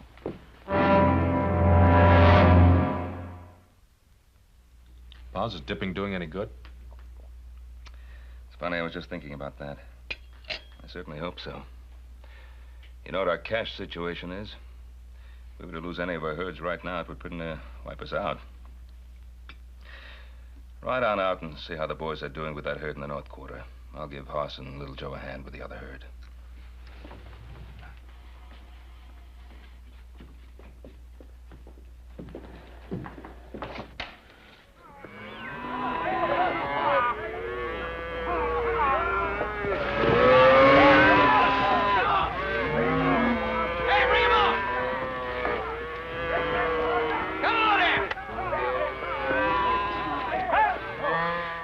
More trouble than plague, Pa. What now? Todd McCarran and Len Keith have got everybody around here stirred up. There's a bunch of them riding this way, and they're all armed. Don't they realize we're doing everything we can? Pa, it's a mob. They're not going to stop and think. They claim they're going to kill every head of cattle on our range. Well, then we'd better make them stop and think. Ride over to the house and get our rifles.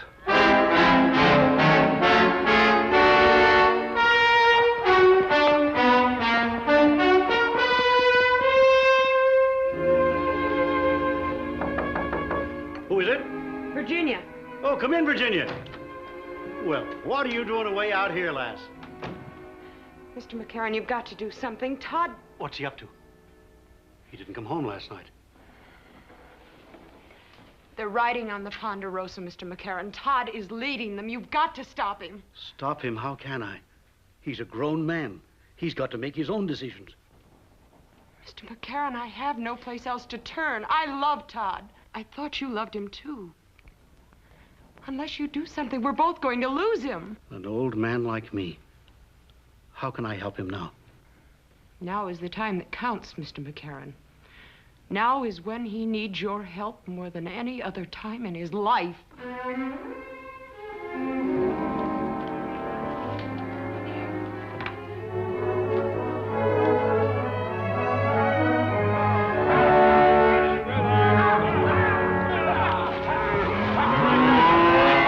Good. Keep moving.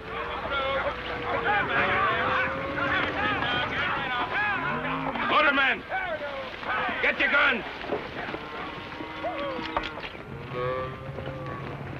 Remember, boys, no shooting unless I say so. How do we know they want to talk? We want to talk.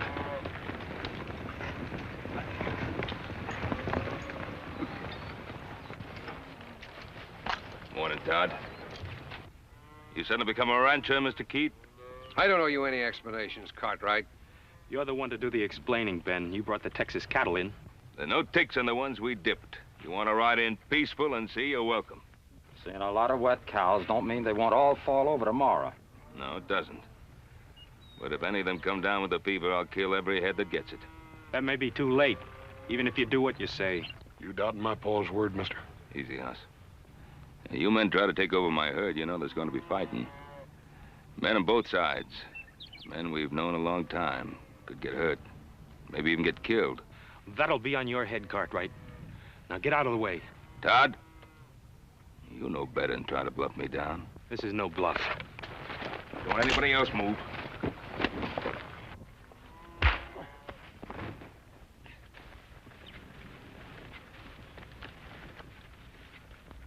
Shoot him down, Todd. We'll back you up.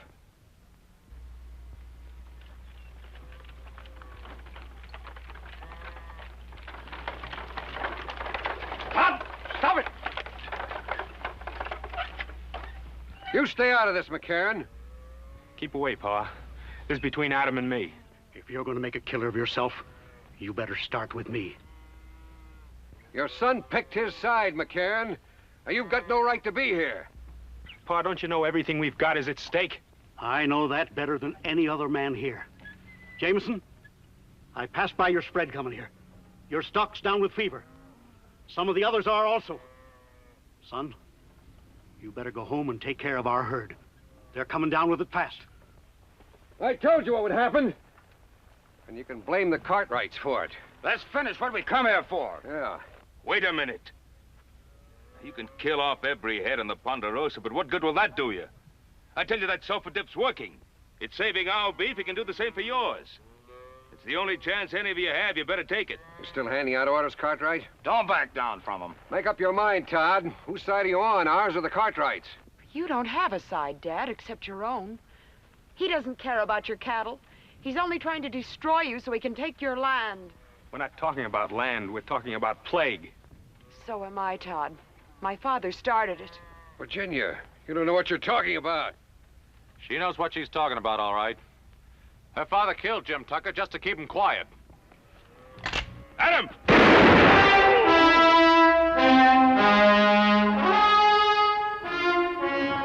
Dad! Virginia,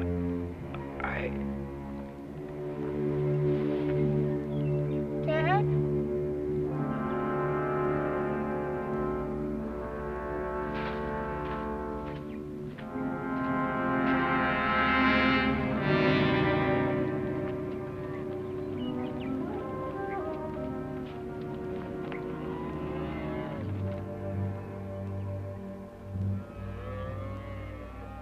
That offer still goes.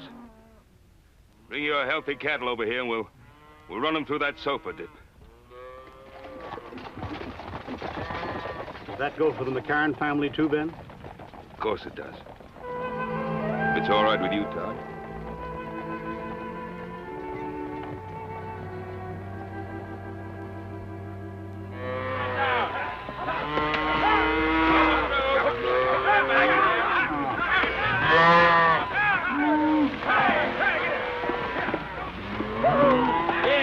Turn around.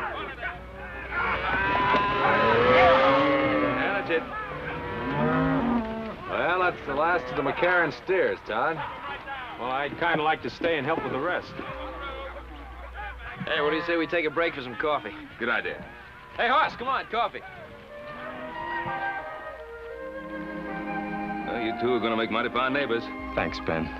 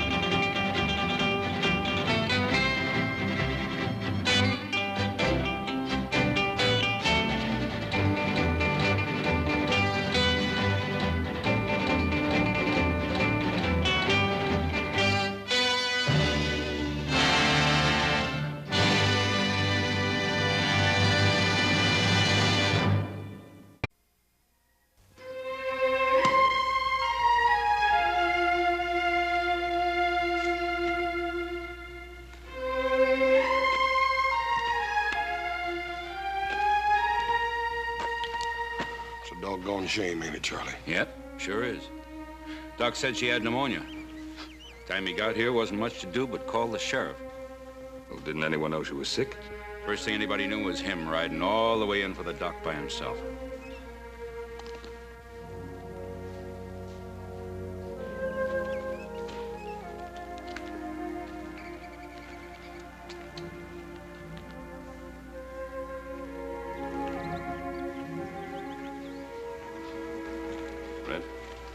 Boy have any relatives? Not a soul, Ben, except an uncle back east, and the boy's father, of course. Well, where's the little fella gonna stay?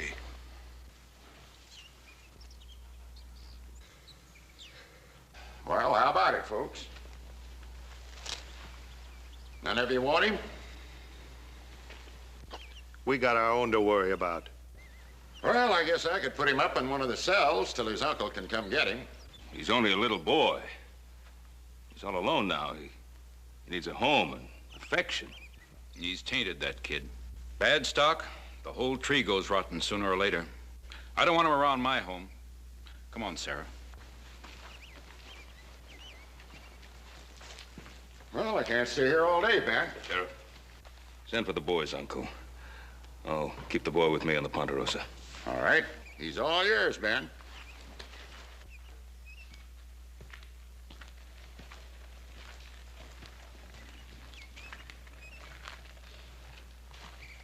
It's a pretty flower. Weeds will choke it out before it takes root. Son, you'll be staying at my ranch till your uncle can come for you. Pa said he'd come back for me. And I'm gonna be waiting right here until he does. Well, we'll see. We'd better get your things from the cabin. I'll go myself.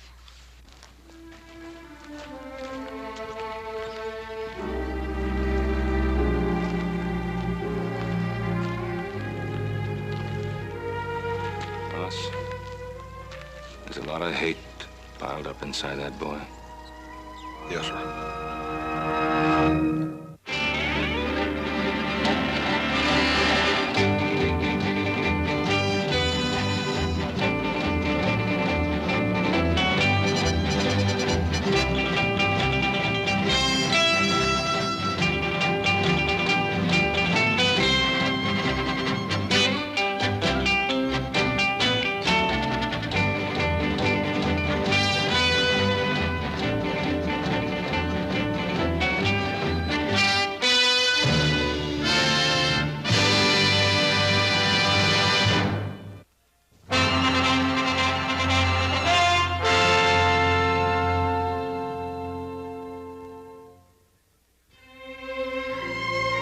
What have you got there?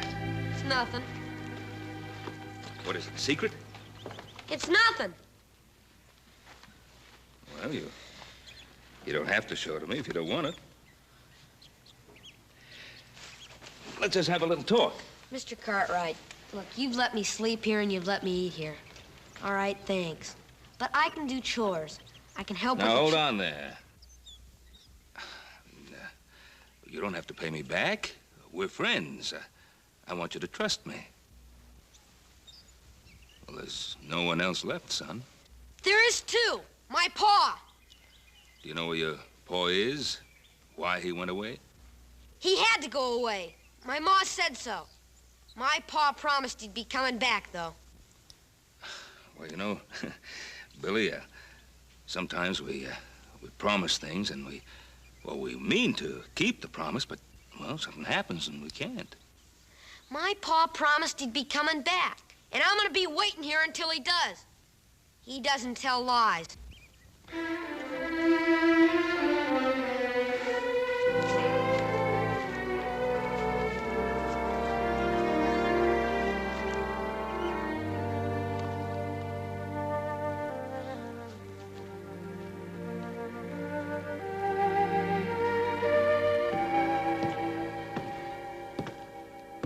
Why is he so touchy, Pa?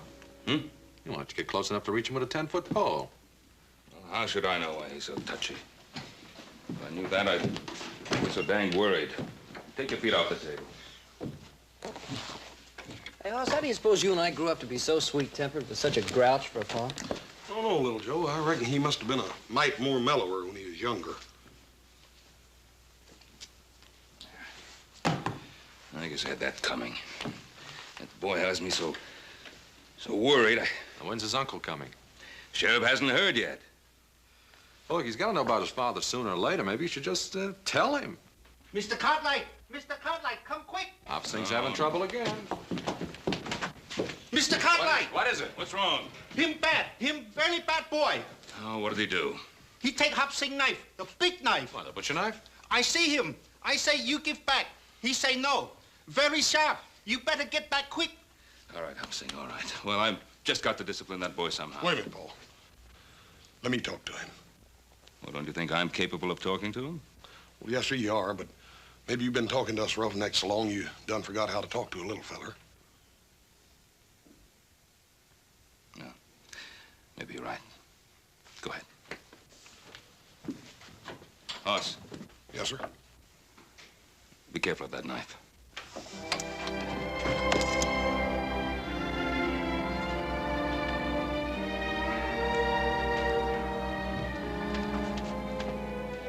Billy, did you find one of Hopsing's knives out here? I didn't find it. I took it.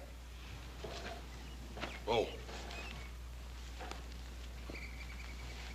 Go ahead, let me see you chunk it. Go on.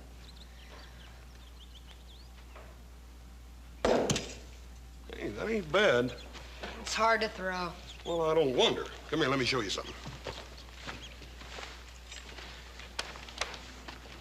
See, this here knife's got a thick edge here on the back and a thin edge here on the front. Sure. That's the cutting edge. That's right. You see, this knife here was made for carving up meat, not throwing, not like an Injun's knife. I didn't want it to throw. I wanted it to whittle. Hey, how'd you like to have this one?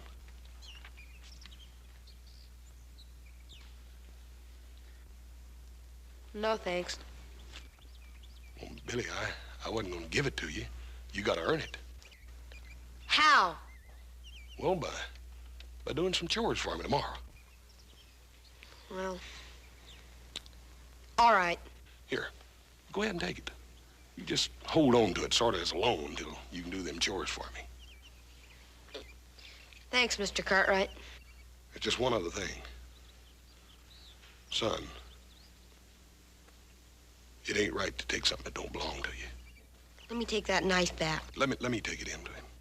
Old Hopsing's pretty riled up right now. Won't you let me take it in to him, then you can go by and tell him you're sorry later. All right, if you want it that way.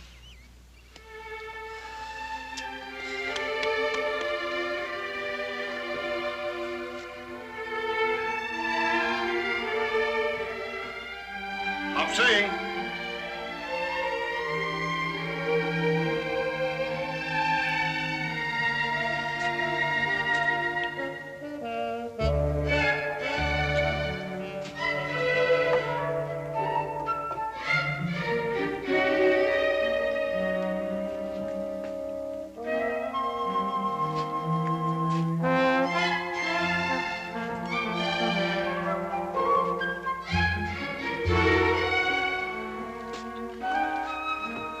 Mr. Hoss.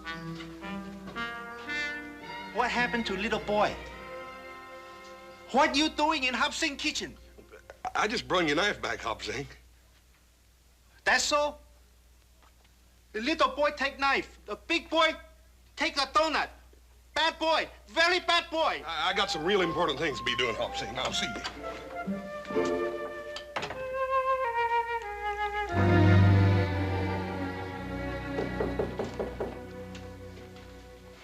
Who's there?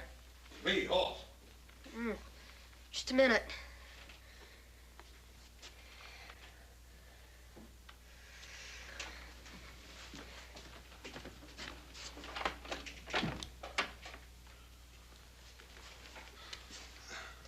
Sort of thought I'd come up and show you some real fancy whittling. I'm sort of busy now, Mr. Cartwright.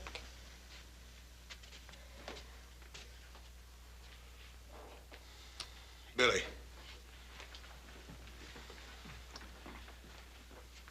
Where'd you cut yourself, feller?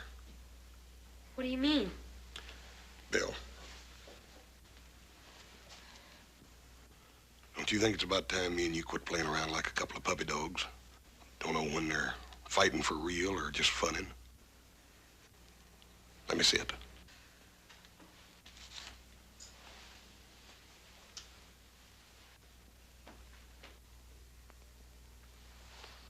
I knew you'd cut yourself when I first come up here. I should have come right on out and said it in the first place. It hurt? Nah, I got some medicine here for it. Will it sting? It's not a bad cut. They always seem like they bleed a little bit more when they're on the thumb, though.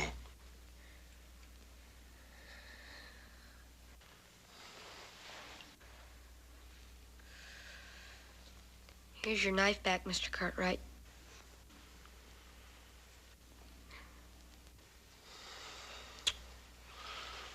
Billy, that wasn't your fault.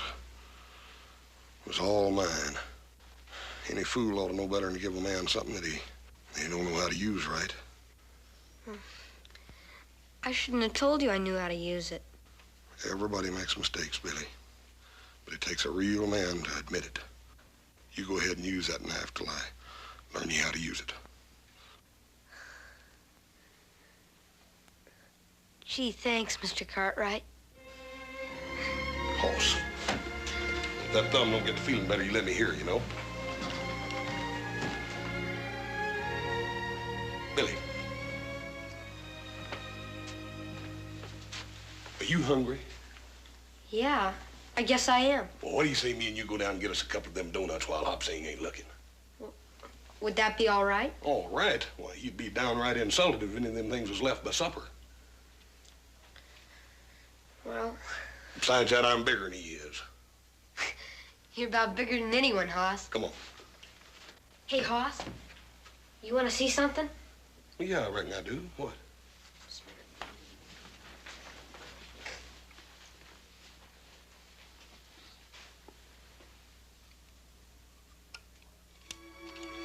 It's a picture of my ma and pa.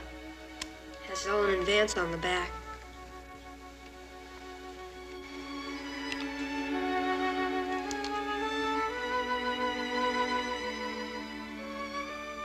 Your ma was a real pretty woman, Billy.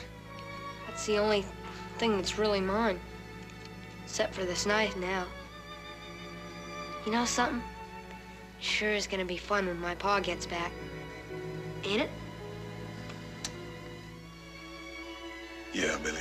It's liable to be a while, though. I can wait. Come on.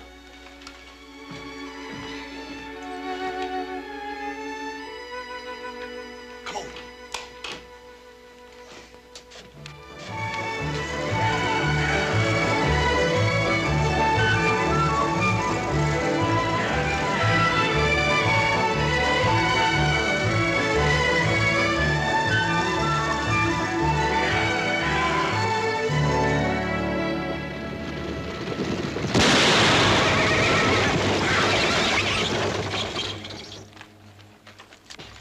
You, get out! Come on out, Vance. It's safe now. I said get out! See if he's got something I can use on this iron. I can barely walk. You old fool.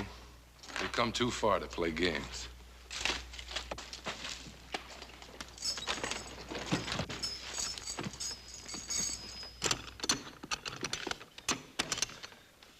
Here, stone chisel. That ought to do it. Yeah.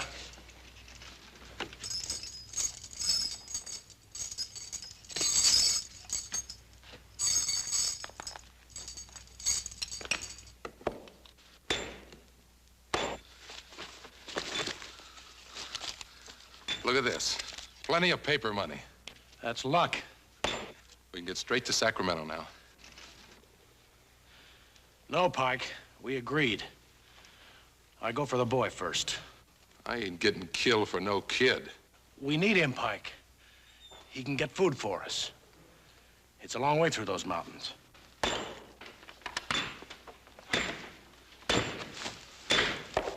You wouldn't try and lose me, would you, Vance?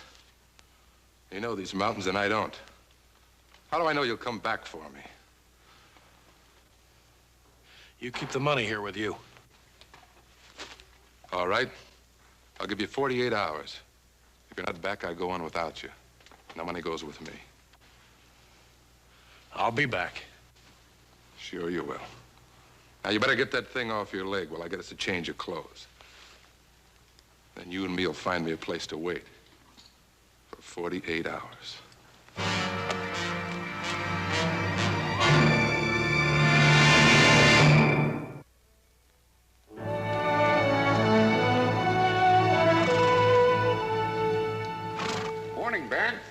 What brings you out our way, Fred? It's not election time again, is it, Sheriff? Where's the boy, Ben? Oh, Billy?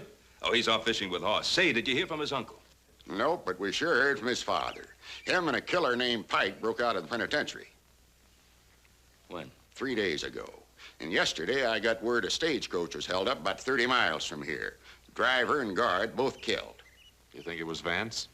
I don't know, but there ain't been no trace of them since they killed a farmer right next to the prison. Probably on their way to California. They'd be safe there. That's what I figured. Vance knows this country well enough to slip right past us into the mountains. Yes, he does. And there are 3 passes into the mountains from the Ponderosa. I was hoping you and your boys would point him out for us. Oh, well, we'll be right with you. Thanks, Ben. We'll wait for you. I'll take some men to the truckee. Adam, you and Joe will have to take the sheriff all the way to the Donner Gap. I'll take a couple of days. Hoss better look after the boy. I'll get back here as fast as I can. Tell Hop Sing to rustle up some food. Right, Pa.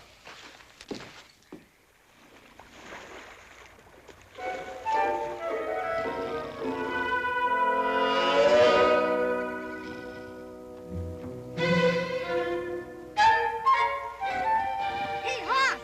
Hoss! Got me another one, Hoss! Look. Best fisherman west of the Mississippi. Ha!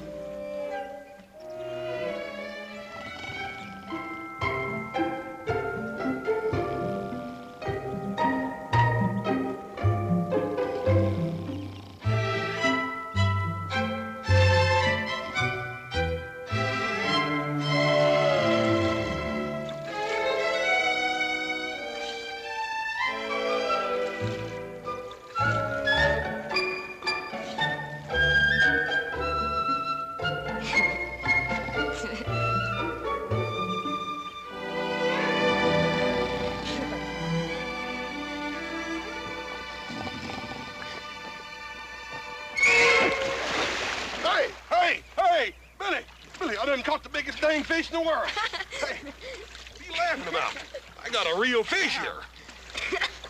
Not one of them puny little outfits like you got over there. Ow. Hear what I done caught.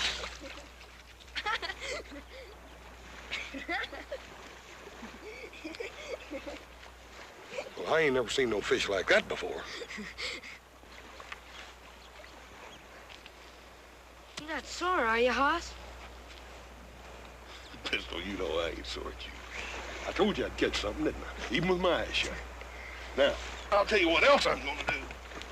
I'm gonna throw you out there with the rest of them things. 1, 2, and 3.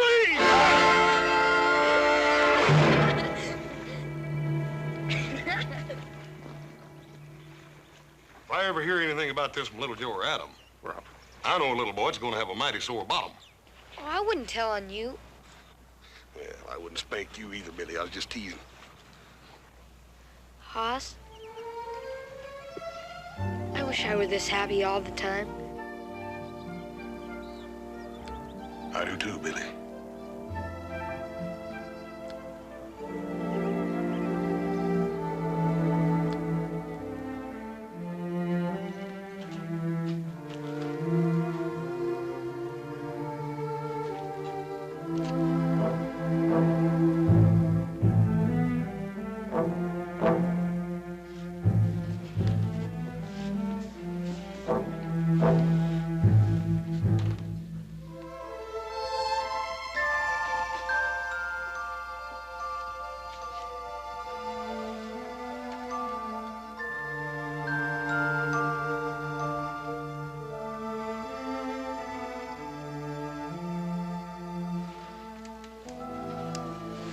Billy? Billy? Hello, son. Pa, I'll come back for you, just like I promised I would. I knew you would, Pa. I just knew it. Easy, boy. We can't talk much. I need your help, son. Sure, Pa. Do you think you can keep a secret? Just between the two of us? Yeah, but there's something I gotta tell you. About your ma? I know. I heard before I got here. I couldn't help it, Pa. I know. Listen, you gotta pretend you ain't seen me. You mustn't tell nobody, here? This is what I want you to do. Tomorrow night, I want you to make sure everybody's asleep. Make real sure. And get some food. Now, do you remember the cave on the back hill up Spider Creek that you and me found? You mean our secret cave? That's right. I want you to bring the food to me there. In a couple of days, you and me are going to California. California? I can't stay no more. Pa? You didn't tell me where you were all that time. Son, I kept my promise, didn't I? Like I said I would. You sure did, Pa. Trust me, son. I'll tell you everything later. Pa?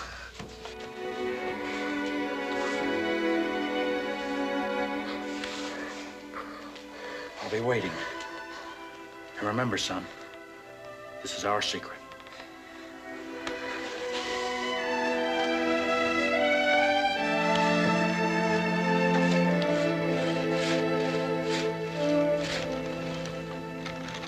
Hey, Billy, roll out. We got company.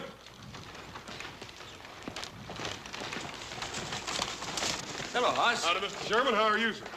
Fine. Orville? Hello, Hoss. Paul's got the contracts ready for you, Mr. Sherman. Come on in. Good. Well, how's the lumber business? Well, don't reckon it can be any better, Mr. Sherman. These dang trees keep growing as fast as we can cut them. That's good. Keep building in the city, and I'll make you Cartwrights the richest men in Nevada. Orville, wait outside here. Daddy won't be long. Oh, boy. I'm Orville Sherman. Who are you?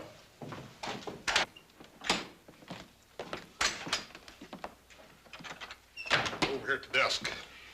Sheriff must have sworn in a dozen extra deputies just to help find that boy's father. Yeah, I reckon folks will be blaming them two convicts with everything that happens within a 100-mile radius of here. Probably so. How's the boy taking it? Well, sir, he just lost his maw. Don't seem hardly fair to me to have to tell the boy about his paw right after that. I suppose not. My father told me he broke out of jail. You're a liar. Your pa's nothing but a dirty old convict. He is not. He is not. Murder.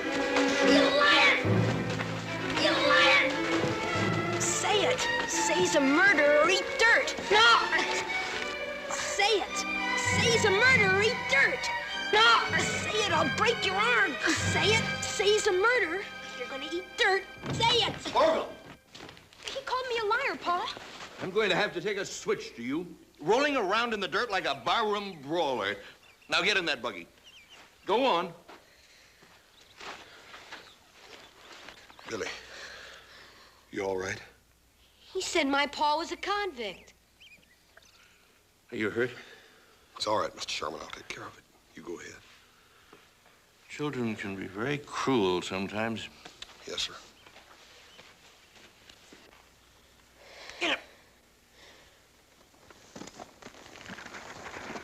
He said my pa was a murderer. And that he had escaped from prison. Billy, it's true. I should have told you a long time ago. They think he might be coming this way.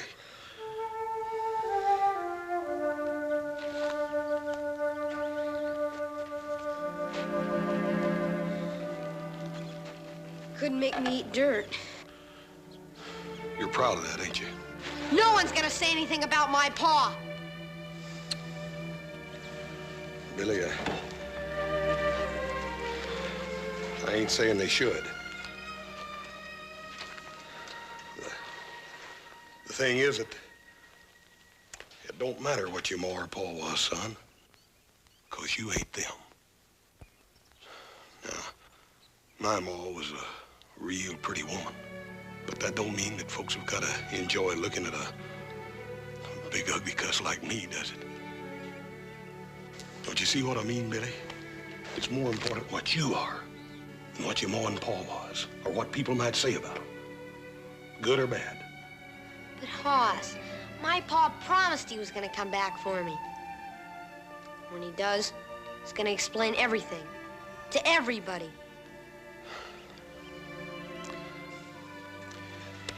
We better get you fixed up.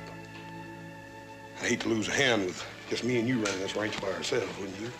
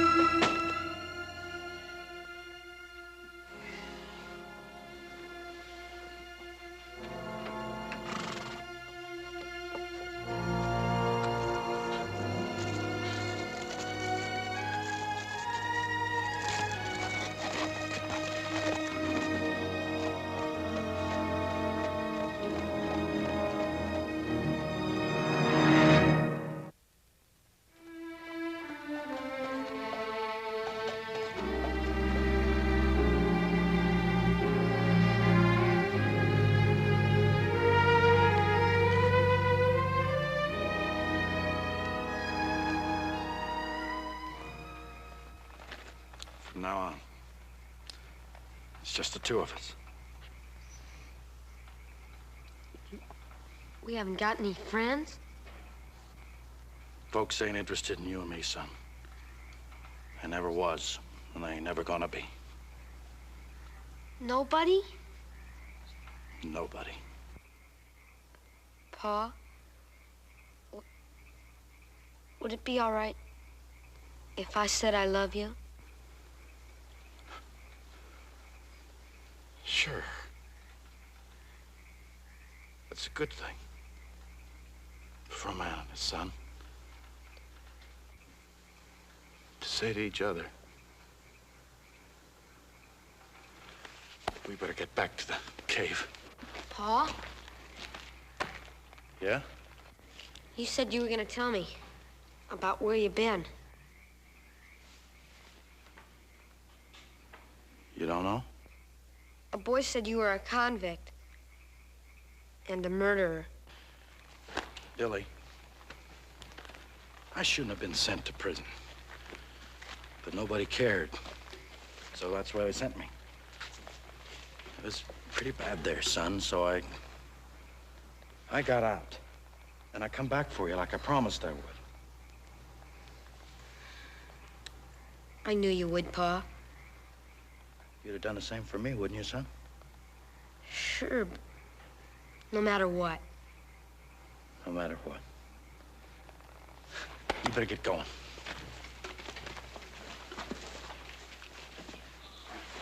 Pa, do you have to go back to that cave? Yeah, but maybe by tomorrow night, we'll have enough food so we can go to California. Now, you hurry. I don't want no one to find you gone. Be back tomorrow, Pa.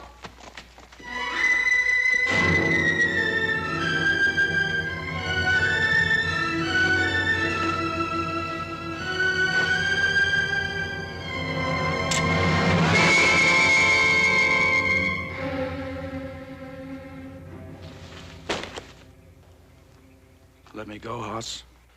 I ain't aiming on pulling this trigger unless you make me. Don't you remember me, Hoss? I'm Vance Allen. I rented my farm from your pa.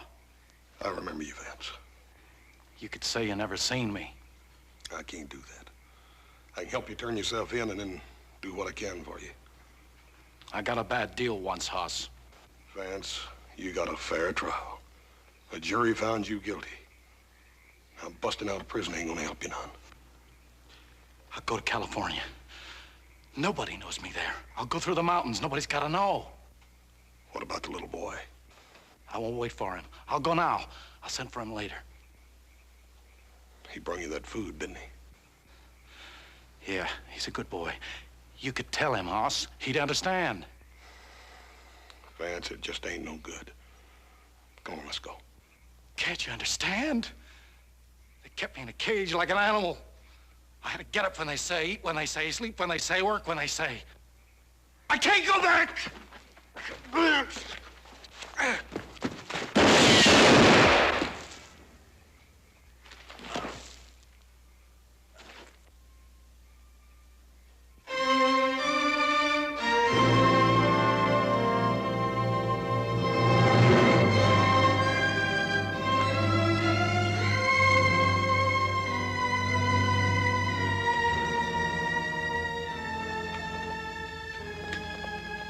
Lance.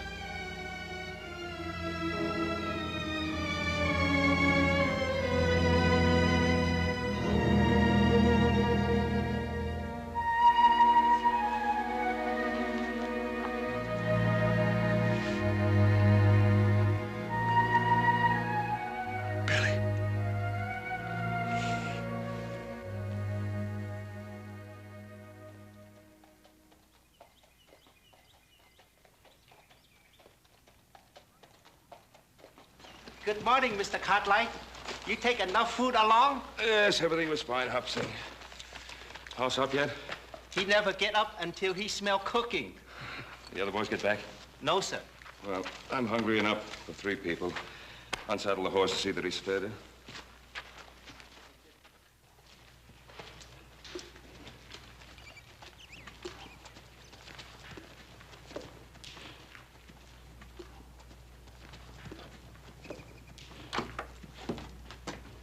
Hoss, I thought you were upstairs asleep. What are you doing up?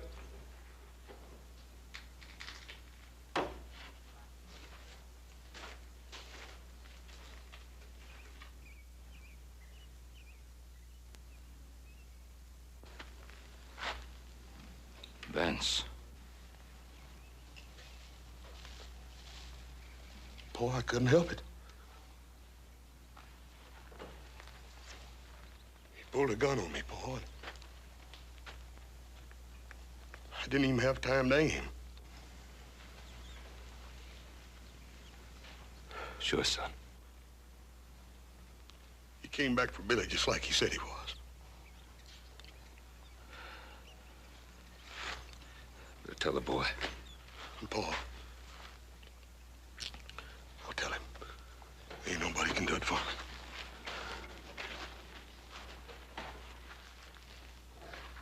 Billy?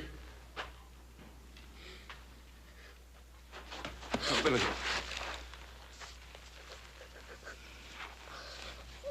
He's dead, son.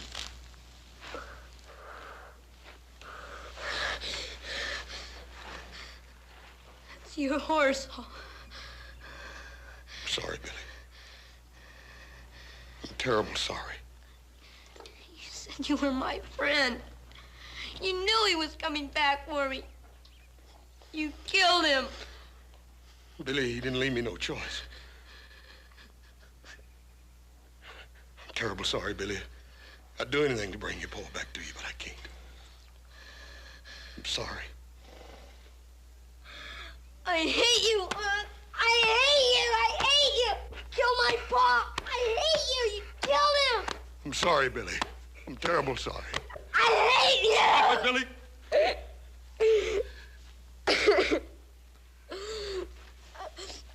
I wish I were big enough. I wish I were big enough to kill you, Aunt.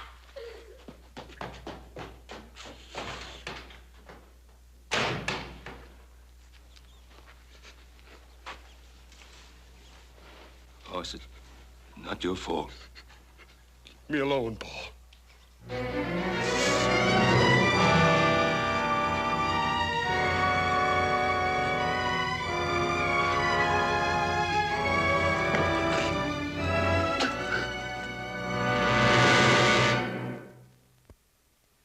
Hoss,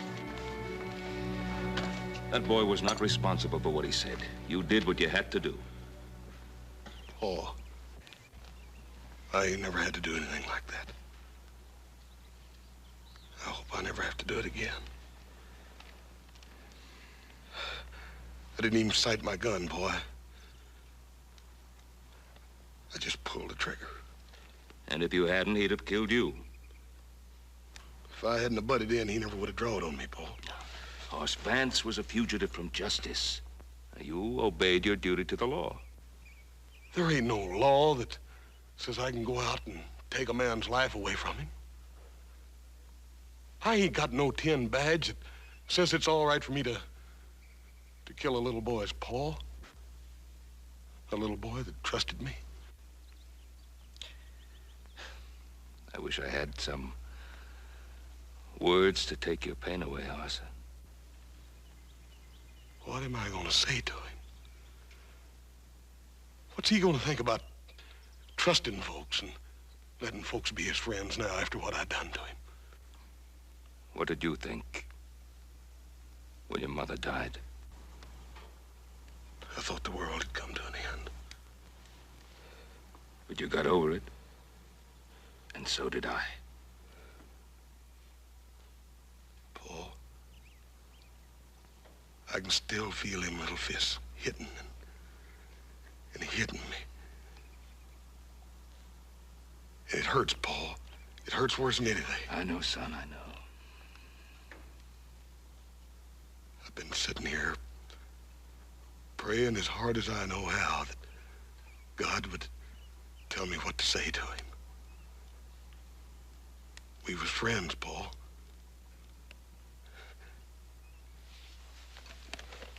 I killed his papa with that.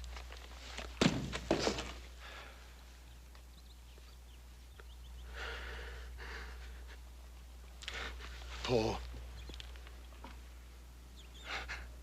I got these big hands, Paul, and I can lift a heifer clean off in the ground. And I can whip most near any man I ever met. But I'd cut them both off. If it'd make that little boy quit looking at me like he wanted to spit. Why don't God help me, Paul? Why don't he tell me what to say? Why do I have to just be a big, dumb horse?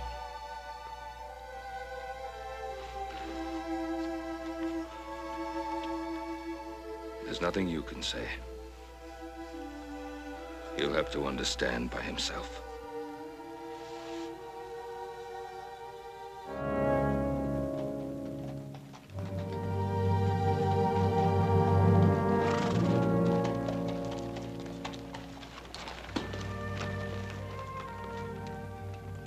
Hoss, do you want me to go along with you?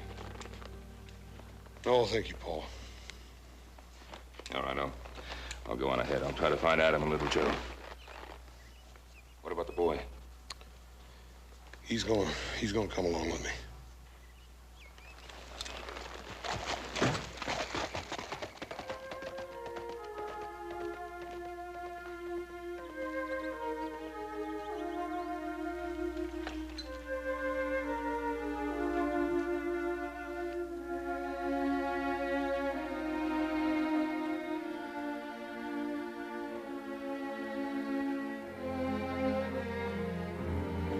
Billy, we better get going.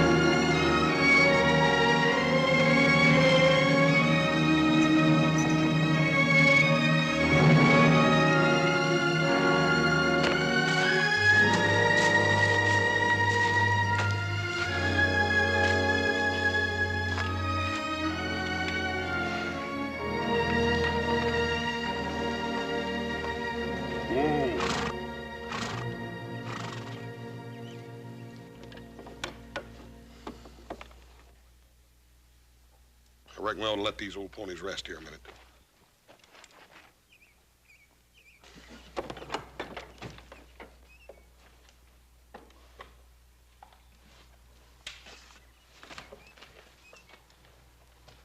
Still cool. Howdy.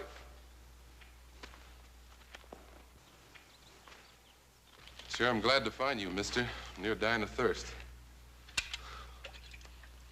What happened? My horse broke his leg last night. I must have got lost.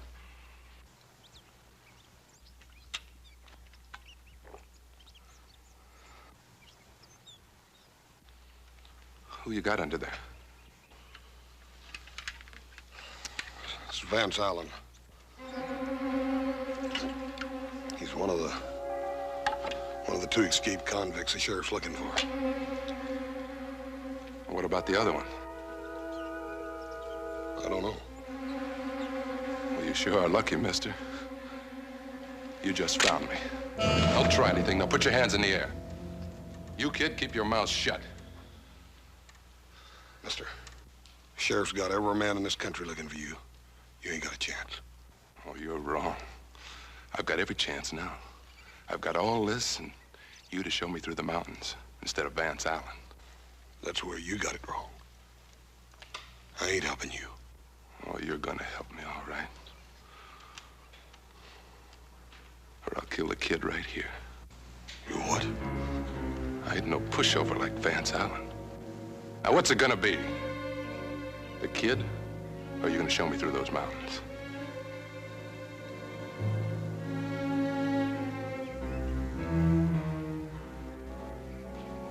Run, Billy!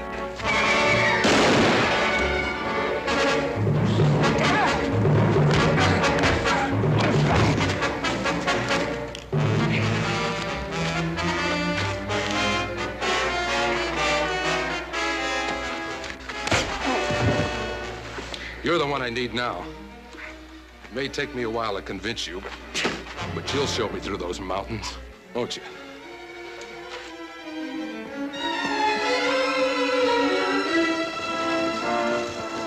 It's Billy.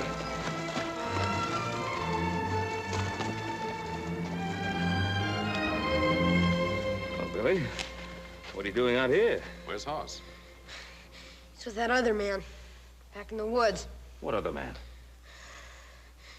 The one that was with my pa. Where are they?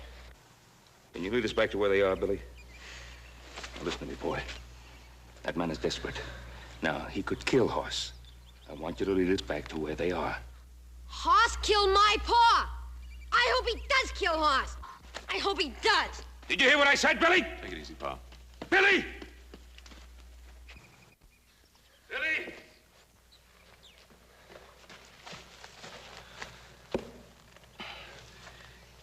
Billy Hoss is my son.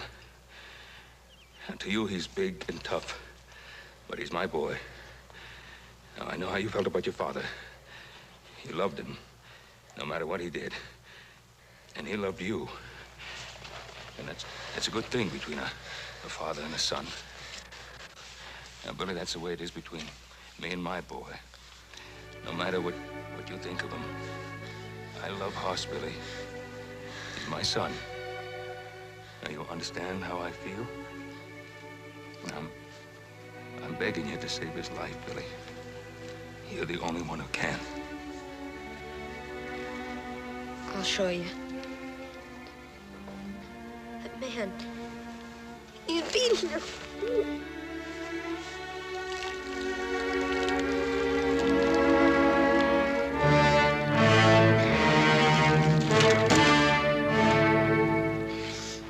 Well, big boy, did you have enough?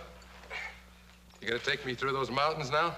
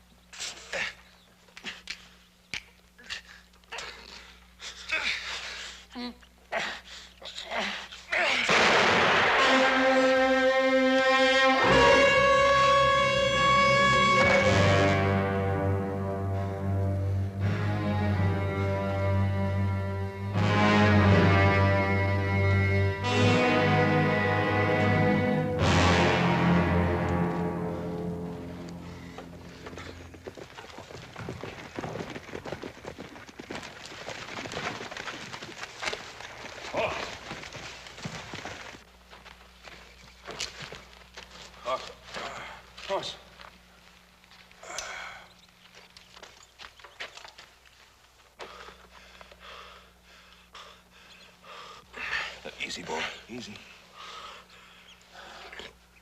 You took quite a beating. I reckon I'm lucky. My old head's as hard as it is, Paul. We'd have never found you if it hadn't been for Billy. He's a good boy. He's gone. We better go after him. Wait. Let me go.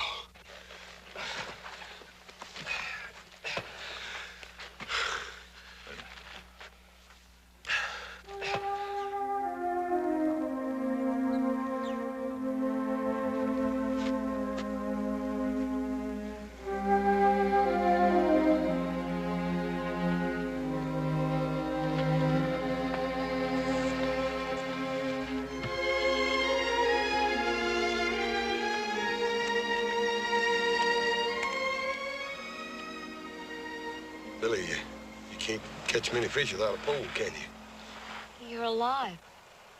Yep, I'm alive, Bill. My father. He was like that man, wasn't he? I reckon he had a little mean streak in him, Billy, but lots of folks do. Billy, your papa loved you, son. But he did come back for me, didn't he? You bet he did. Can I go back to the ranch? Until my uncle comes? Come on.